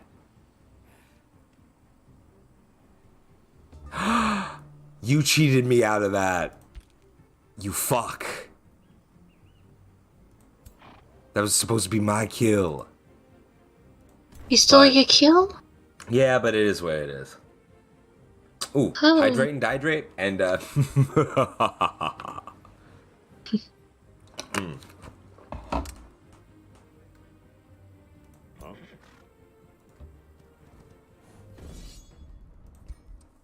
yeah, against the paladins, I'll do a manual.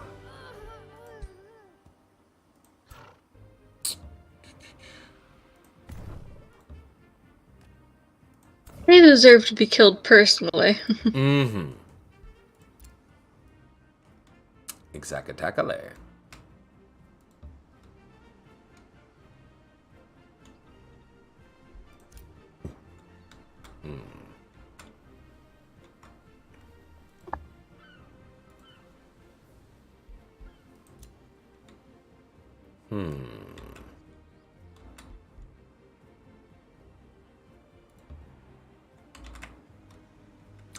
I'm literally like opening up the whole map to myself right now. Okay. 2 rulers were killed. A rivalry was declared on me. Oh. Oh boy. Negotiation successful. Pact of cooperation. Thank you, Wayne. Haste berries. I don't really need haste berries, do I?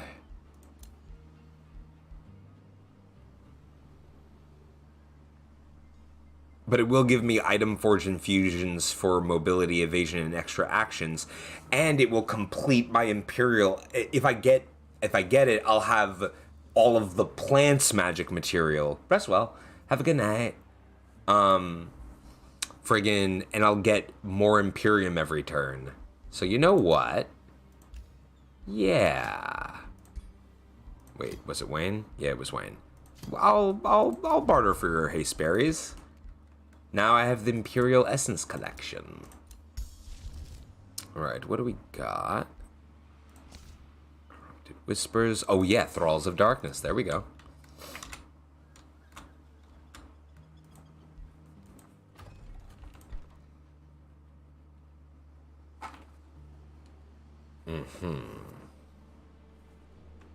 Resource sharing? Oh yeah, it's from the Whispering Stone. Yeah.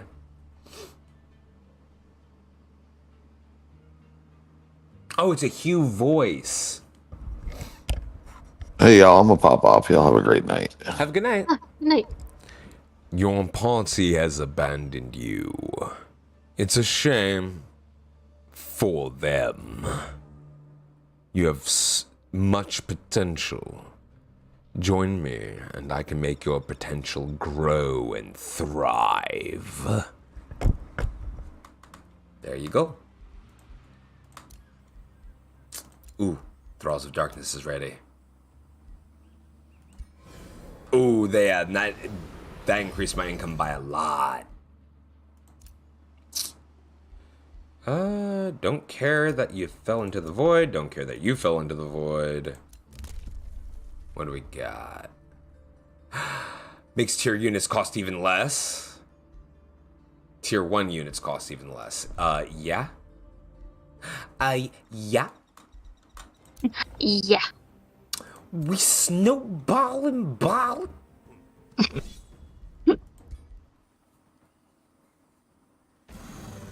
Oh, I love that. Neat.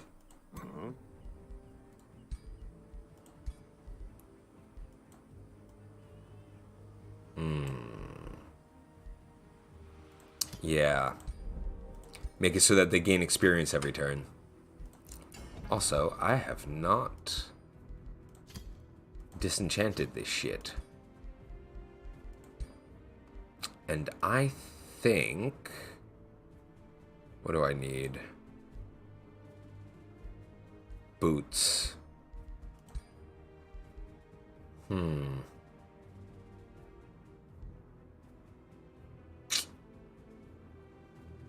Slippery, that he doesn't provoke attacks of opportunity.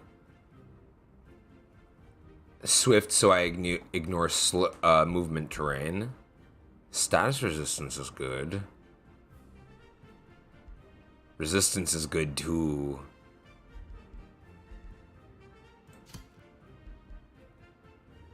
Let's go with Slippery. Star Blades. When a friendly spell is cast, this unit's base attack randomly gains +1 fire, lightning, or frost. Stacks up to 3 times. Let's do that. Oh, I don't have enough.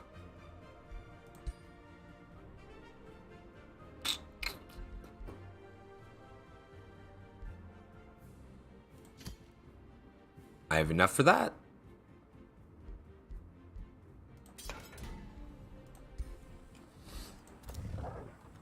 Okay. Time to deal with these Paladinos. Paladininis. In fact, actually, there's a...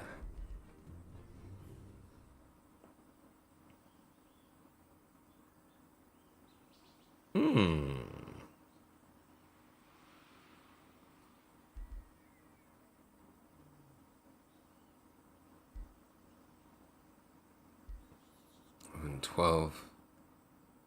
Yeah, you know what? I'm going to take some of your pikemen.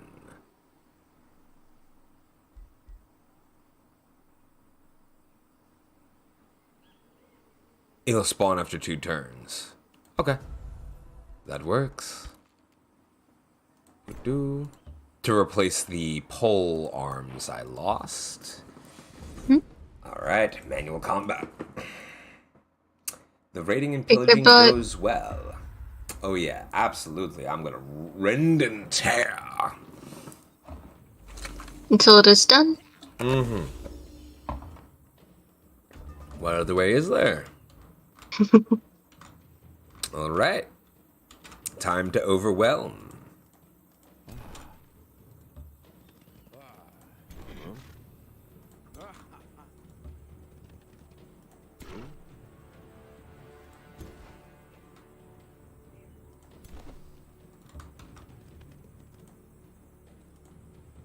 Pull arms forward. Ooh, yeah, you need healing. Patch you up. Can't lose a whole ass another unit. That'd just be ridiculous. Alright.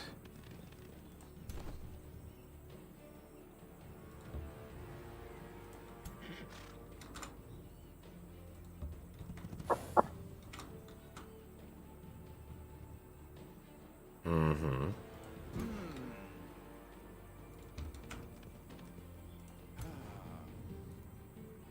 And then my fodder, I mean cutthroats.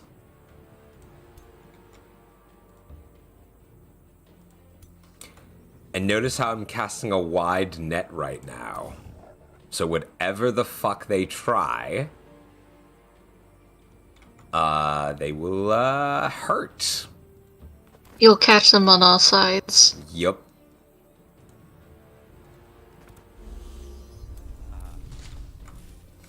Because if they go for one side of the wall, the other side will just crunch, like reach around them. Mm-hmm.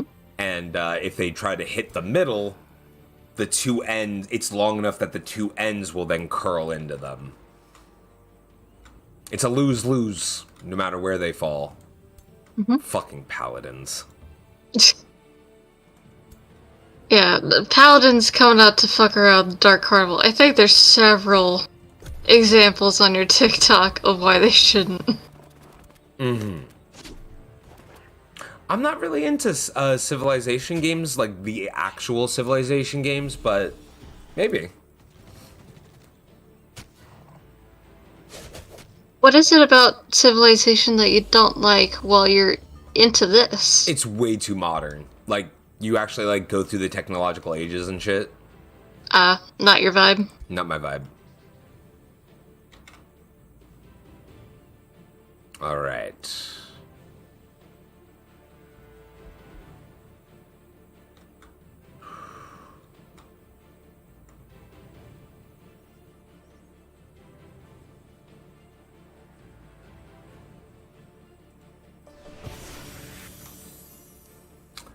Commanding zeal for my glorious warhouse. You know what?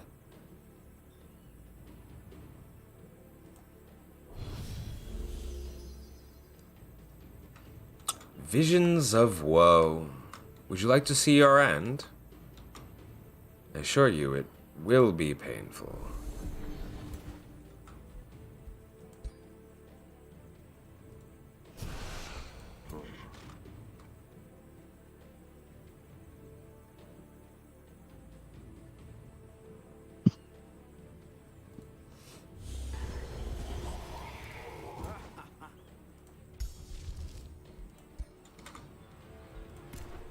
Alrighty.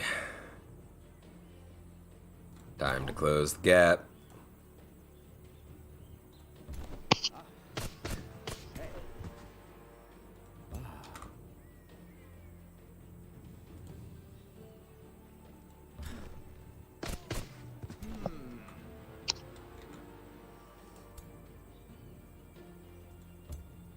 Oh man, shouldn't have left your chaplains, just freely in range of me. That's just a very quick way to get everyone killed. Now they're dead. What do I enjoy about this game? Oh, there's a lot of fun to be had in this game. A lot of I think a big part of it is the customizability of it all.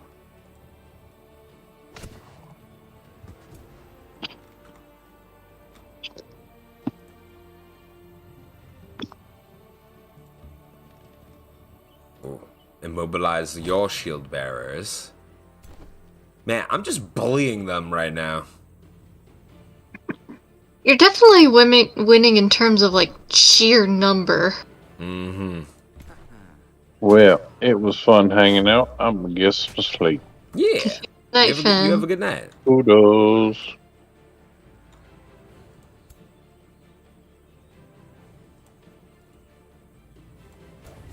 I think I'm gonna follow suit. I had Okay. food. I'm home from work. Mm-hmm. I did a lot of heavy lifting right before we closed, and I am really tired. Yeah, man. Yeah. Get yourself some rest. I'll catch you all later. Yeah. Bye. Good night. Good night. Q, set more shit on fire. Okay. There's not enough fire.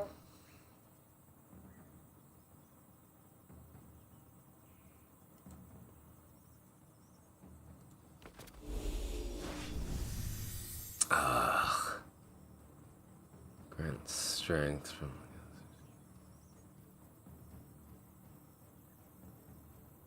Unleash the beast, yes. Make the spider swole.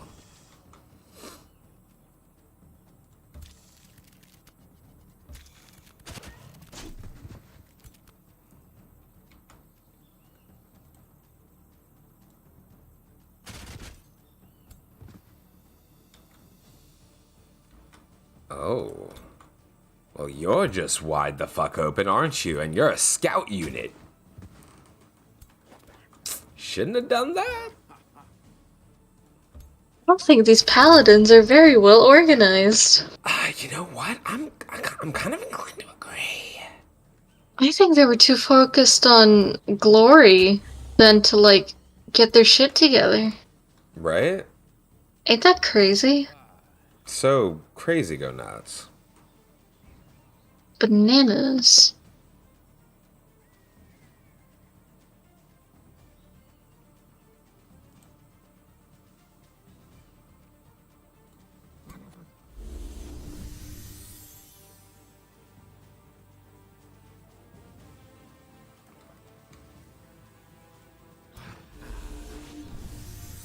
Oh, I just gave Hugh 5 strengthened. Who doesn't need that? No, he does not.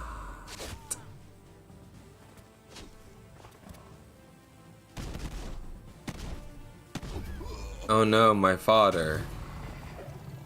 Oh no.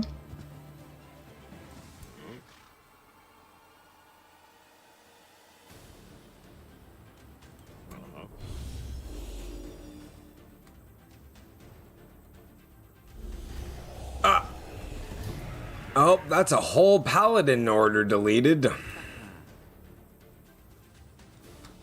Goodness.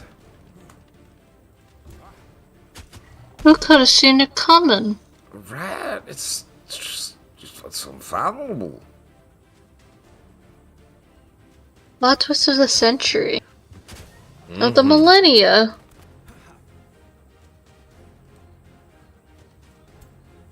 Just the century.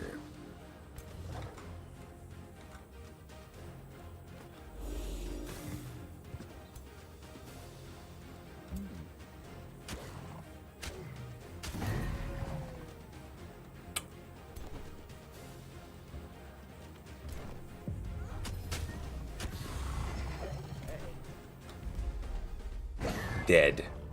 Yay! The shield mages of the divine judgment proved no match for your dark power and lay mortally wounded at your troops' feet.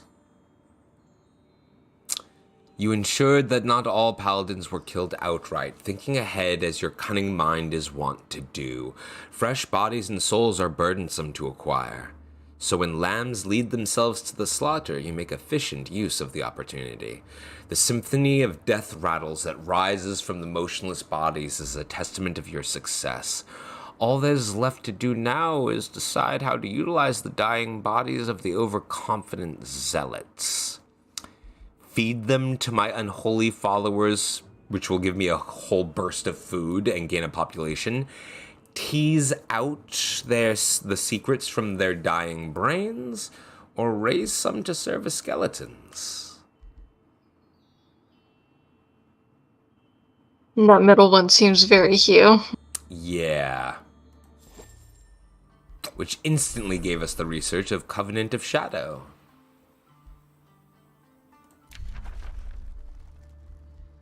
Plus, we're not beasts. We won't just resort to cannibalism. Mm-hmm.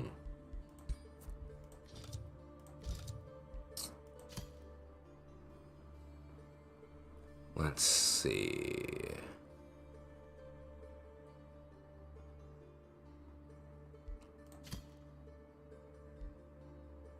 You know what? Next home is in one research cycle. Yeah, let's do that. Alright.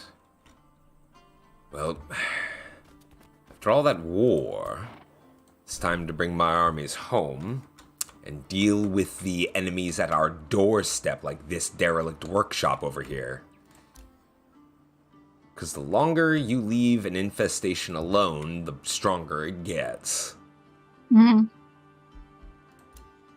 And then meanwhile, my spies are just fucking chilling. Just going around the world, you know?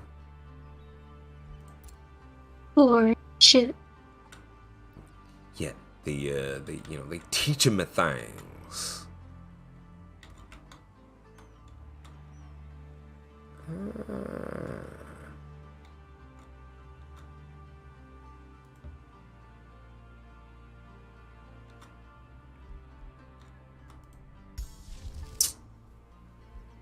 Covenant of Shadow. Yeah, and I can cast this on... each upkeep is 6 mana, but I can cast this on each of my vassal cities to gain knowledge from them every turn. Mm-hmm. It's fucking busted. It does sound a little bit busted. For my specific play style. Like, otherwise, nobody bothers with that shit.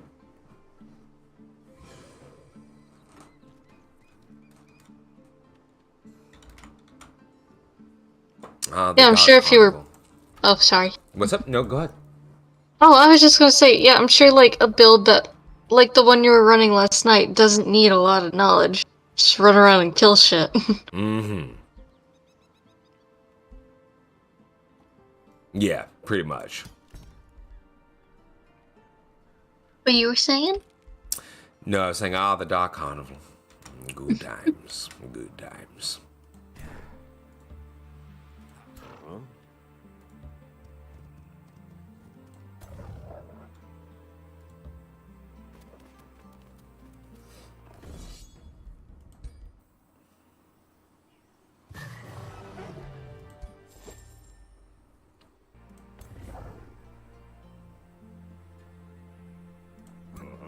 Oh, Hugh's army wasn't a part of that battle. Well, shit. Oh, well.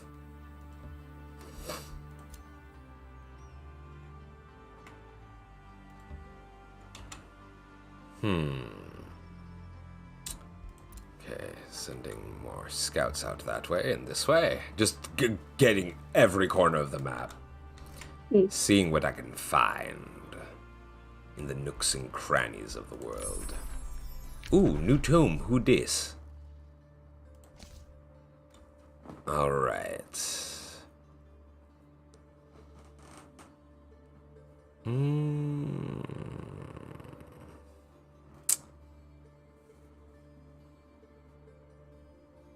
Okay. Okay. I'm not really feeling scrying right now, and mayhem is good, however... I think it's time to revel. Follow the path of debauchery that rewards those who take chances and specialize in gaining morale and experience. Yeah. Yep. Increases critical hit damage in the armies. Grants this one grants enchanted units more morale and strength when they kill a unit. Revelry of Carnage. Overwhelms such a race with fervor. Reveler's Heart makes so that our race increases morale from all sources. And then we have the Scald support unit, which is essentially a jester. Wait a minute, there was another one.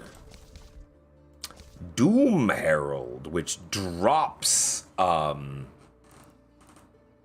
which makes it so that it deals morale damage to the enemy. That they siphon morale. So I guess it's a matter of would you rather boost your own or lower theirs?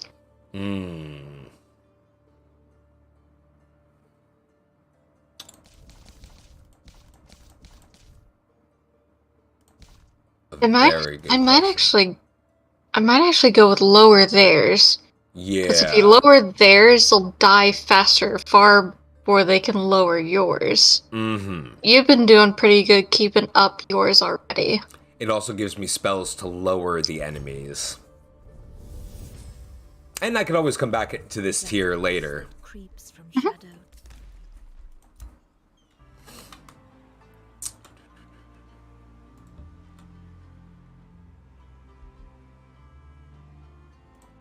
Ooh. Let's gain knowledge from Valenford. Ooh, I received a trade proposal. Contact information. They want to give me the contact information, and in exchange I give them money? No, I'm going to decline. I thought the dude hated trades anyway. Hypocrite. I guess it's different. Oh, that derelict workshop is sending an army after me. Uh-oh. Not great. That's not progress. No, it is not.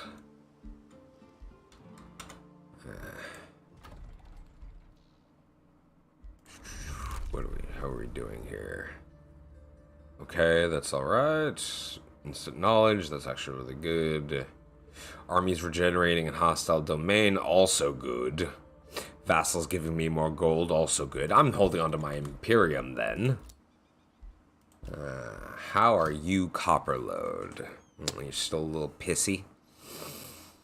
Little pissy boy. Fuck you. Little piss boy, little piss baby. You piss your pants. Oh my god.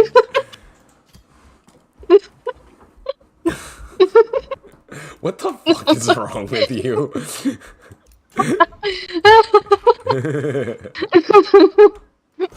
Look, man. I can't with you. Then why do you keep me around, motherfucker? That's a great question.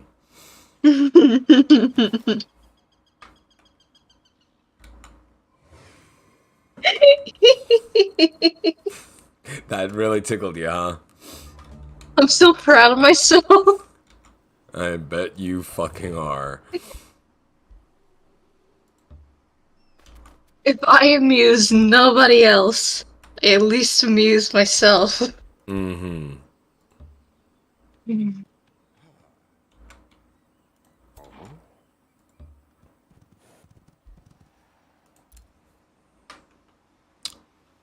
Okay, you are going to travel southward.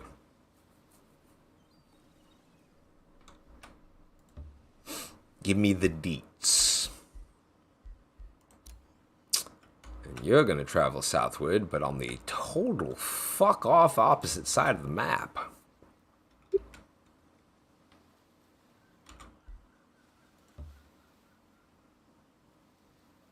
Yeah. Yeah, I can agree with that, Misty. Let's see. You are going to go up here. Oh, God fucking damn it. Hmm? I'm getting to the point in the night where I'm getting into giggle fits. Good. No, it's not good. It's terrible. Mm-hmm. I'm crying. Good. No.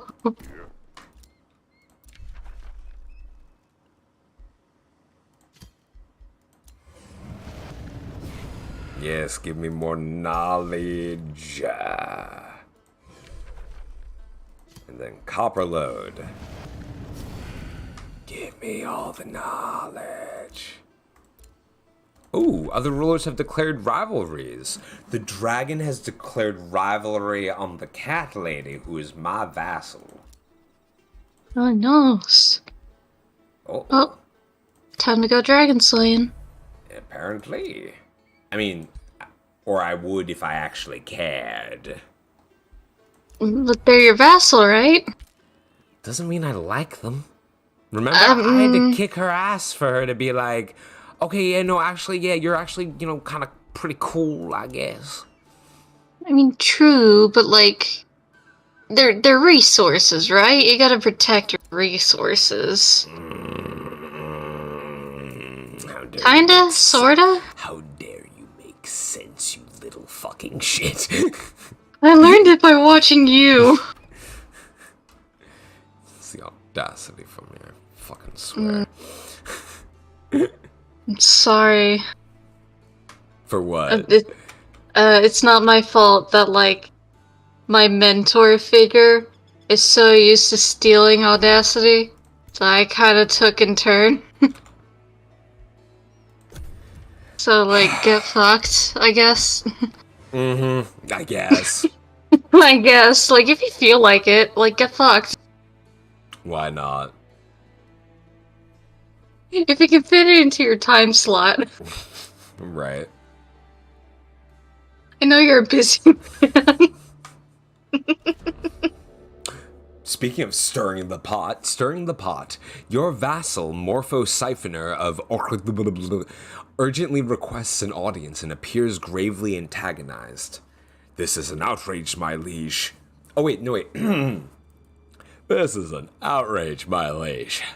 The lords of this realm should tremble before us, and you in particular. Yet unchallenged, Scab continuously expands its borders. Meanwhile, Nox Hex builds his wizard tower high.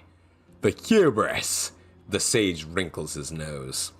We need to shake things up. Cause, ma'am, show these amateurs that we set the rules. Morpho presents a guileful smile. Truthfully, all Godir and rulers of this realm pale compared to us. I mean you, O Shadow Lord. Show them power. I can say Scab will succumb to the indomitable might of my empire. Evil will declare war on Scab. I'll get Imperium, and my relations with these guys will go up. Declare Nox Hex to be unfit to be a ruler, which will insult him. Gain a moderate grievance against me, receive me even more Imperium, and increase my relations with Otravecalis. Say that he outclasses every Godir of this realm, which will piss all of the other rulers off. Oh shit. Or I will not tolerate any fear. I will not tolerate this warmongering. It is not how I rule. Which will displease them, which is fine. But I will also lose a chaos affinity.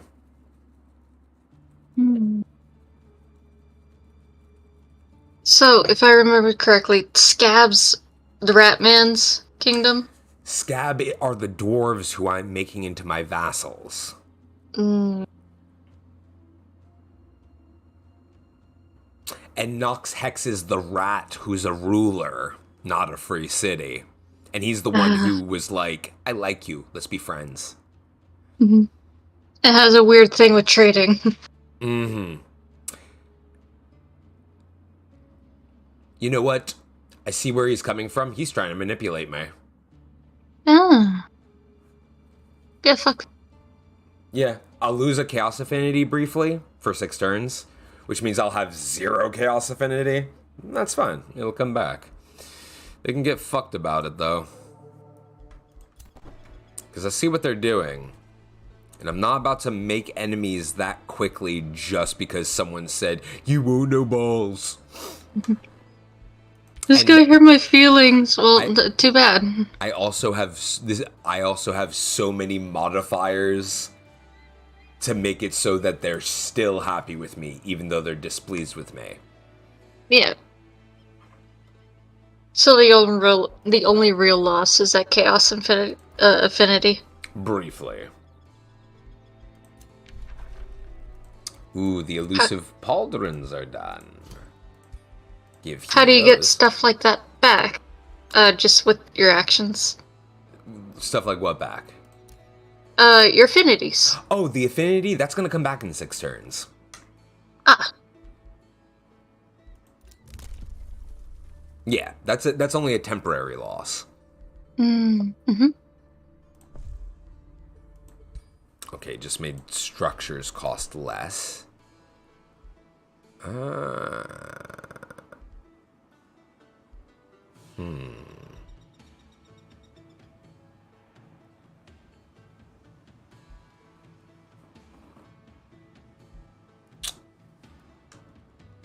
Yeah. I'm gonna build a Doom Depth trench.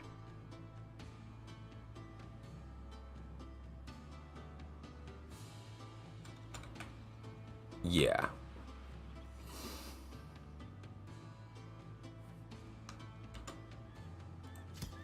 Right here. That's gonna be the next building I make. It increases my knowledge and mana, and then does it further for each alignment below neutral. So the more evil I am, the more it gives me. And I am very evil. Not yet pure evil, but very evil. All right. We're almost home free.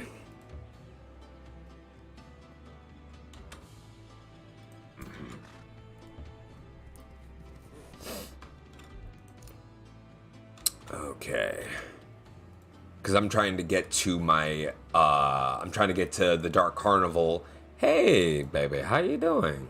Trying to get to the Dark Carnival before the Derelict Workshop, sicks its army on me.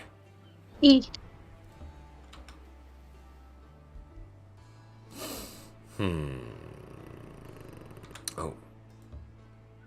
Flotsam. Aha, gold. Free gold! There's gold in there stuff. And then there's things. Okay, yeah, there's the Derelict Workshop army. I can take it, I just need to get to them. In the meantime, I'm pumping out an army real quick.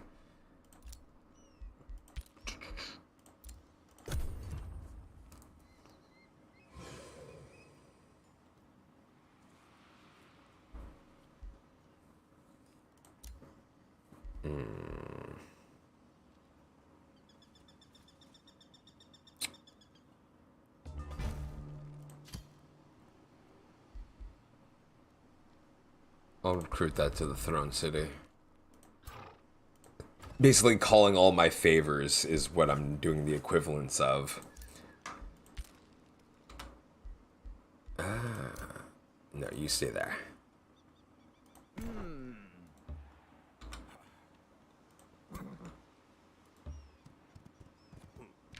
No, I'm not trying to fucking...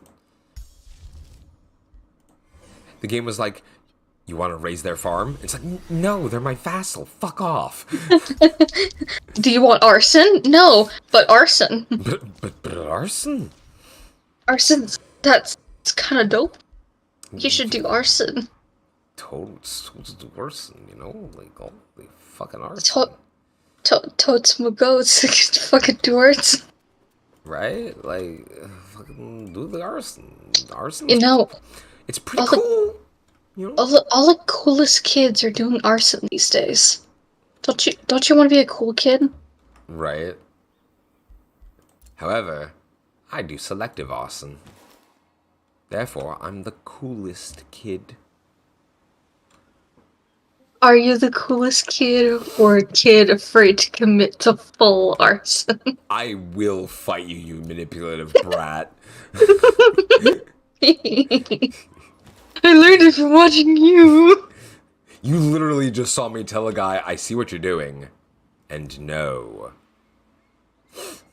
Okay, I learned from watching you, but only like the bad examples. Mm-hmm. I pay like half attention. Like, boss, I'm an iPad kid. The fuck do you want from me? Thank you for the hydrate, baby. Hydrate or dihydrate, motherfuckers. What if I hydrate? Don't worry, I got water. Well, then you're just gonna prove everybody right who told you to drink water. Joke's on them. Water is all I drink. I'm not one of those little creatures that survives entirely off of coffee and energy drink. Are you sure? Yeah.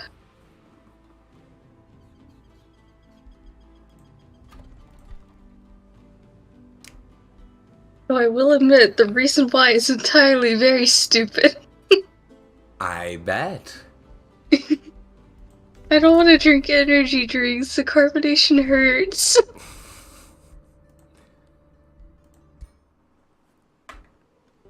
Goodness. And coffee just kind of tastes bad. Pussy. What the fuck?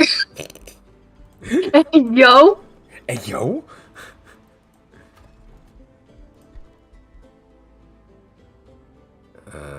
Let's see. Yep. Cutthroat.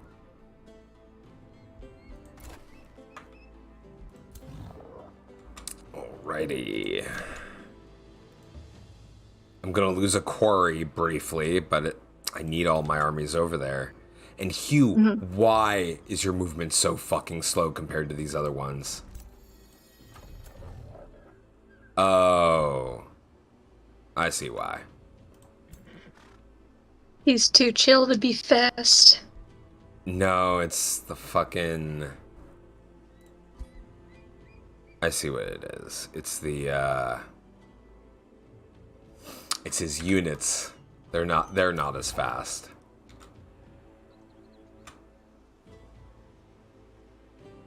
Hmm. 500 and something. 492.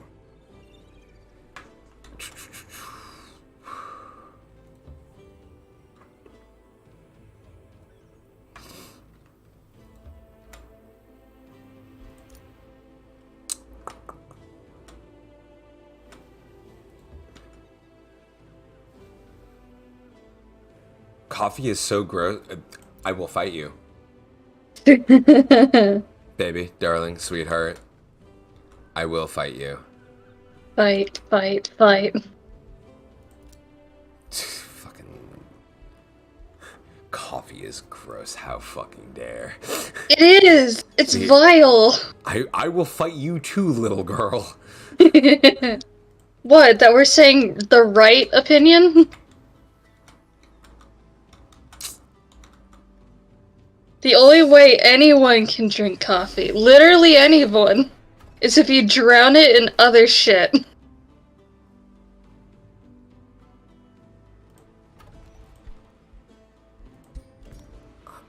Tell me I'm wrong. You're wrong. Mm-hmm. Yeah, so you're about to tell me that you drink your coffee straight dark. No. Black as hell. No. Never that. Okay. That's not what we're saying.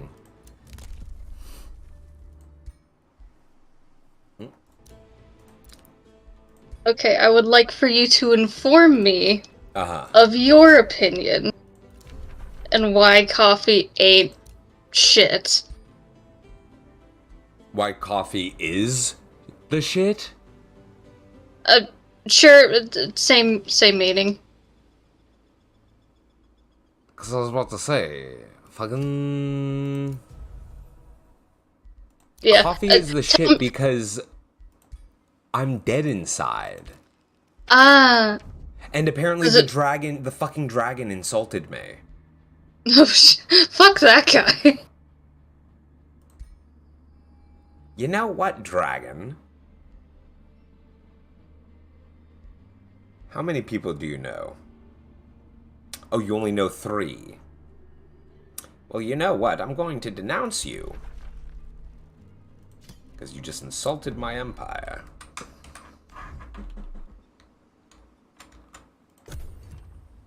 Fuck you, lizard boy. You pussy lizard boy.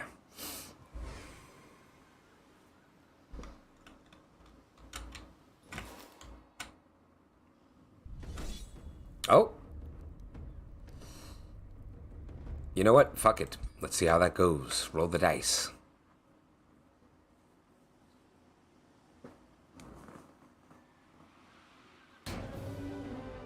Neat. You fought my fodder. Oh. You recognize your transgressions? Fucking really? Fucking really? Fucking really? This dude, whole chest. I'm gonna fabricate a grievance against you. Yeah, whole chest. Whole fucking chest.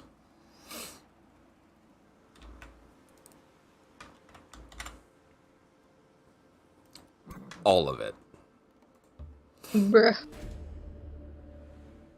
Slither hatchlings? No, I'm attacking you.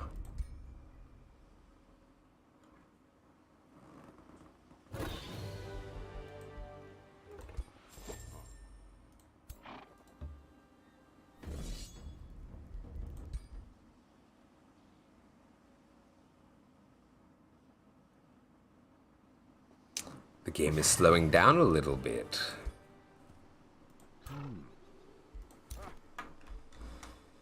Alrighty. You know what? Yeah, y'all go there. This army...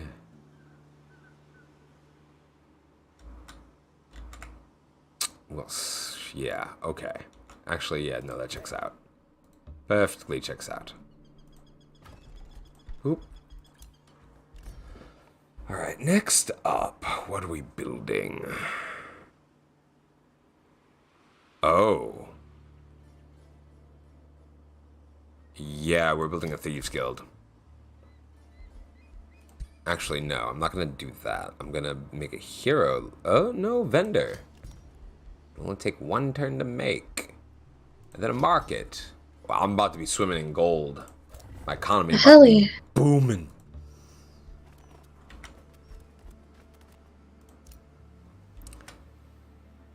My economy gonna be thriving.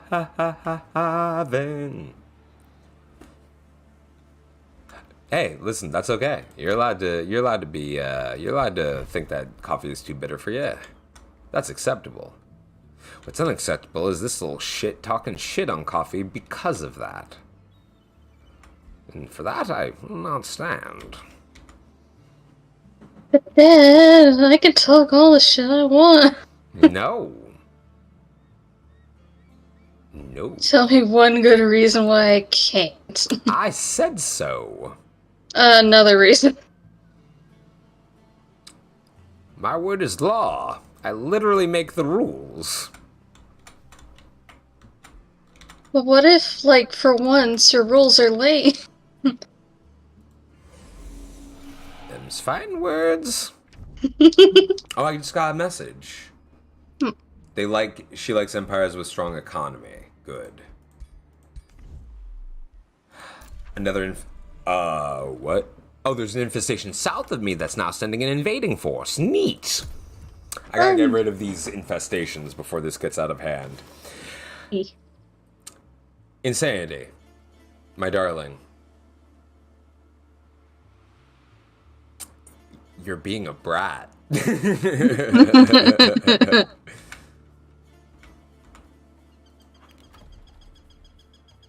love that the chat just devolved into this. Apparently, this was the way. This is what it was meant to be.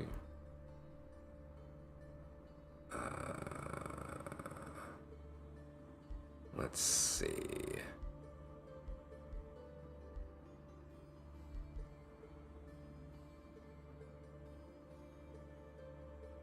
Death blow? Oh.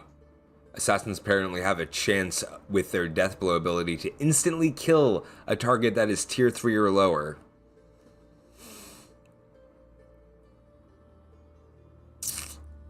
Huh. Neat.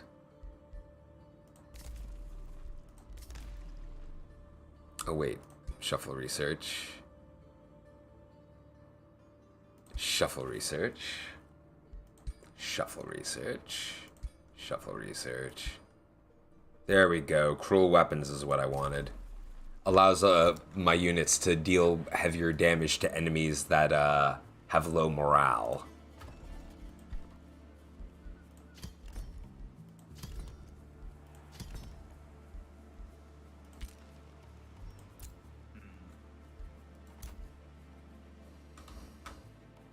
Okay. Well,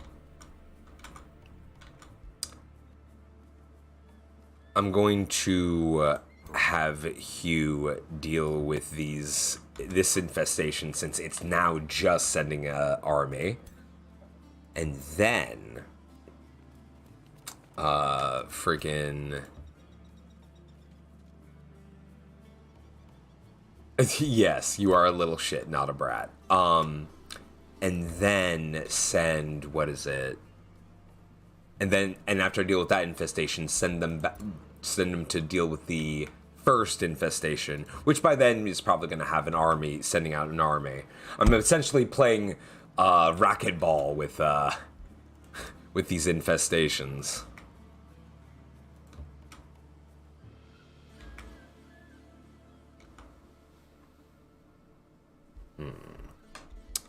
Okay.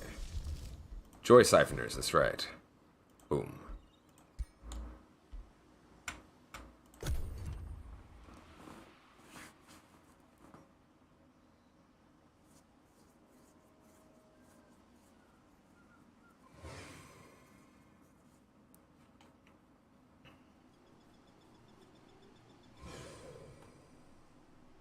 Listen, I need my coffee. So fucking bad. You don't understand. You don't get it, Dad. You don't get it, Dad. It's not a phase. It's no phase. Magical fruit infusion. In the light of the negotiations with Deltania Lordfield, a group of farmers from Wayne is contacting you with a plea. We love our Duchess, their spokesman explains, and we want to create a new fruit to honor her name. Magical, delicious fruit that tastes more exquisite with every bite. She will be enamored with it.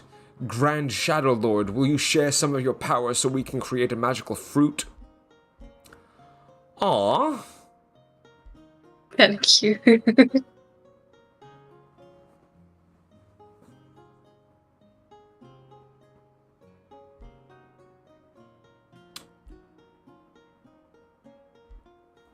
I'm gonna do it.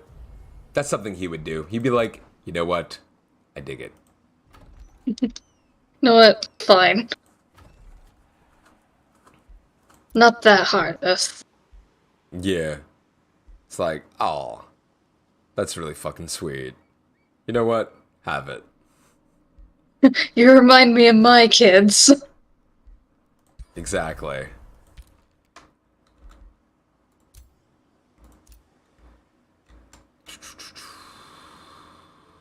Where's Hugh? Okay, there's Hugh.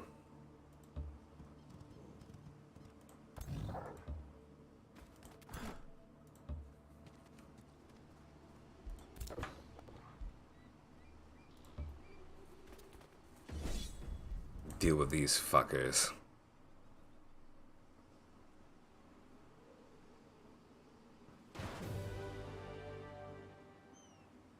Oh, gonna retry that one. Don't worry about going too far. It's all in good fun.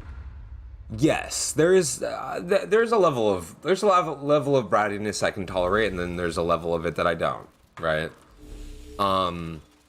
It's when it becomes thoroughly antagonistic to like the level of make me, like that kind of shit, right? Because I've had that problem in the past where like I ended up getting a lot of unethical brats in my comment sections, and it made me feel really fucking gross because like I didn't have like a consented to dynamic with them. I'm literally a stranger on the internet.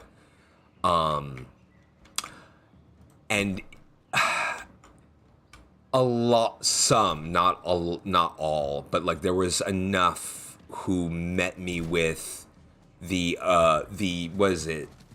equivalent of you were asking for it because of the content that I make, that it's like can be perceived as very dommy.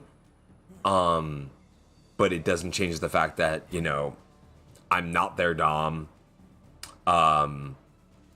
Freaking, that's unethical bratting. Or as a lot of my friends, my content creator friends who are brats, like on TikTok, stated in my defense, you're not a brat, you're just an asshole.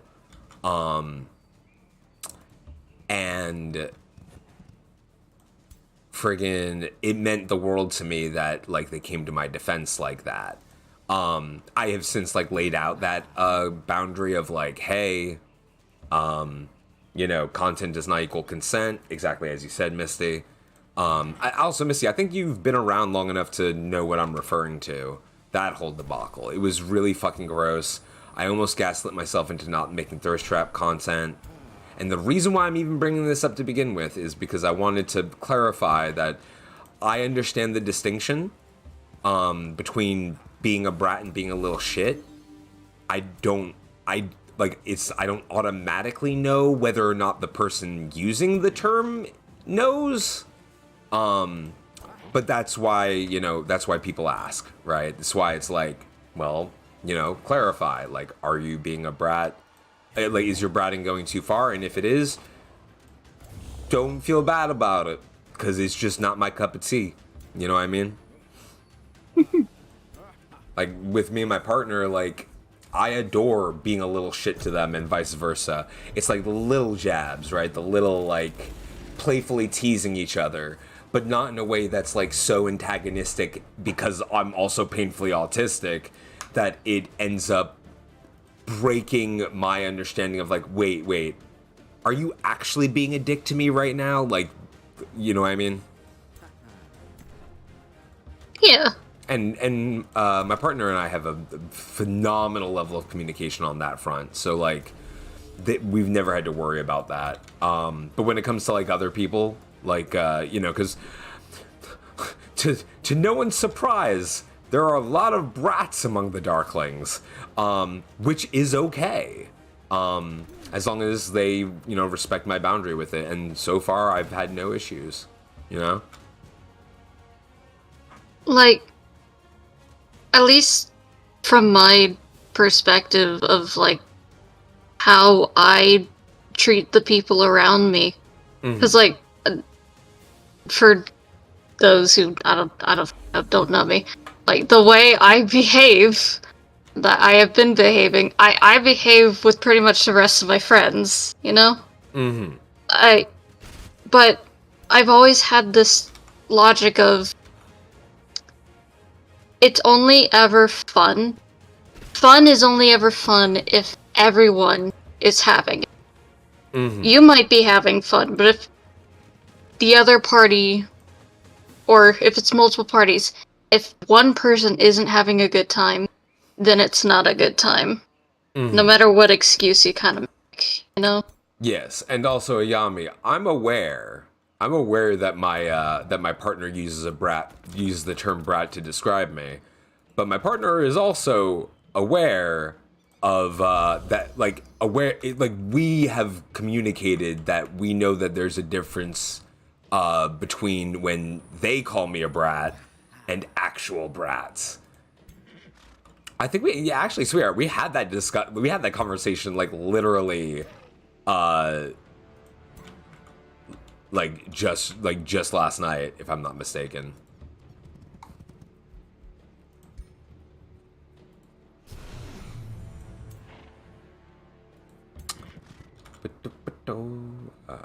Let's see.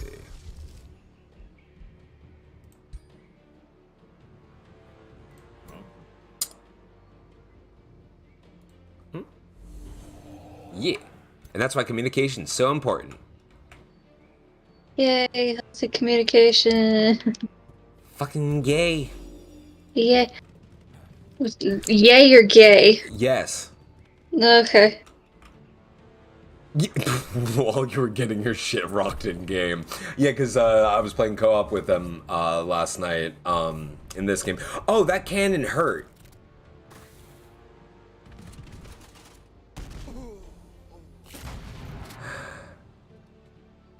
You cheeky dick waffles. What'd they do? A lot of harm. Uh-oh. Tell you what.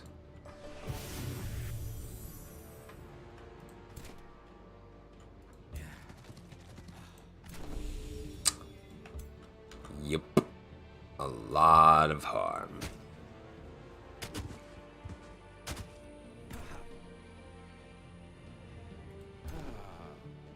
Man, that's yeah. A whole swath of my army just got their shit rocked. Oh, that's so good.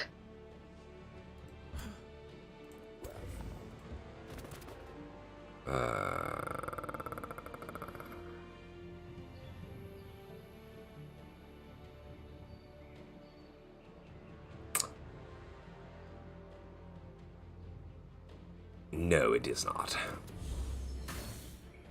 It's okay. These cutthroats are here to die for me anyway. It's fine, it's just fodder. It's just fodder. It's not like they're real people. Exactly.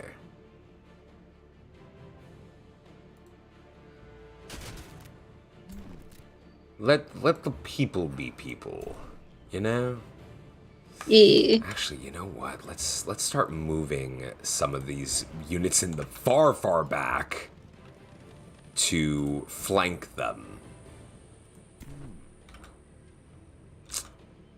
Yeah. And I need that cannon disrupted immediately.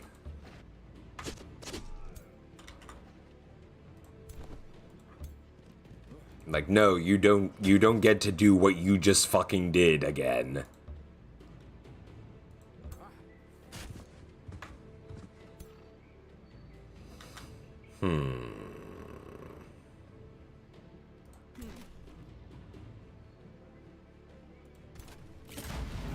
Ooh, yeah. All right, let's see.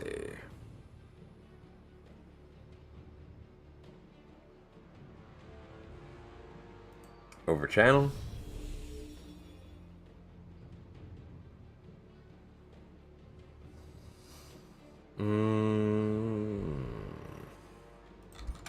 Let's give all you zeal as well.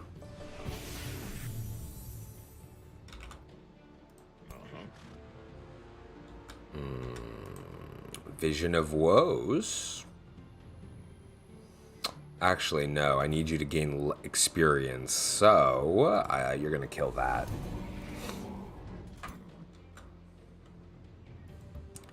And you are going to heal this fodder. See, I'm a merciful god. No, it's all good, Misty. It was definitely a learning experience. Oh, I still have things in defense mode that. Oh no, it needs to die.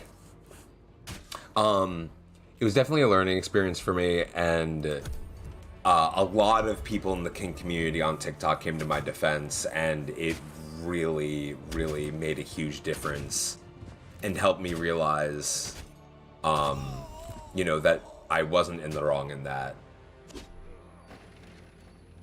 The continued chaos goes. I don't know for how much longer, but it does. Oh. Yeah, no. Sorry, archers, you need to die. As does that cannon.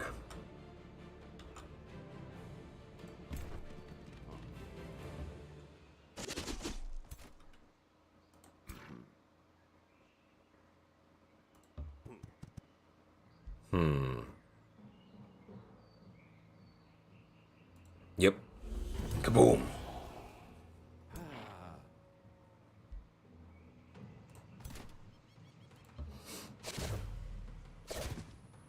All the chaos. Exactly.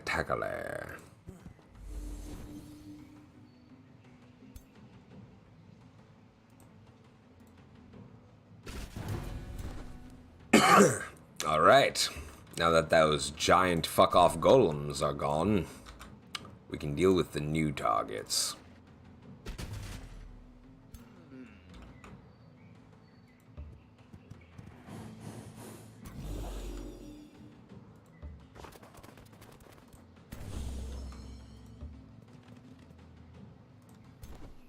Yeah. All the chaos.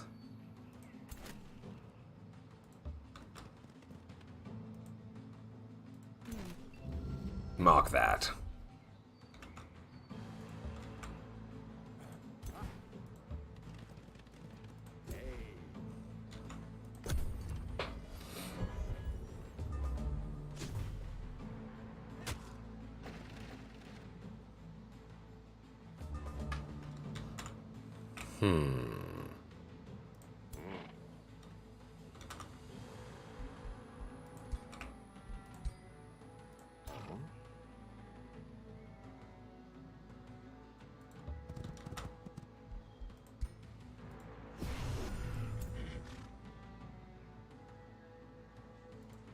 Yeah, destroy that. Ha, it blew up.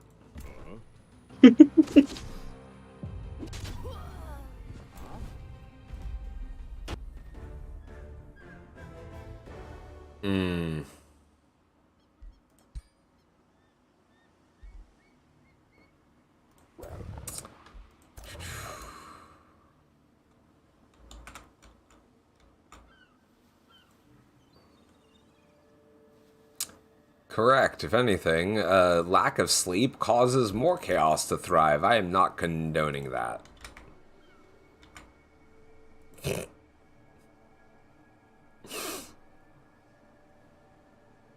I, Hubers Velocros, do not condone not sleeping.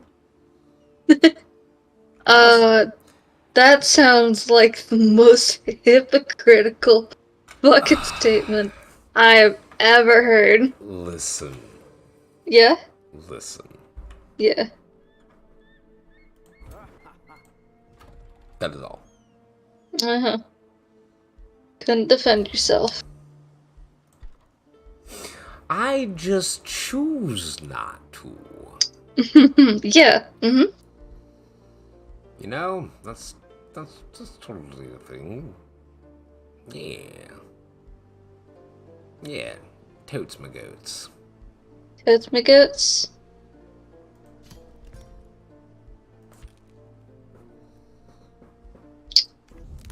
Ooh.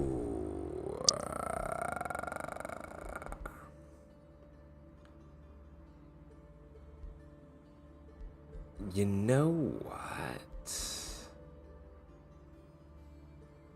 I want more knowledge, but I need roads to be easier to run down. So I'm going to make that a thing. Because I need to get between places quicker. Oh, I received a trade proposal. No! Fuck off! I can literally find that person anytime I want. I just need to walk up to her. My scouts are very good at that.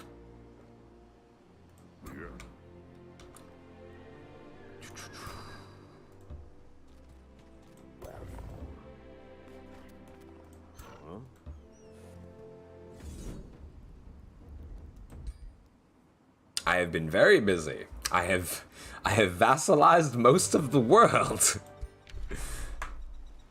The world? Like the map? Yes. Wait, what? Wait. No, that map is huge. You did not just, like, finish the game. No, I didn't. What? Okay, you see this map? I've Yeah. explored all of it. What? Thanks to my spies. And in that time, I have made friends with this rat who is a wizard king over goblins.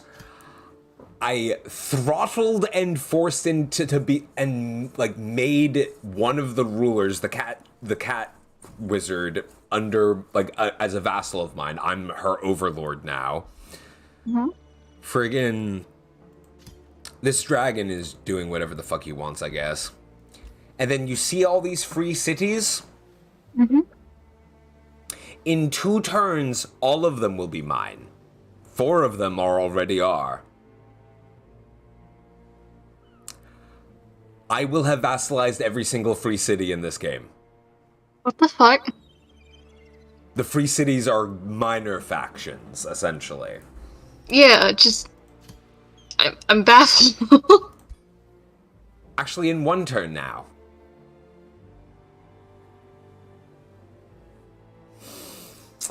And I only needed to physically force that for 1 of them.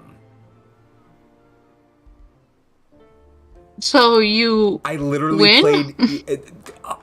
not necessarily, but... Also, I'm wondering...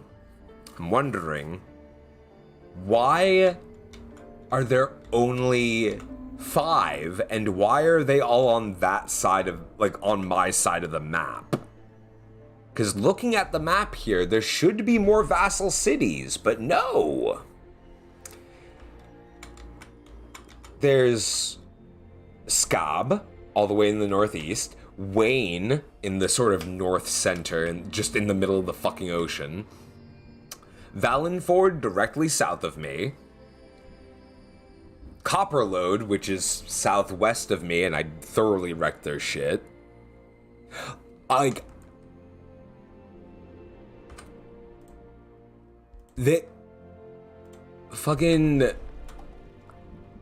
about to be master over all of the free cities. And that means the other rulers have none. That feels like it just happened so short. Because that's exactly what I built this to do. Because remember, like, wait, actually, were you there when I explained how this build works? Yeah. Yeah. So apparently, unbeknownst to me, genuinely unbeknownst to me, I can pull some shit like this. Wait a minute. I think you're too strong. Wait. There's one ruler that I haven't met officially, but I know where the fuck she is. Where are the other 2? Are they underground? Oh my fuck. I think they're underground. There might be more free cities underground. Yeah, because I'm literally playing how he would conquer a world. And apparently, that translates directly into, hey, you want to be strunk? Because you're strunk.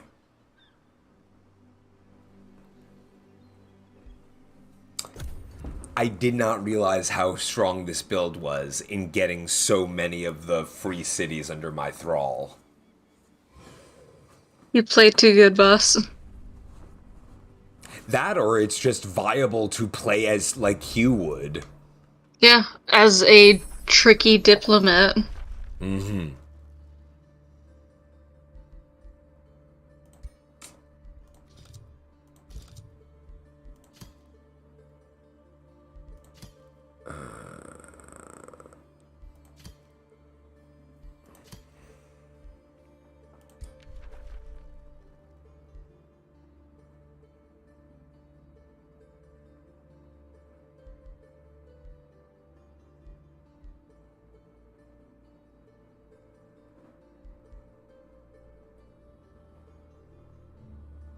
Ooh, succubi are strong apparently, because they can dominate foes briefly. And not in the kinky way. In the kind of like mind control-y, like, ooh, that's sus kind of way. Is that what succubi sound like? So like, Yeah, a little bit. Yeah. I'd say, I'd say that tracks. Oh shit. I would say that tracks. Let's just say I learned. Today you learned.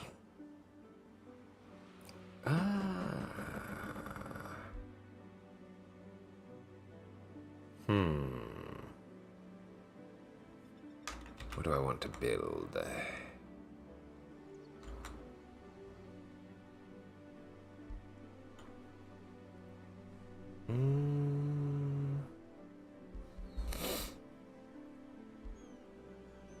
Oh, you know what? I need to build a third gold mine.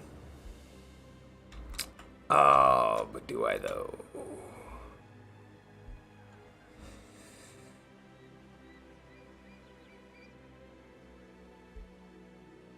No, I'll build a research outpost right out there. Well,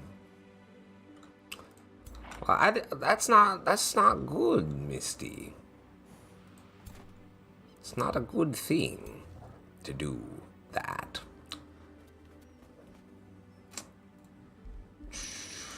Imperial Lessons lost. No, I got it back. I received a trade proposal.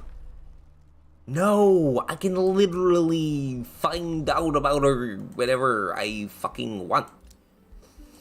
Okay, so I did get the Hasteberry back. Okay. Yeah. Ooh! I get to transform them into joy siphoners, including Q.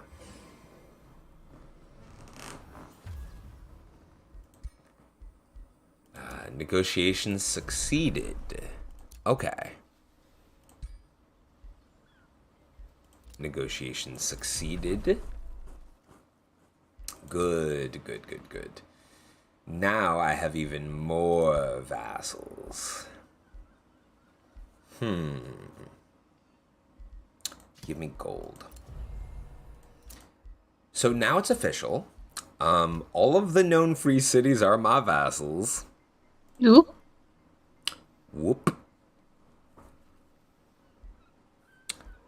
I'm gonna withdraw from there and give it to Copperload. There we go.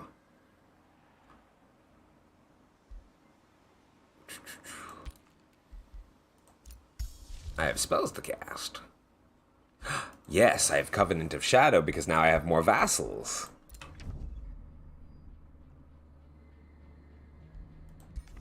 Yes, I have a very strong economy. Yo, man, my economy is strong. Shit. She.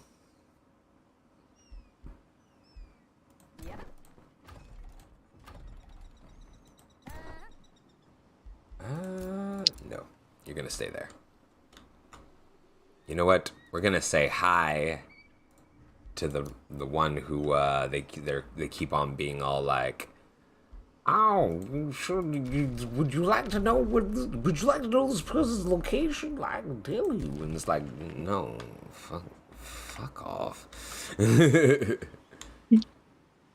So where the fuck are the underground passages? Oh, there's one down there. There's one right there. Oh, there's a farm right there, so that actually might be a city. There's one there and there. Okay. I just need to pick one and head toward it.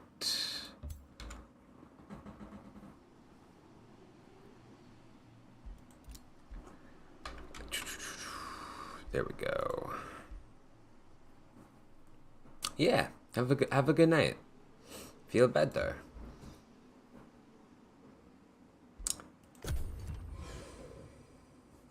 Oh, this entire thing is fucking ridiculous. And I think I've found more victims. I mean, vassals, yes. Mm-hmm. Enter. I shall enter. Nope. There's nothing here.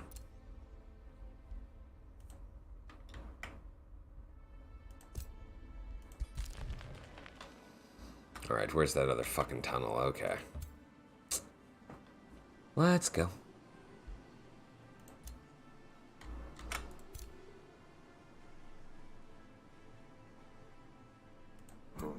Oh. So this infestation wants to fight, does it?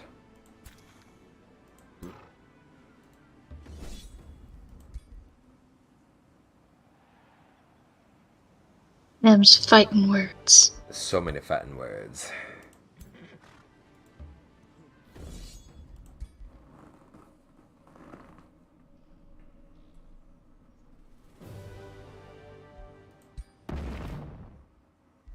Ooh, fiery wyvern mount. Okay, that sounds sick, though. Yes.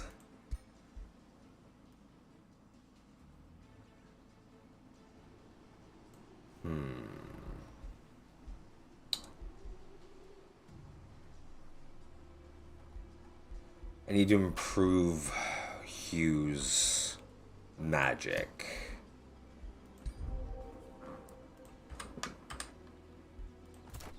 Alright, that's one infestation down. Now for the other.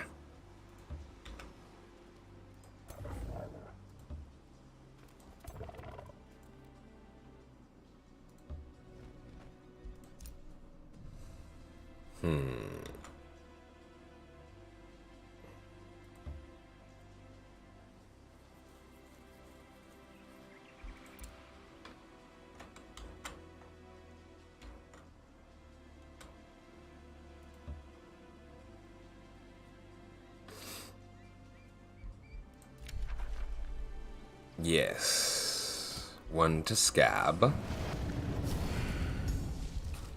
And then I'm going to research another Covenant of Shadows to give to Wayne.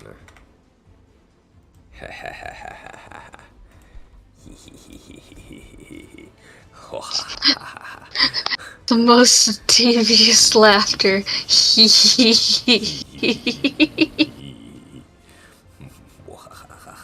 Next time you get a fucking villain slap, he's like,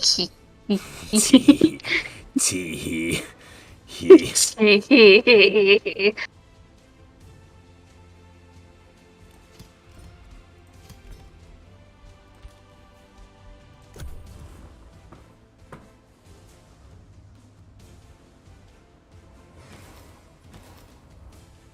Actually, yeah, what are the standings right now? I'm still in first. I have the strongest military. I have the fourth weakest expansion. I have the highest magic. I have the highest economy. And I have the highest diplomacy. What the fuck? I thought this was like... I thought I was gimping myself with, like, making it diplomatic and shit. Oh no, this is the strat.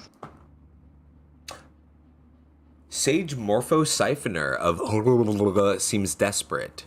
Noble Shadow Lord Hugh Percival Lawcross. Oh, he said my whole name. I am ruined. I have gotten myself and my people into debt. My treasury lies empty, and my former benefactors are out for my blood. They have taken members of my family hostage, making threats of mutilation and death. I plead for your support and would be forever grateful. That sounds familiar. I could say, to err is mortal, tell me how much you need, which would lose me 300 gold, but would improve relations with them. Tell them your family will pay the consequences for their actions and make them displeased with me. Or, with a 90% success rate, because I'm Shadow Affinity, your creditors shall meet a painful end. Basically, I'm attempting to leave a curse on them. The creditors choke on their blood, debt and hostages are free, and it increases relations without me paying anything. However, if I fail, which has a 10% The creditors survive and seek retribution, which will make angry at me, and I'll lose 1 shadow affinity for 6 turns. I'm gonna go for it. Yeah. Success. The creditors Hell yeah. choke on their blood. Debts and hostages are free.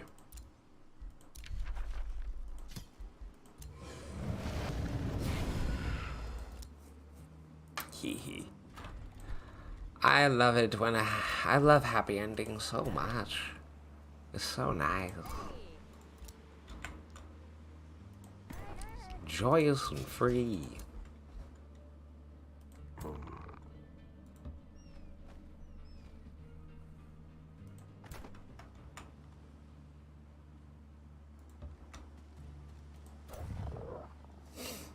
Yes, I know that people died horribly in the process. What the fuck do you want from me? It's almost like that bothers you. Stop being a little pussy. People die all the time. People die all the time. Fuck you worried about? There's a lot of lava down there. Oh.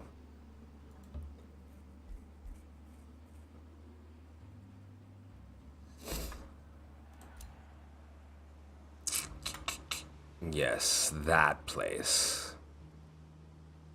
By the Fortress of Woe, I think there's either a free city or a ruler over there.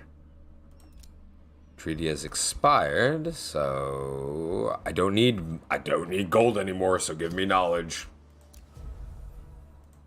This treaty has expired. I don't need gold, you give me knowledge too. Stack that shit. Boop boop. I'm back. Welcome Hello. back. We rolling in the dollar bills, y'all. Dollar bills, y'all. I am not at my computer. Are you still streaming? Or are you... Correct. Hello, stream. I can summon succubi now. Neat. I have like 18 comments about that. As you do.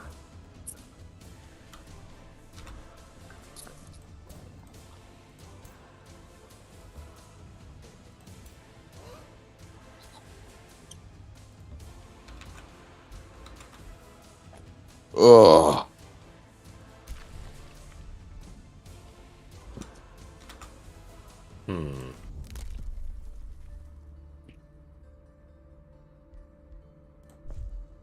Give me knowledge.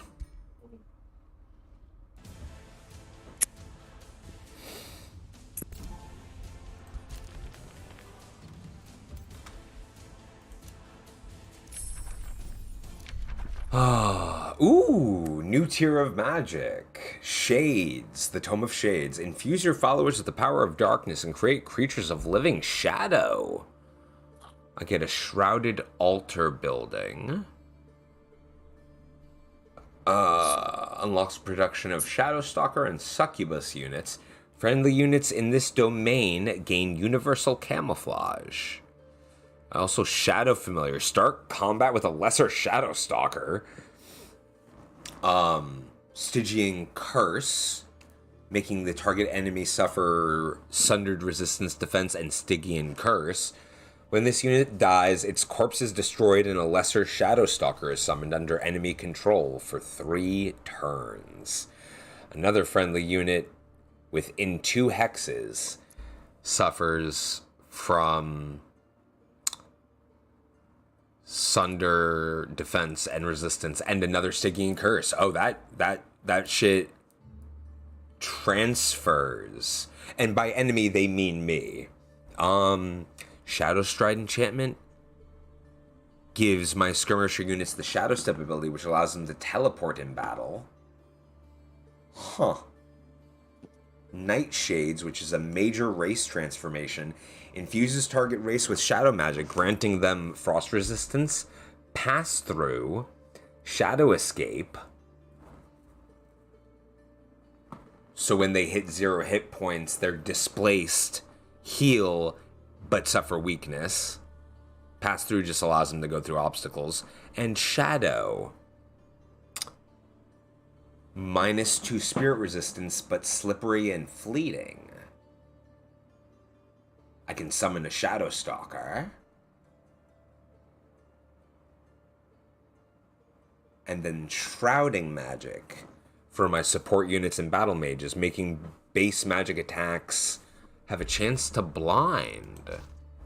Ooh. Me like.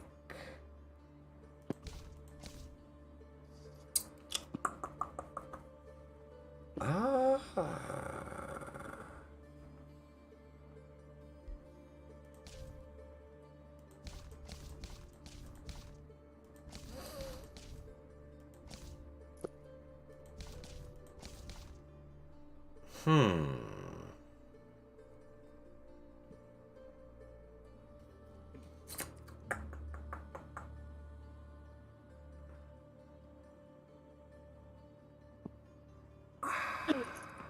You know what? I don't want that yet. Not yet. We're gonna get the Tome of Revelry first. Nothing instills more doubt in an enemy than a foe who revels in battle. Yes.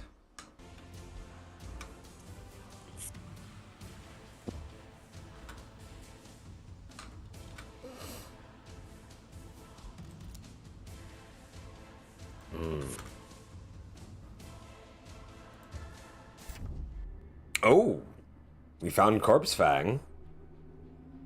He greets me with contempt. Oh, joy. Fuck you. Remember, what doesn't kill you makes you weird at intimacy. I'm gonna need you to not be so loud.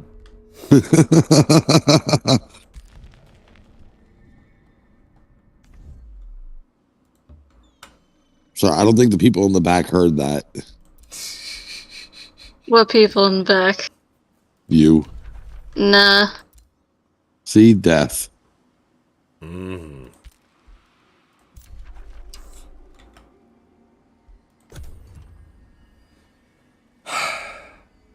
Wait a minute. How many rulers? Where's the other one?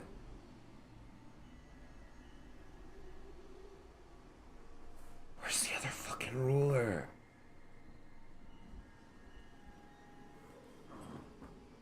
And there's, oh man, this is fascinating. I've never come across a ruler so fucking evasive before. Okay.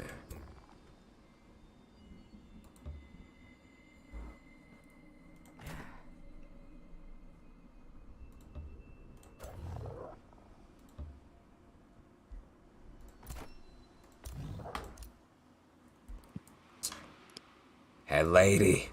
I'm ready to say hi. Way to fucking prove my point from a few seconds ago. Yo, what up, Pirate King?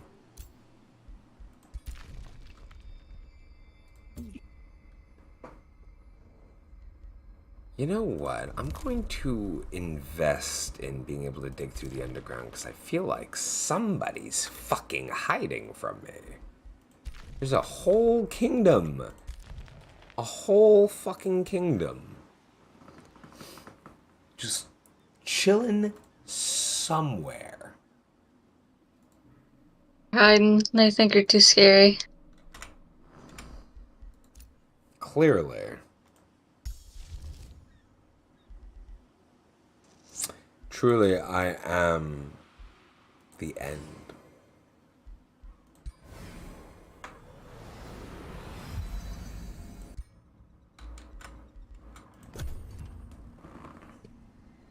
I am looking forward to Drakenfest next year.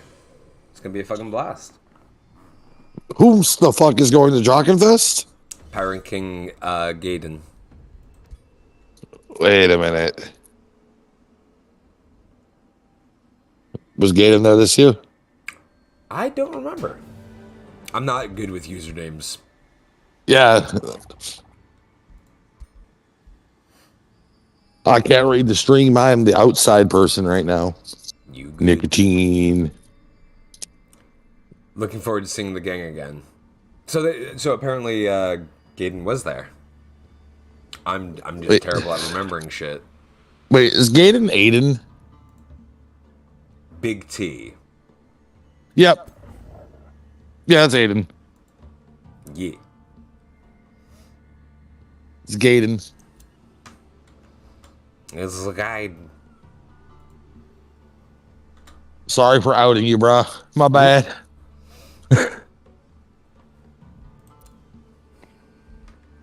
Big T, the long shadow.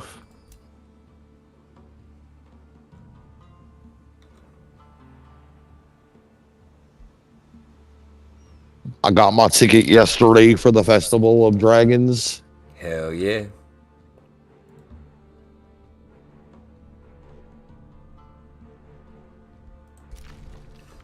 As you do. Yeah. Gonna be good times.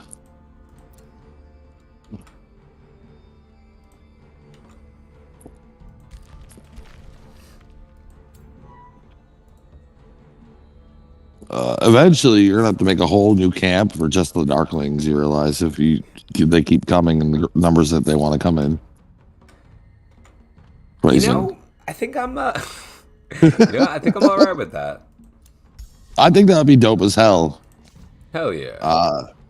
You'd have to do it in a similar way to the way the orcs did their camp in the German Drachenfest. Oh yeah. Which was they killed their avatar. They formed their own camp and killed the avatar of that camp. That's the hell. Oh yeah, the German Drachenfest orcs are super hardcore. Mm-hmm. Like they have two personas, the orc and then their human servants. And they're using servants because they don't want to use the other S word. Yeah. But yeah, the human servants are the ones who go do all their shopping and eating. Mm. Eating, as in they eat for the orcs? It's for the players to eat. Mm-hmm. Yeah. Like, you know, and go to the bars that the orcs are definitely not welcome in.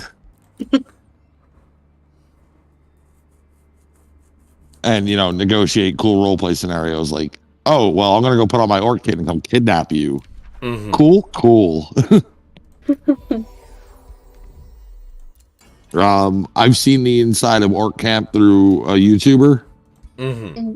Over there, like, they don't let people in normally unless you're captured, but they let them come in and do a little filming to show off how the orcs actually have their camp set up, and it's beautiful. Hell yeah. They got a fighting pit in there, and they throw each other around. Well, I guess boss is gonna have to kill a dragon then. Yep. Good luck. I mean, like, obviously Drachenfest will facilitate that if that's something that you guys build enough people to do. Mm-hmm.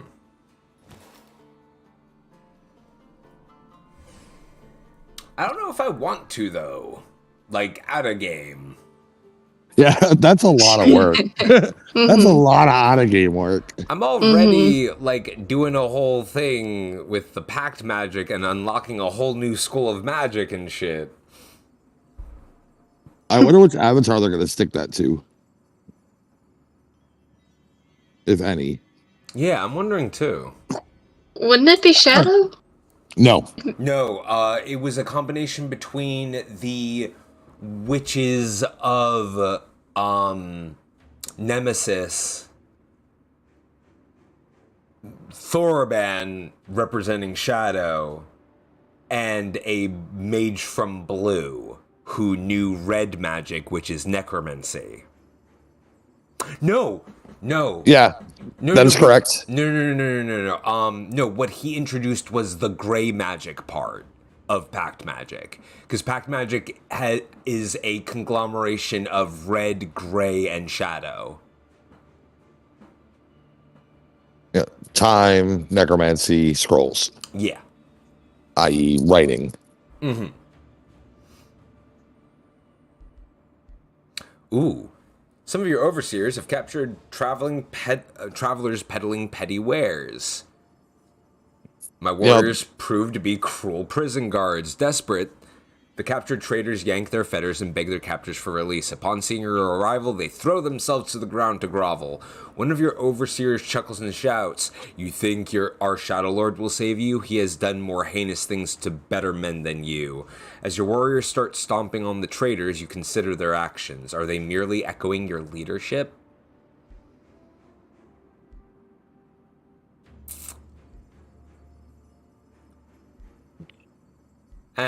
I'll send the traders to the pillories of the Dark Carnival for entertainment. I feel like being cruel. I learned by watching you. I learned by watching you, Zed. You are an example. I'm an example, yes. Whether it's good or bad is up to the viewer, but you are an example. Exactly. I do examples. You do shit that qualifies as an example. I found the other ruler. I finally fucking found you, you evasive piece of shit. Stomp them into the ground. Now I need to see. Since the underground is unexplored to me, yes. Back on the pact magic real quick. Yes. I know that the German game has like 13 avatars. Uh-huh. And there's one that's all about like the changing of the eclipse. Mm-hmm. I think if that one got brought over here, that would be a really good one to hit the pact magic too. I could see that.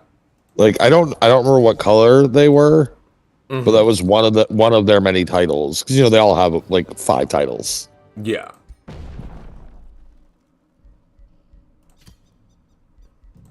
I think it was like I believe it was a metallic dragon, not chromatic. Okay. And that really doesn't matter too much. Mm-hmm. But it looks like the metallic dragons have like more than one aspect to them. Mm-hmm.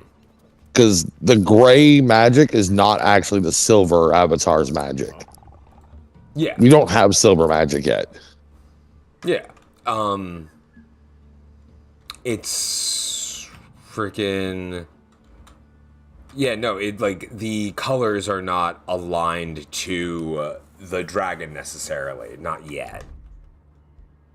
Well, like I understand where the other ones all like how each other schools goes to their avatar. Mm-hmm. Like Shadow Dragon brought magic to the Drakenlands. Yeah. So Shadow magic is time magic because the Shadow would be the best at it. Mm-hmm. Red magic is necromancy because the fight doesn't end when you die. Yeah. Green magic is blood magic. And that has to do with more with the wild hunt than nature, but well, I mean, I guess it's kind of nature, but it's more fey magic, which green kind of allies to. I don't remember what blue magic is off the top of my head. And gray magic being scroll magic doesn't necessarily align to the silver avatar directly. Right. Outside of the fact that man likes letters.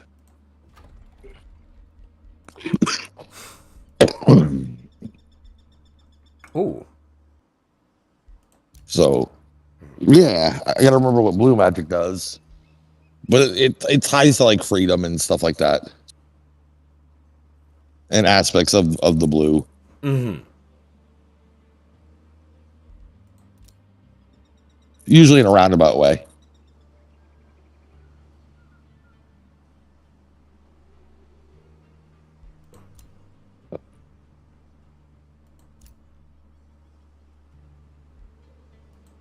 Oh, I'm interested to see what happens with it. Very big I'm diving deeper into shadow magic. Mm-hmm. You know how for your tier 2 you're supposed to write a thesis? Yeah. I'll write a fucking book on chronomancy. Hell yeah. Because I have nothing better to do. Fucking do it to it.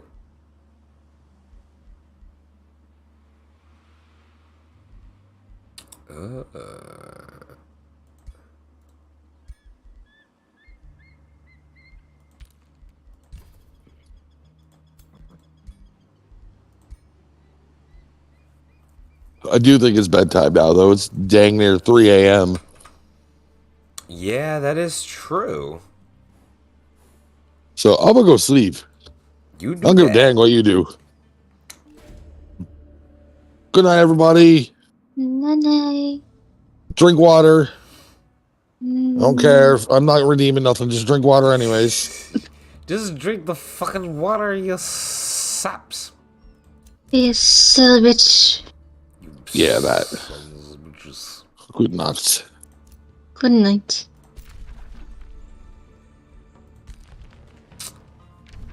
You know what? I think we're at a point where I'm probably gonna take that leave. I've been streaming for 6.5 hours.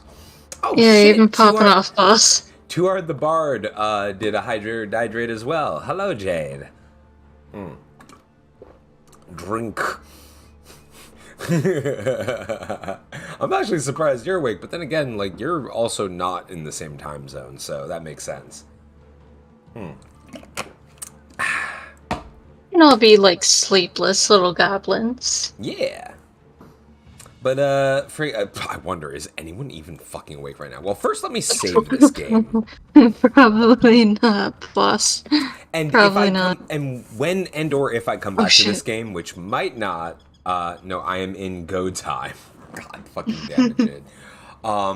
So I'm probably gonna stream this one more time before, like, as a part of the donation goal stream, which will be posting that poll. And we'll see if this ends up helping me conquer the world. You're pretty close to it already. Well, yeah, but see, here's the thing. I have all these vassals, right? Yes. And I'm friends with one of the... I have one of the rulers vassalized as well. This rat dude who's, like, pretty chummy with me, and then everybody else just hates me. They're the ones who can go. They don't have to stay. Yeah, you can curb stomp.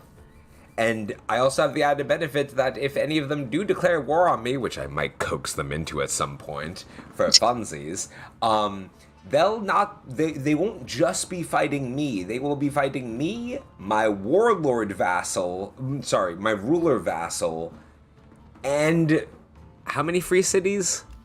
5 free cities fully dedicated to me. So they will literally be fighting the world. Oh, Braver's live? Okay. Yeah, they're the only one live. No, you are correct, Jade. I cannot conquer my sleep schedule. F and chat for your fucking sleep schedule, my guy. Always. But Always. I noticed that my baby is awake and Snapchatted me, so I'm gonna go be cute. Oh my god. Hey, Insanity. That's a threat. So yes, we're gonna raid Braver playing Jackbox Party Packs. Hell yeah. Yeah. Jade, no. Working on. I'm baby.